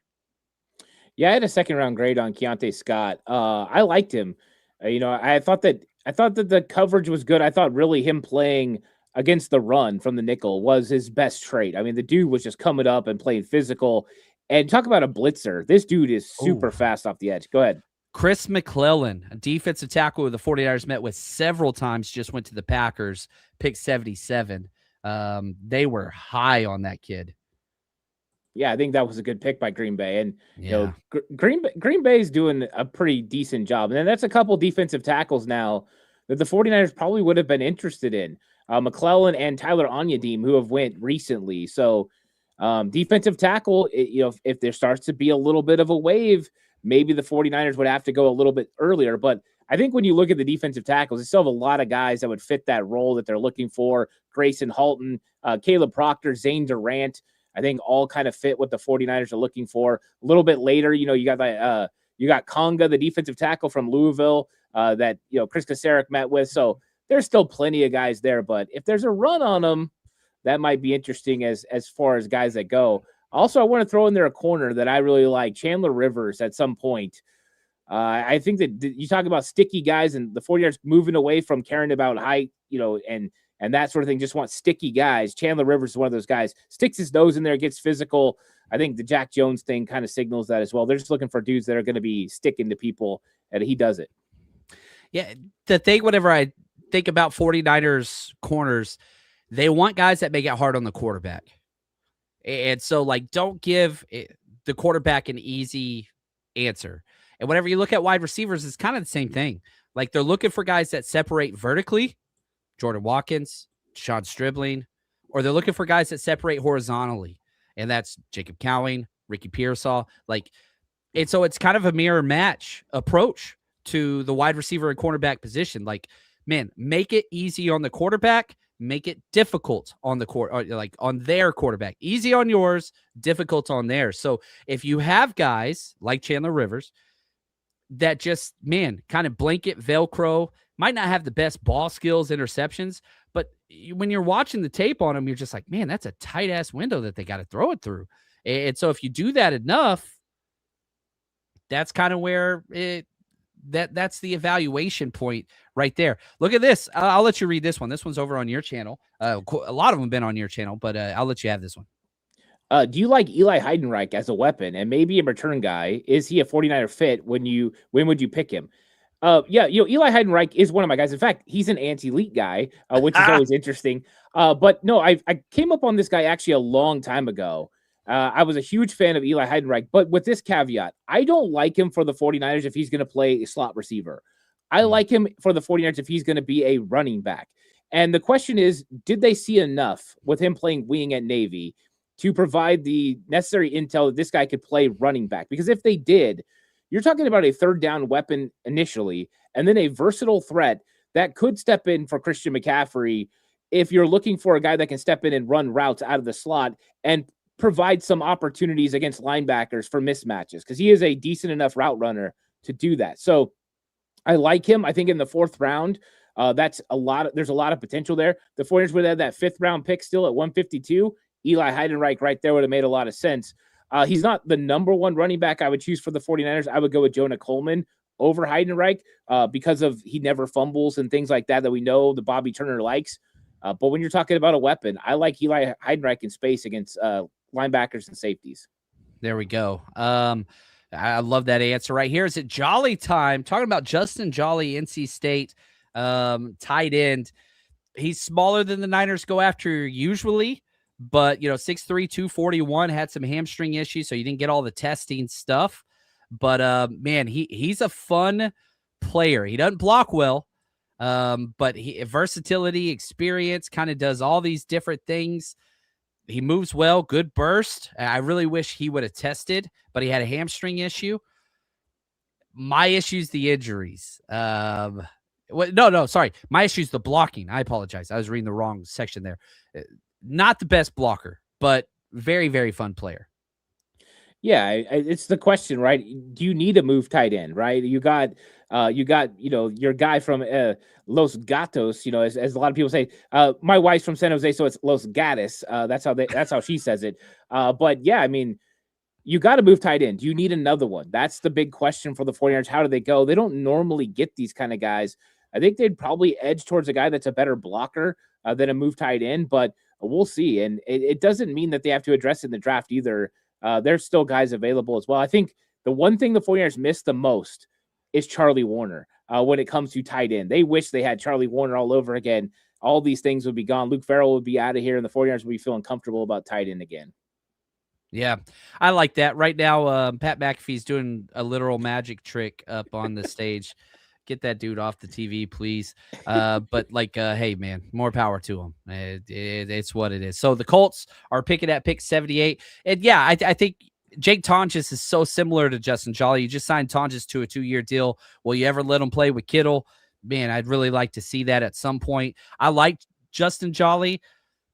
I just think the redundancies a little bit, but hey, if you think he fits, AJ Halsey just went to the Colts. The Colts never do smart things. Damn it. That's one of the first ouch picks that's happened in a while. That's a rush crush off the board. And you know what's crazy? We didn't talk about this earlier. Manuel Pregnon's still there. Yeah. Nobody's picked him. That athletic profile was horrible, man. Tape was great, but golly, there have been 4 interior. There have not been a lot of guards taken. There's been 5 interior offensive linemen picked this whole draft. There's only been 7 offensive tackles. Guards and tackles are falling. Yeah, I think there was a huge drop when you got past the first couple guys at each. For the offensive tackles, it was a little bit more robust early on in the draft, but then there was a huge drop off to kind of the 3rd round guys. And I think when you look at interior offensive line, that's how it is. I had a 3rd round grade on Emmanuel Pregnon. I didn't think he's a real 49ers fit. Even now, I mean, if the 49ers took him, I would be a little bit surprised, even if he fell to 90, just because of the athletic profile and how he fits the scheme. That's why I've been talking about guys like Caleb Tiernan and others. And a guy I like later who's a real fringe, whether he's a 49er fit, Jalen Farmer out of Kentucky. Athletic enough, but the lateral quickness is not quite where I love it for an interior offensive lineman, but the anchor is there. The physicality is there. It gives you kind of Aaron Banks feels without having that kind of athleticism. He's a little bit more athletic than Aaron Banks. So I think he's a little bit closer to a 49ers fit, and I like him. That's why I don't mind 107. I'm eyeing Jalen Farmer as a possibility to go there. Oh, I like it. I like it. The Falcons are on the clock, pick 79. We're getting close. The tempo's good. Zachariah Branch, wide receiver. Ooh. We like it when wide receivers go. Dude, that's a good pick. He might start for them. You're in fantasy football. That's a dude that, man, he stays. Georgia boy stays. From Niners Eno or Niners Zeno, I'm not quite sure, but you're awesome either which way. Thank you for the super chat. Do we use all 4 picks in the 4th round? He says, hello from Modesto. My man. What's up, buddy? Ooh. Not too far up the road. So, yeah, right now there's 6 picks left for the 49ers. They've got 1 more pick here in the 3rd round scheduled. You got to say that because they trade out. 4 picks in the 4th round, and then 1 pick in the 5th round. So, man, the 49ers have picked twice, but they still have 6 picks, which is what you entered the draft with. Do you think that they use all 4 picks in the 4th round? Yeah, I do. I think that they want to have a volume of picks. They'd rather go that direction than these priority free agents. I mean, I think that you want to make selections. We talked about earlier. They had 200 gradable players. Guys who are going to be drafted potentially. That's why I think they moved up a little bit too from the 5th round. More opportunities to get guys in that range, and I think that there's going to be some good players there. I think they're going to take those guys. And Modesto, about 30 minutes south of me, so. Been there a lot. Modesto's it's a pretty cool little town. Some things here and there that are fun. So I'm glad to see people from Modesto, the valley down in here. A lot of fun. I love that. I'm going to share my screen real quick. The RAS score on a scale of 1 to 10 for Romello Height. This is out here. If I can, there we go. It comes across right here. He got an 8.84 RAS score. This relative athletic score, which is really, really cool. And you see the green, which is great. 40-yard dash, amazing. 20-yard split, great. 10-yard split, great. Vertical, great. Broad jump. It's the height and the weight that's the killer. But in this scheme, in this measurement, out of 2,257 defensive ends, he is the 263rd most athletic based on the relative athletic score. So to get a player of that athletic profile, the athleticism's there. It's just he doesn't have the body type, but the athletic profile is there. It's just he's missing a little bit of the body, and that's why he's not going to be a run guy.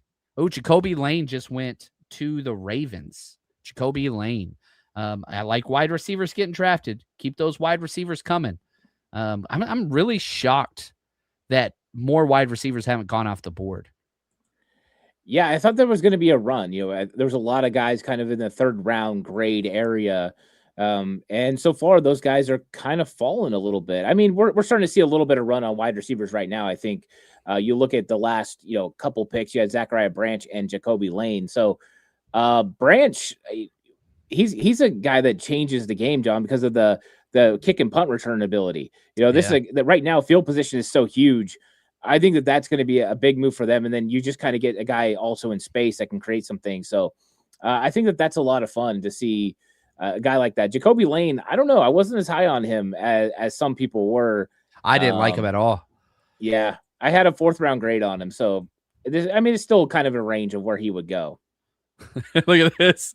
San Mateo, maybe everyone wanted Stribbling. Appreciate you guys. American Graffiti. That's what I'm talking about. True. Man, go get back in there. I need to watch that one again. We did some Glenn Ross, but man, I need to get American Graffiti back in it. That's what's up. Pick is in for the Jacksonville Jaguars at number 81. Looks like they are going to commercial, so we're going to have a minute or two before we get to that. Let's talk. Let's dive into some more just what we know about these players. What do you take away from the similarities? Old, experienced, highly athletic. Like that seems to be the 3 things that tie Romello Height and Deshawn Stribbling together. They're both old, 23 and 25. They both have played a ridiculous amount of football. Both 3 separate schools and both very athletic. What am I missing? Are there any other similarities that you would tie between the two? I don't think so. I think what you can tie is also similarities to players that have been on the roster, for the 49ers before. A certain player profile, right? You look at Stribbling and you kind of get Jawan Jennings as far as the big physical body. And then you look at Romello Height. He reminds not of someone that was a 49er, but of somebody that fit Raheem Morris's scheme. And I think that that's kind of what you're looking at now. And even if you go back to James Pierce Jr., you kind of had that long basketball frame as a guy that was going to bring, pressure off the edge, not exact profile, but just talking about that similarity. So the 49ers Albert Regis, defensive tackle, Texas A&M went. He was not on my big board. I did not watch him. I feel bad about that. Defensive tackle Albert Regis. Yeah. I did watch him. I did not have a draftable grade on him. So there we go. Sorry about that, Jaguars. But I didn't mean to interrupt you, but I just want to keep the things going back to what you were saying. Sorry. Yeah, no, I just, I'm looking at what they're doing, and I think that they don't really care about age. They want experience. They want guys who know how to do it at a high level that are refined. And that's why they're willing to get these guys who are well-traveled, because they know that they're going to be able to jump right in and help your football team. These aren't projects. These aren't guys that you have to hope that they're going to be able to help your football team. They need guys who can help now. And I think that's exactly why they're going with some of these guys. And maybe why John Lynch might have been bluffing everybody. Akeem Messidor might have been on their radar at 25 years old when you think about a potential one-contract guy. And he went right before the 49ers picked, I think, Malachi Lawrence. And I think, Akeem Messidor, those guys are there. Those guys are there. It's what it is. Yeah, and right here, Bobby, like Texas A&M has to be breaking records for most players picked. Geez, it's a lot, but man, they weren't that good. They didn't do anything in the playoffs. Like all the time, every A&M guy. I'm a Longhorn, so I'm very, very biased.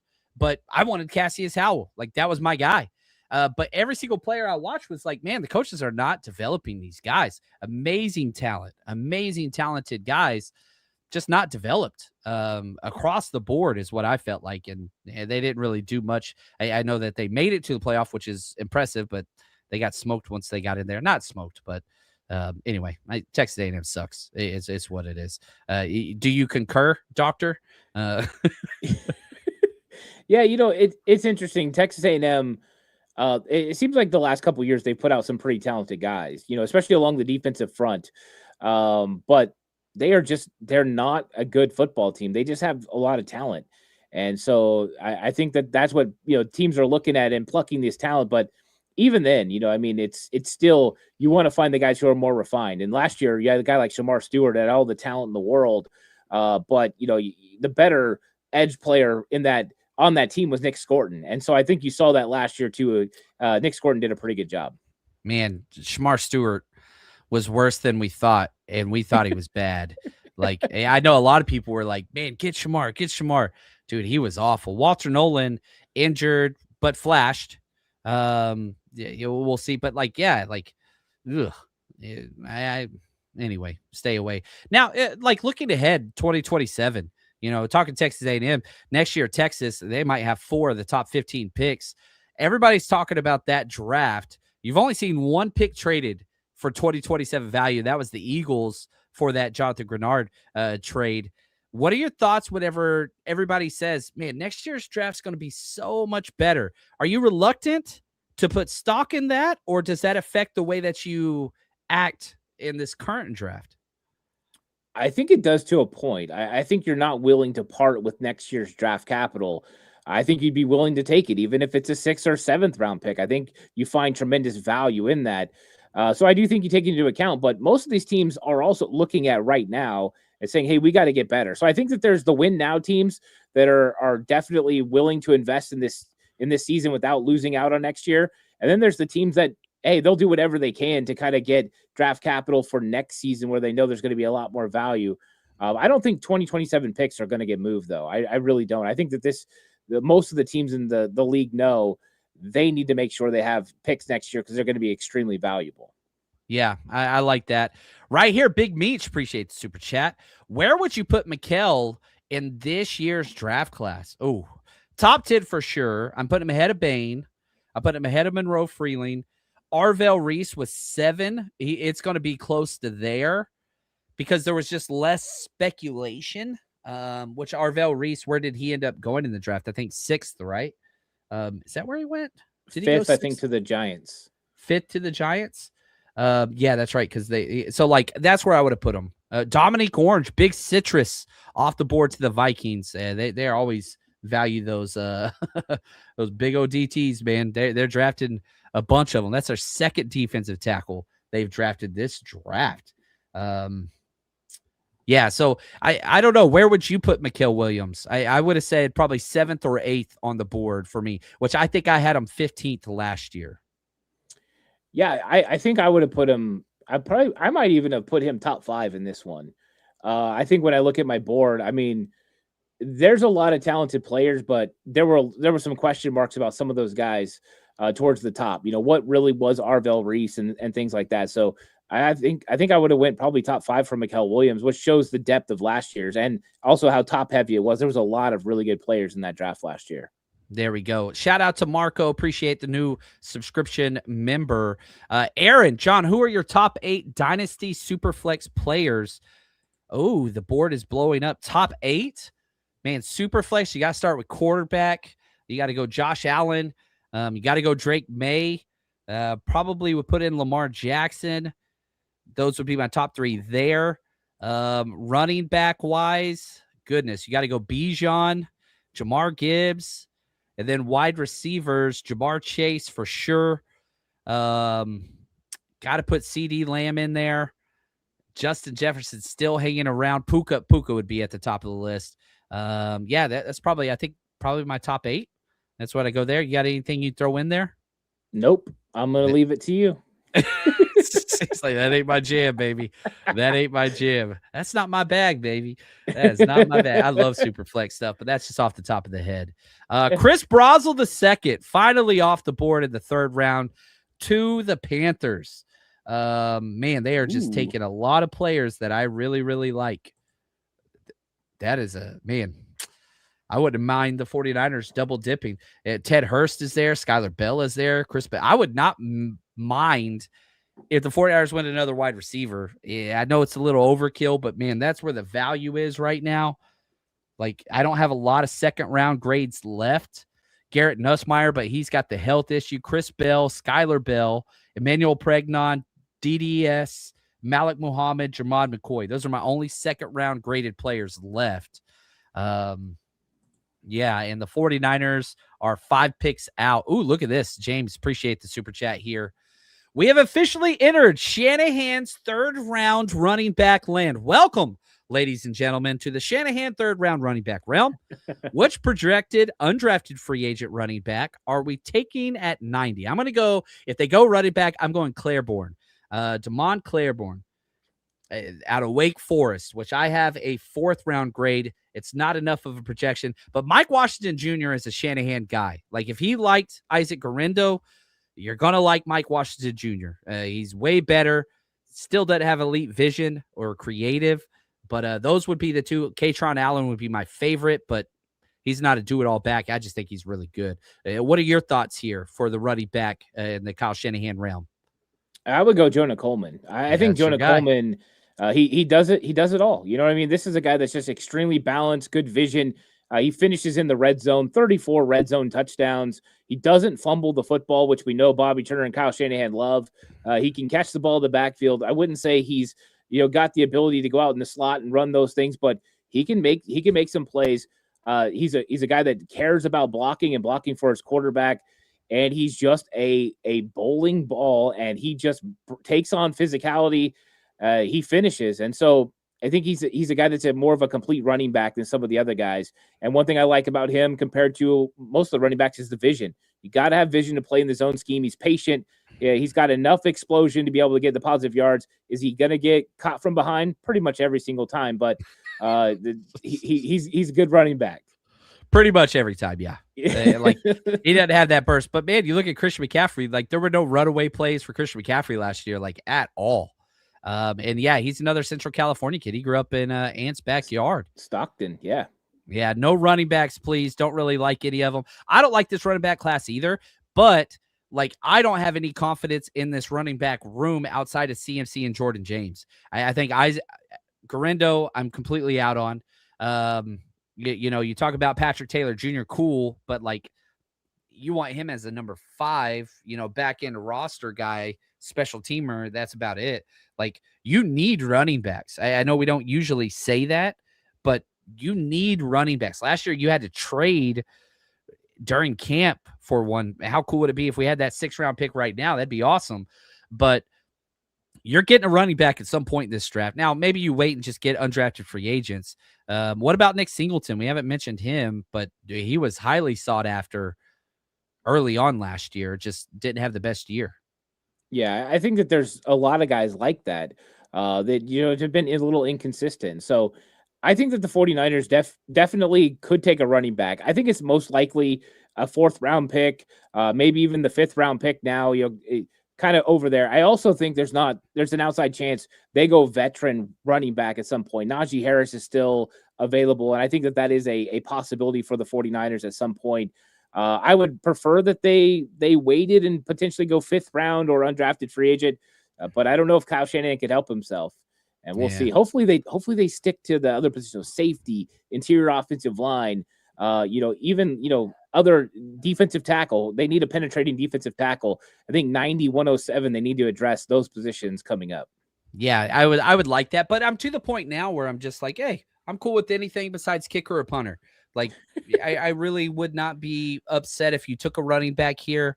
I don't think it'd be smart or wise, but the way the board has fallen, like, my grades at running back position, like I have 3rd round grades on Katron Allen and Mike Washington Jr. It's not a reach.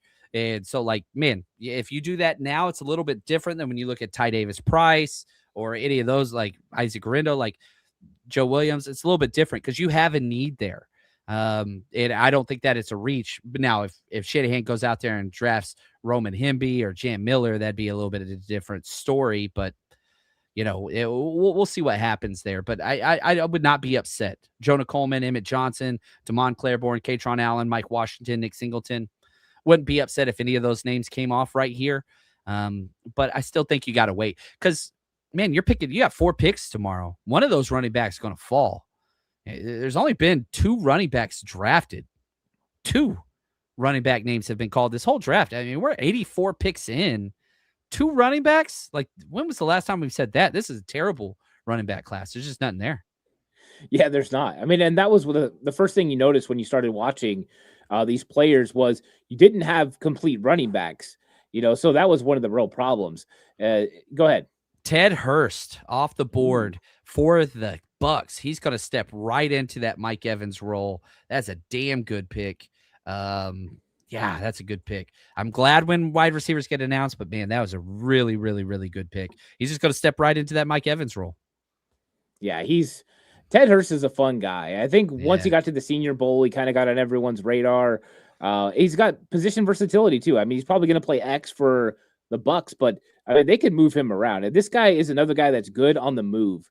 You're talking about a guy that runs routes coming off motion really well.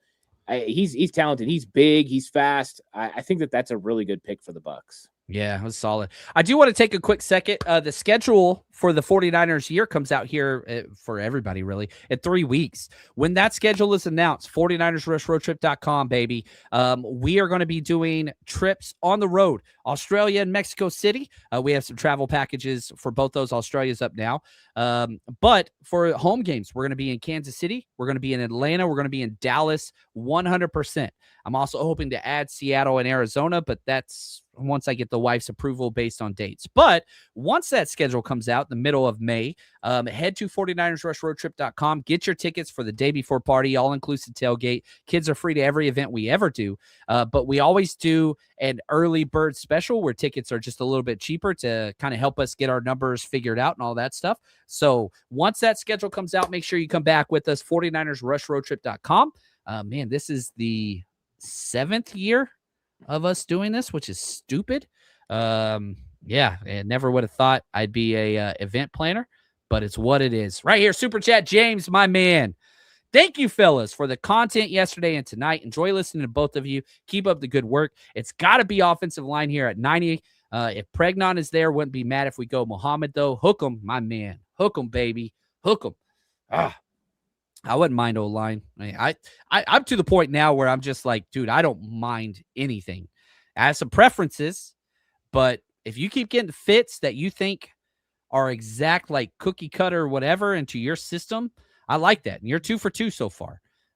So yeah, the reach for Stribbling was rough, but you traded back twice. Ooh, Dalen Everett, cornerback, Georgia, who Deshawn Stribbling ate his lunch, not once, but twice, just went off the board to the Steelers. Yeah, it's interesting about Dalen Everett. I thought he was a good player, but I think this might be a little high for him. But he's got some talent. But if you look at the Georgia film, you talk about Stribbling beating him up. Chris Brazzell beat him up too. Oh, he cooked him. Yeah, those guys, they went off on him. So that's an interesting pick. You know what I really want to see them add, John? I want to see them add speed to the defense still. I know they need to go interior offensive line, but I want to continue to add speed to the defense. I want this defense to just get faster and better and able to close. So that's what I'm kind of looking at too as we go through these picks. Look at this. You got a super chat right here, Ant. This one's yours. Oh, wow. This comes from Chuck. Thanks so much, Chuck. Star49. You guys are the best. Ant, early start on my Venmo gifts. Happy to hear about the new baby. Go 49ers. Chuck is a Patreon guy. Chuck is one of the best ever. He is he gifts all the time. I appreciate Chuck. He's a gem. And I've even told Chuck before, you need any content from anything that I can do to make your experience better. And Chuck is just like, nope, just keep doing what you're doing. Chuck is one of the very best that there is. So thanks so much, Chuck. I really appreciate the gift. You're the best of the best, Chuck. Appreciate you, man. Man, we got to trade. The Browns have traded so many times. They traded 3 picks, 105, 145, 206 to jump up to 86. They traded 3 picks. The Browns have been more trade heavy than the 49ers even. And they got Austin Barber. I think that is a great pick. This might start the run on offensive tackles and offensive linemen going. It had to happen at some point. I liked Barber. I'm not sure I liked him giving up 3 picks to move up and get him, but he's going to start at tackle for him. Yeah, I mean, Austin Barber, they have so many holes on the offensive line. They needed to go offensive line, and Barber's a guy that's another scheme fit. And you're talking about a versatile player that can play left tackle, right tackle in the NFL, very athletic, good in space, zone scheme fit. So that's a really phenomenal pick for them. I think that I had him as my number 87 overall player. So this is kind of a really good value for them. I think they're getting a good player, but like you said, do you trade up give up that many picks? That's a lot to get a player like Austin Barber, but I do think he's a good, solid player.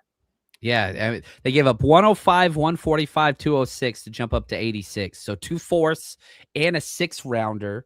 The Dolphins are on the clock at pick 87. Their pick is in, which means you're 2 picks away from the 49ers being on the clock.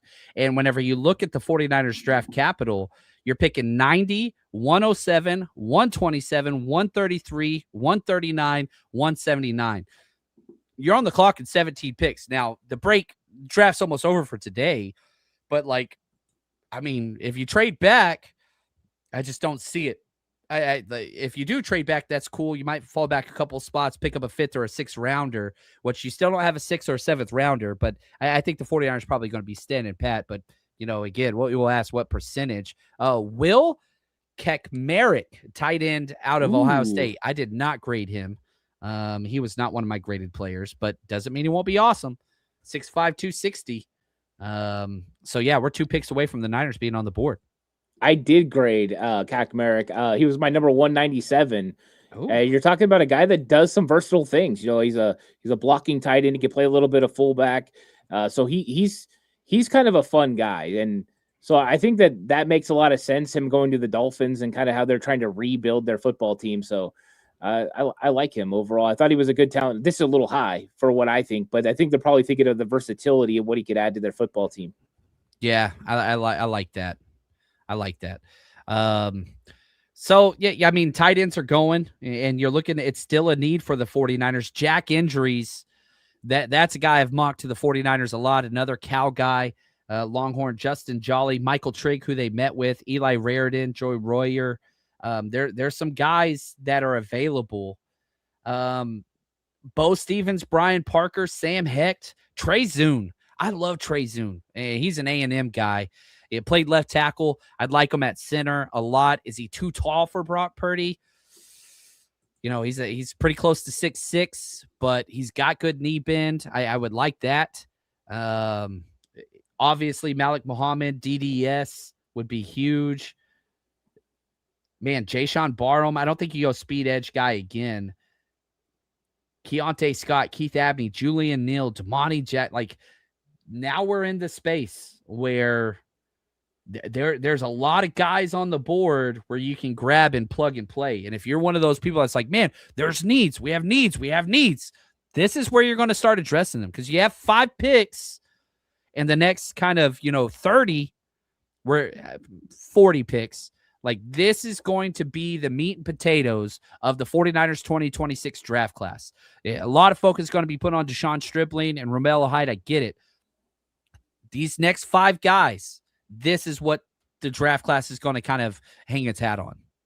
Yeah, and I think you're going to have some players that are interesting, especially if you're looking at interior offensive line. And I know that that's been a conversation point, and a lot of people were talking, Kalen Rutledge and Chase Pesontis and those guys. But where there was a lot of value was when you got to right here, the third round, the early fourth round, where you could find guys who could still compete and start. When you look at guards, they're not valued the way that other positions are.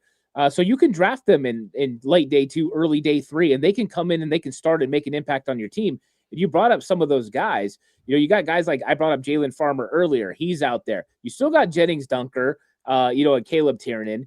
And then another guy that I like that I haven't brought up yet, Jude Bowery, the offensive tackle from Boston College. I think that he's another guy that has tremendous value. I think he could play inside. So I look at the interior offensive line as a position that the 49ers can still feel comfortable with the talent that's there. Now, unless there's a run on these guys all of a sudden, you're talking 90, 107. They have a really good shot to improve the offensive line with somebody that could compete and potentially start at left guard. Yeah, I like that. And you shoot, the 49ers are real close. The pick is in for the Jags. The Bears are on the clock, and the Niners on deck, just sitting right there. Dude, I'm pumped. This is awesome. And man, we've been on air for 4 hours straight. Look at us. Freaking crazy. And y'all watching this whole time, y'all are crazy, and I love it. Right here, Robbie, thank you so much, man. He says, my boy Jamie says, Chapman and Ant make me want to be a catcher. I played catcher. I can't move, man. I played third base and catcher. Baseball was my thing. I didn't get hit nobody. Wasn't my thing in Texas. You mean tell me I can play football all the time and just hit people? That was easy for me. Josh, appreciate the super sticker, man. You are the man. Thank you, guys. The generosity is awesome. And Jalen Kilgore still sitting there. Ooh. Man. Yeah. People about to be upset, I think. And like what I mean by that is I'm ready to hear a name. We none of us have I didn't grade, right? I think that's about where we're about to be in the Shanahan world of craziness. But that's okay. That's okay. You got a lot of picks tomorrow, so don't go to bed upset. You got some players. Emmanuel Pregnon, finally off the board to the Jaguars at pick 88. Nobody saw that coming. Yeah, Pregnon fell a lot farther than I think a lot of people thought that he was going to fall. I think for some of us, it wasn't a big surprise because I think he had to be a particular scheme to be a fit. And so, I mean, there you go. Now the Jaguars get a guy. They need interior offensive line. They need help.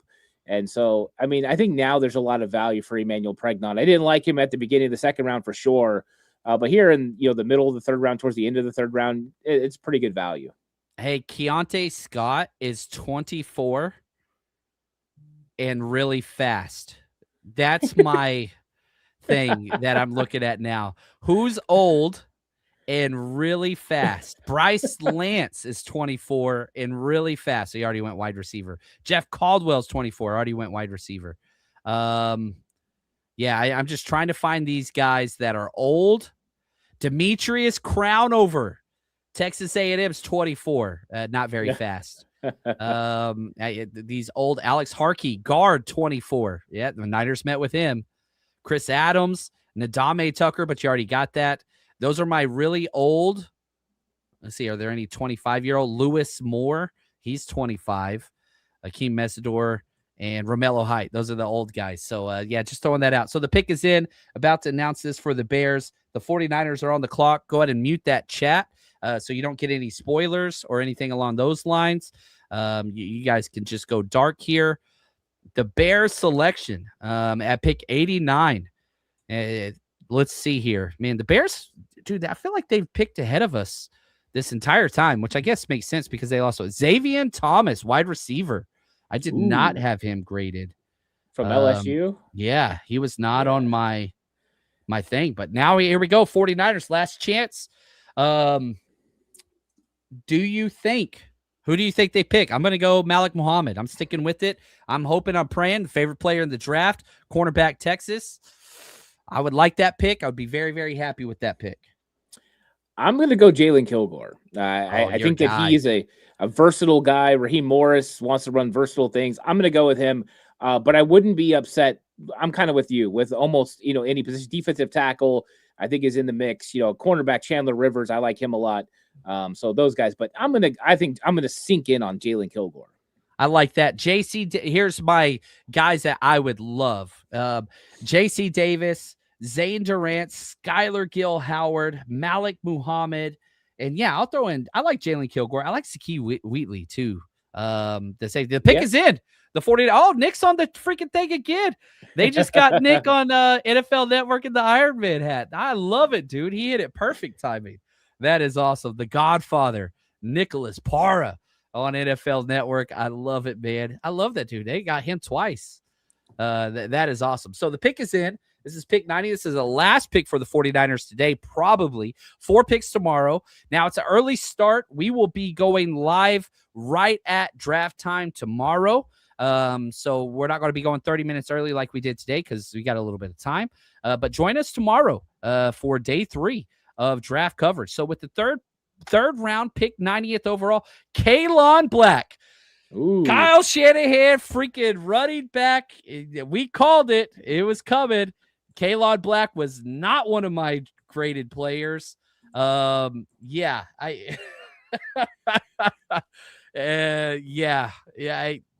Kyle Shanahan going to Kyle Shanahan. To say that this is a reach is an understatement. Golly, Kyle Shanahan. He just can't help himself. It was a 5th round grade from Dane Brugler. Yeah, I don't know. This is you needed a running back. This is a terrible pick. Not saying it won't be great.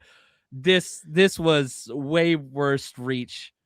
Oh my God, this is terrible. What are your thoughts, man? Yeah, I had a 4th round grade on Kalon Black. So, okay, cool. 138 though. So I like that's what I was saying. I thought 4th round made a lot more sense than right now. I'm not a huge fan. I think when you look at the value of what was on the board, they could have went a different position. I think this is also a really good look at what they think of Isaac Orendo. So they're moving in a different direction. And so Jordan James, Kalon Black backing up Christian McCaffrey. Interesting. I guess I'll break into more of the Kalon Black film and get into that. Yeah, I don't like this pick at all. Here we go. Here's the overall kind of write-up.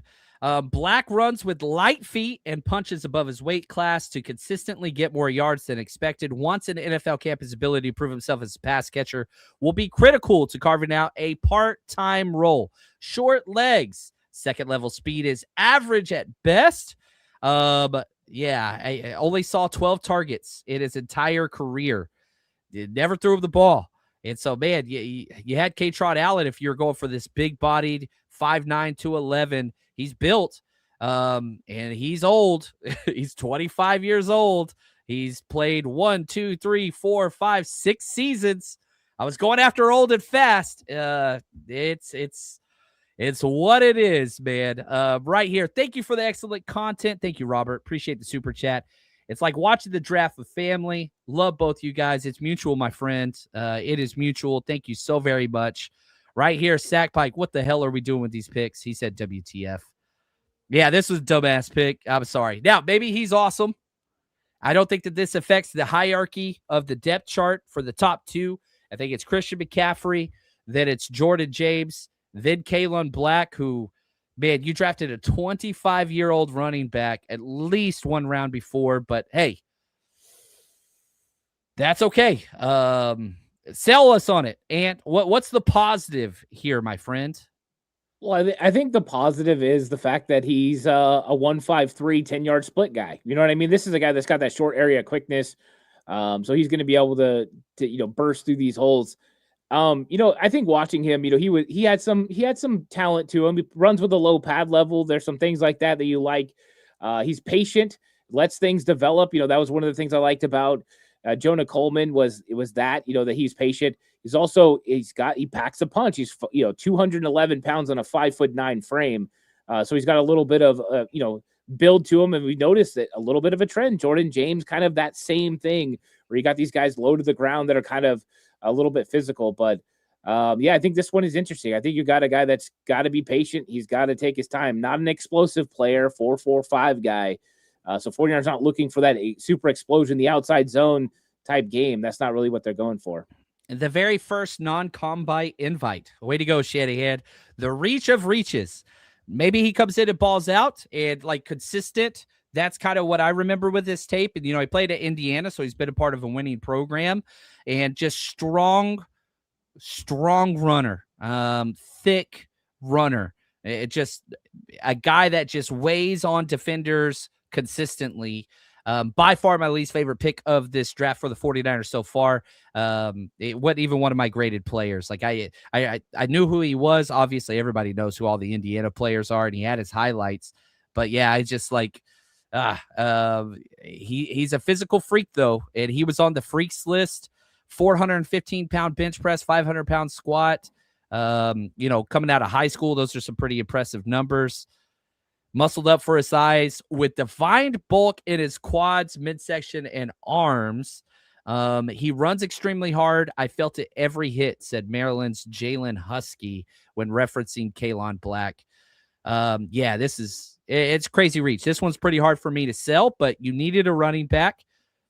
We talked about it before. This is crazy. Yeah, right here. Send another WTF pick, a 100%. Well, I think it's you look at the Bobby Turner things, the things that Kyle Shanahan and Bobby Turner look at, it's ball security as well. No fumbles last year at Indiana. One of the things that happens, he's a lateral quickness guy. He's a guy that can jump cut pretty well and stuff like that. So it definitely fits the mold of what they've been doing lately as far as drafting. I think they're also probably going to say he didn't carry the ball a lot, never had more than 186 carries in a season. So he's going to have a lot of tread on the tires, right? The way Isaac Rendo, they talked about that. I think that's something that they look at. And so he's going to be asked to come in and play a backup role initially. And this isn't something that's going to help this team right now. It's going to help in the future. At least that's what they're anticipating. Yeah, it just gives you some depth at a position you didn't have depth. That's the positive.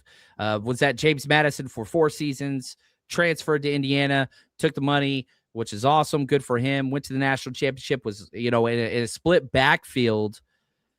It's just, I don't know. Shanahan just can't help himself. And you got a position of need, so that's good because you did need another running back. You didn't have it. James, appreciate you, man. Over under 0 snaps for our new running back. Shanahan ain't going to use them the only way this dude sees the field, he's not even a returner. He's not going to be on kickoff return.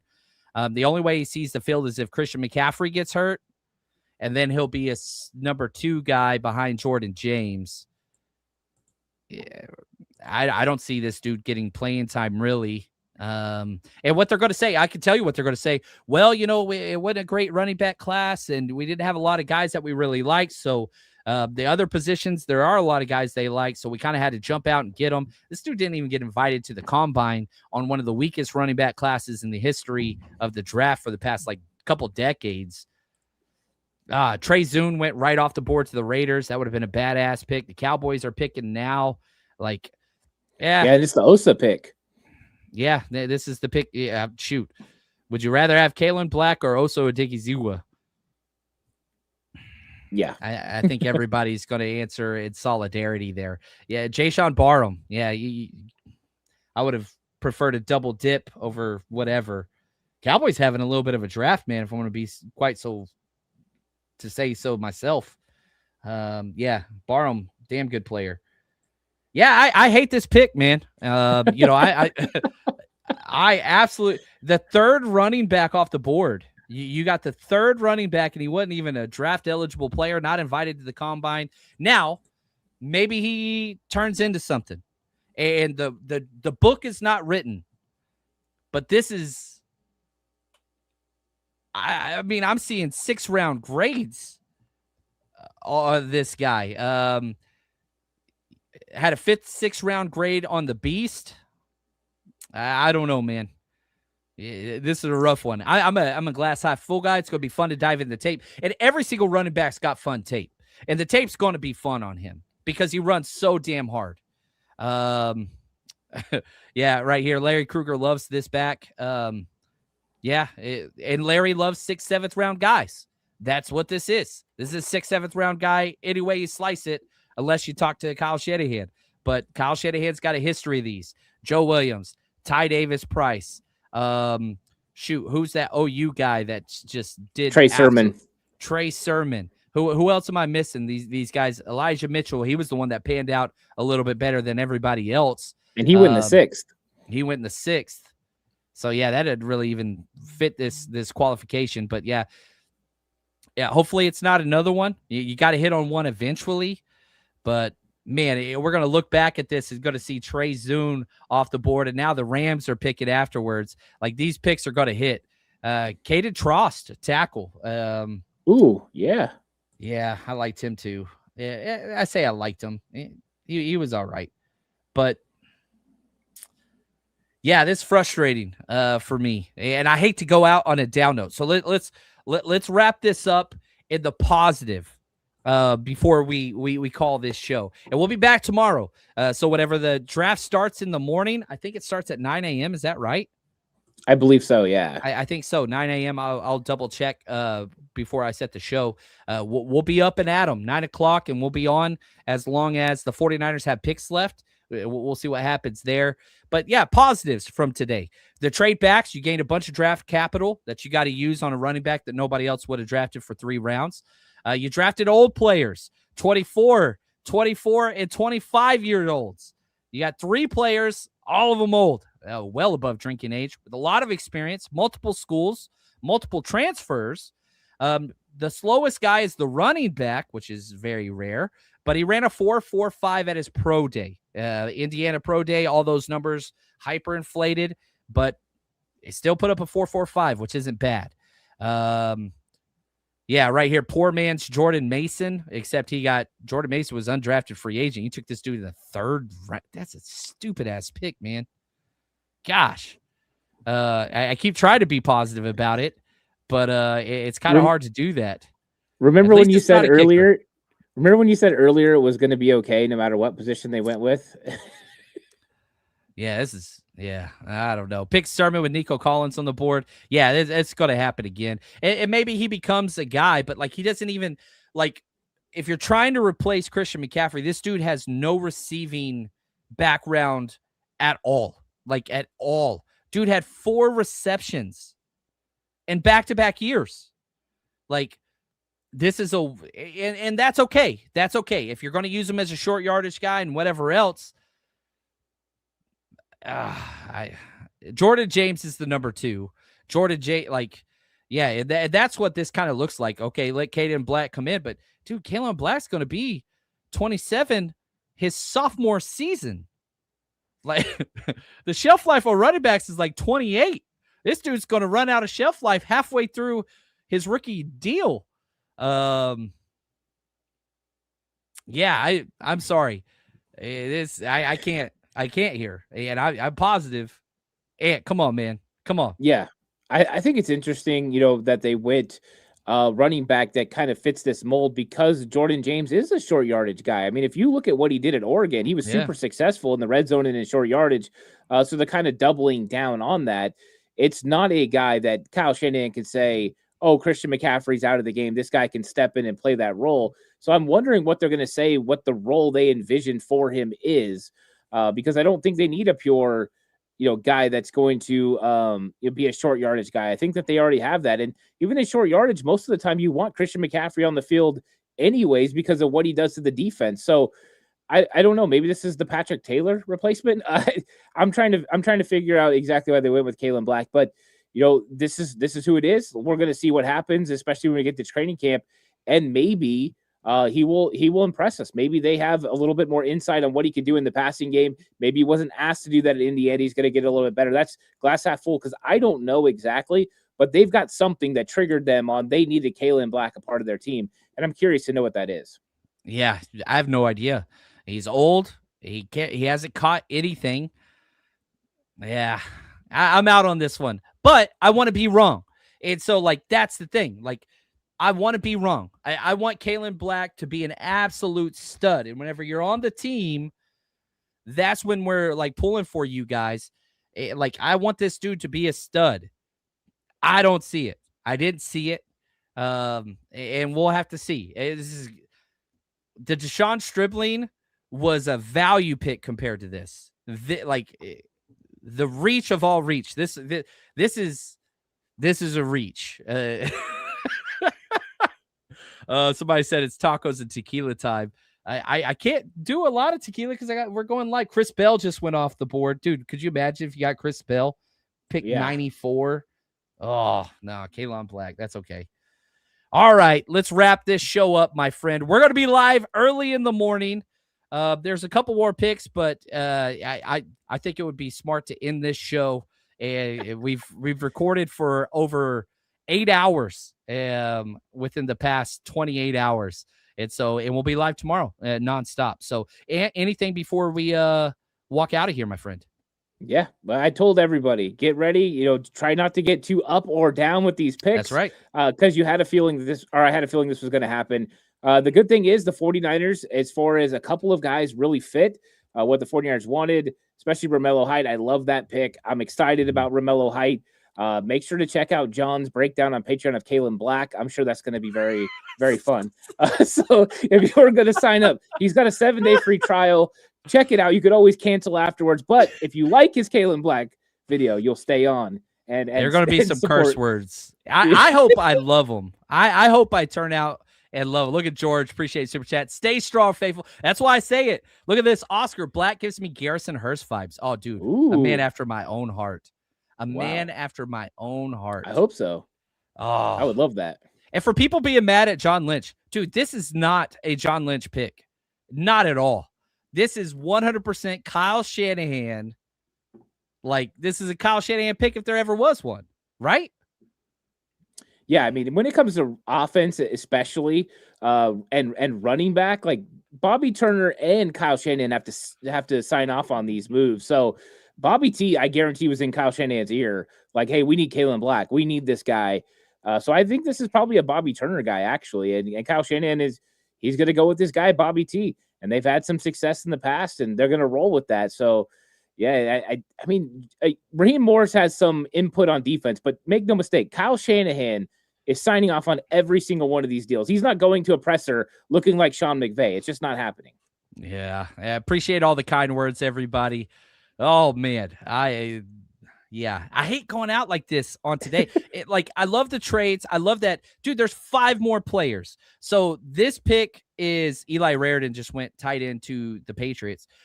I love the fact that there's 5 more additions coming. And this pick is going to get mixed in with a lot of other ones. And maybe Kalon Black is, a role player, special team stud. I'm sure the personality is off the charts. And that's probably why, they fell in love with the player, the person, which I could totally get because nobody's saying negative things about who he is. He's a grown-ass man, a 25-year-old running back, which is rare of itself. Somebody put in the chat, we're just trying to make the Rams feel better about themselves. But, yeah, it's tequila time. The wife isn't home. I'm not doing a breakdown tonight. I'm going to relax, kick my feet up, have some beer. I'm going to show up hungover tomorrow, and we're going to have a good time. It's what it is. And I just want to say I appreciate – we got a trade, but not the Niners. Pittsburgh just traded up. This has been fun, man. Any closing remarks one more time? Just I don't want to cut you off before you're done. Oh, no, just I had a lot of fun. Looking forward to tomorrow. It's going to be a blast, and we're going to ride this thing out and see what the 49ers do. It's going to be fun. Oh, yeah. Whew. It's good times. Love you guys. Absolute blast. And as always, stay strong, faithful. We out.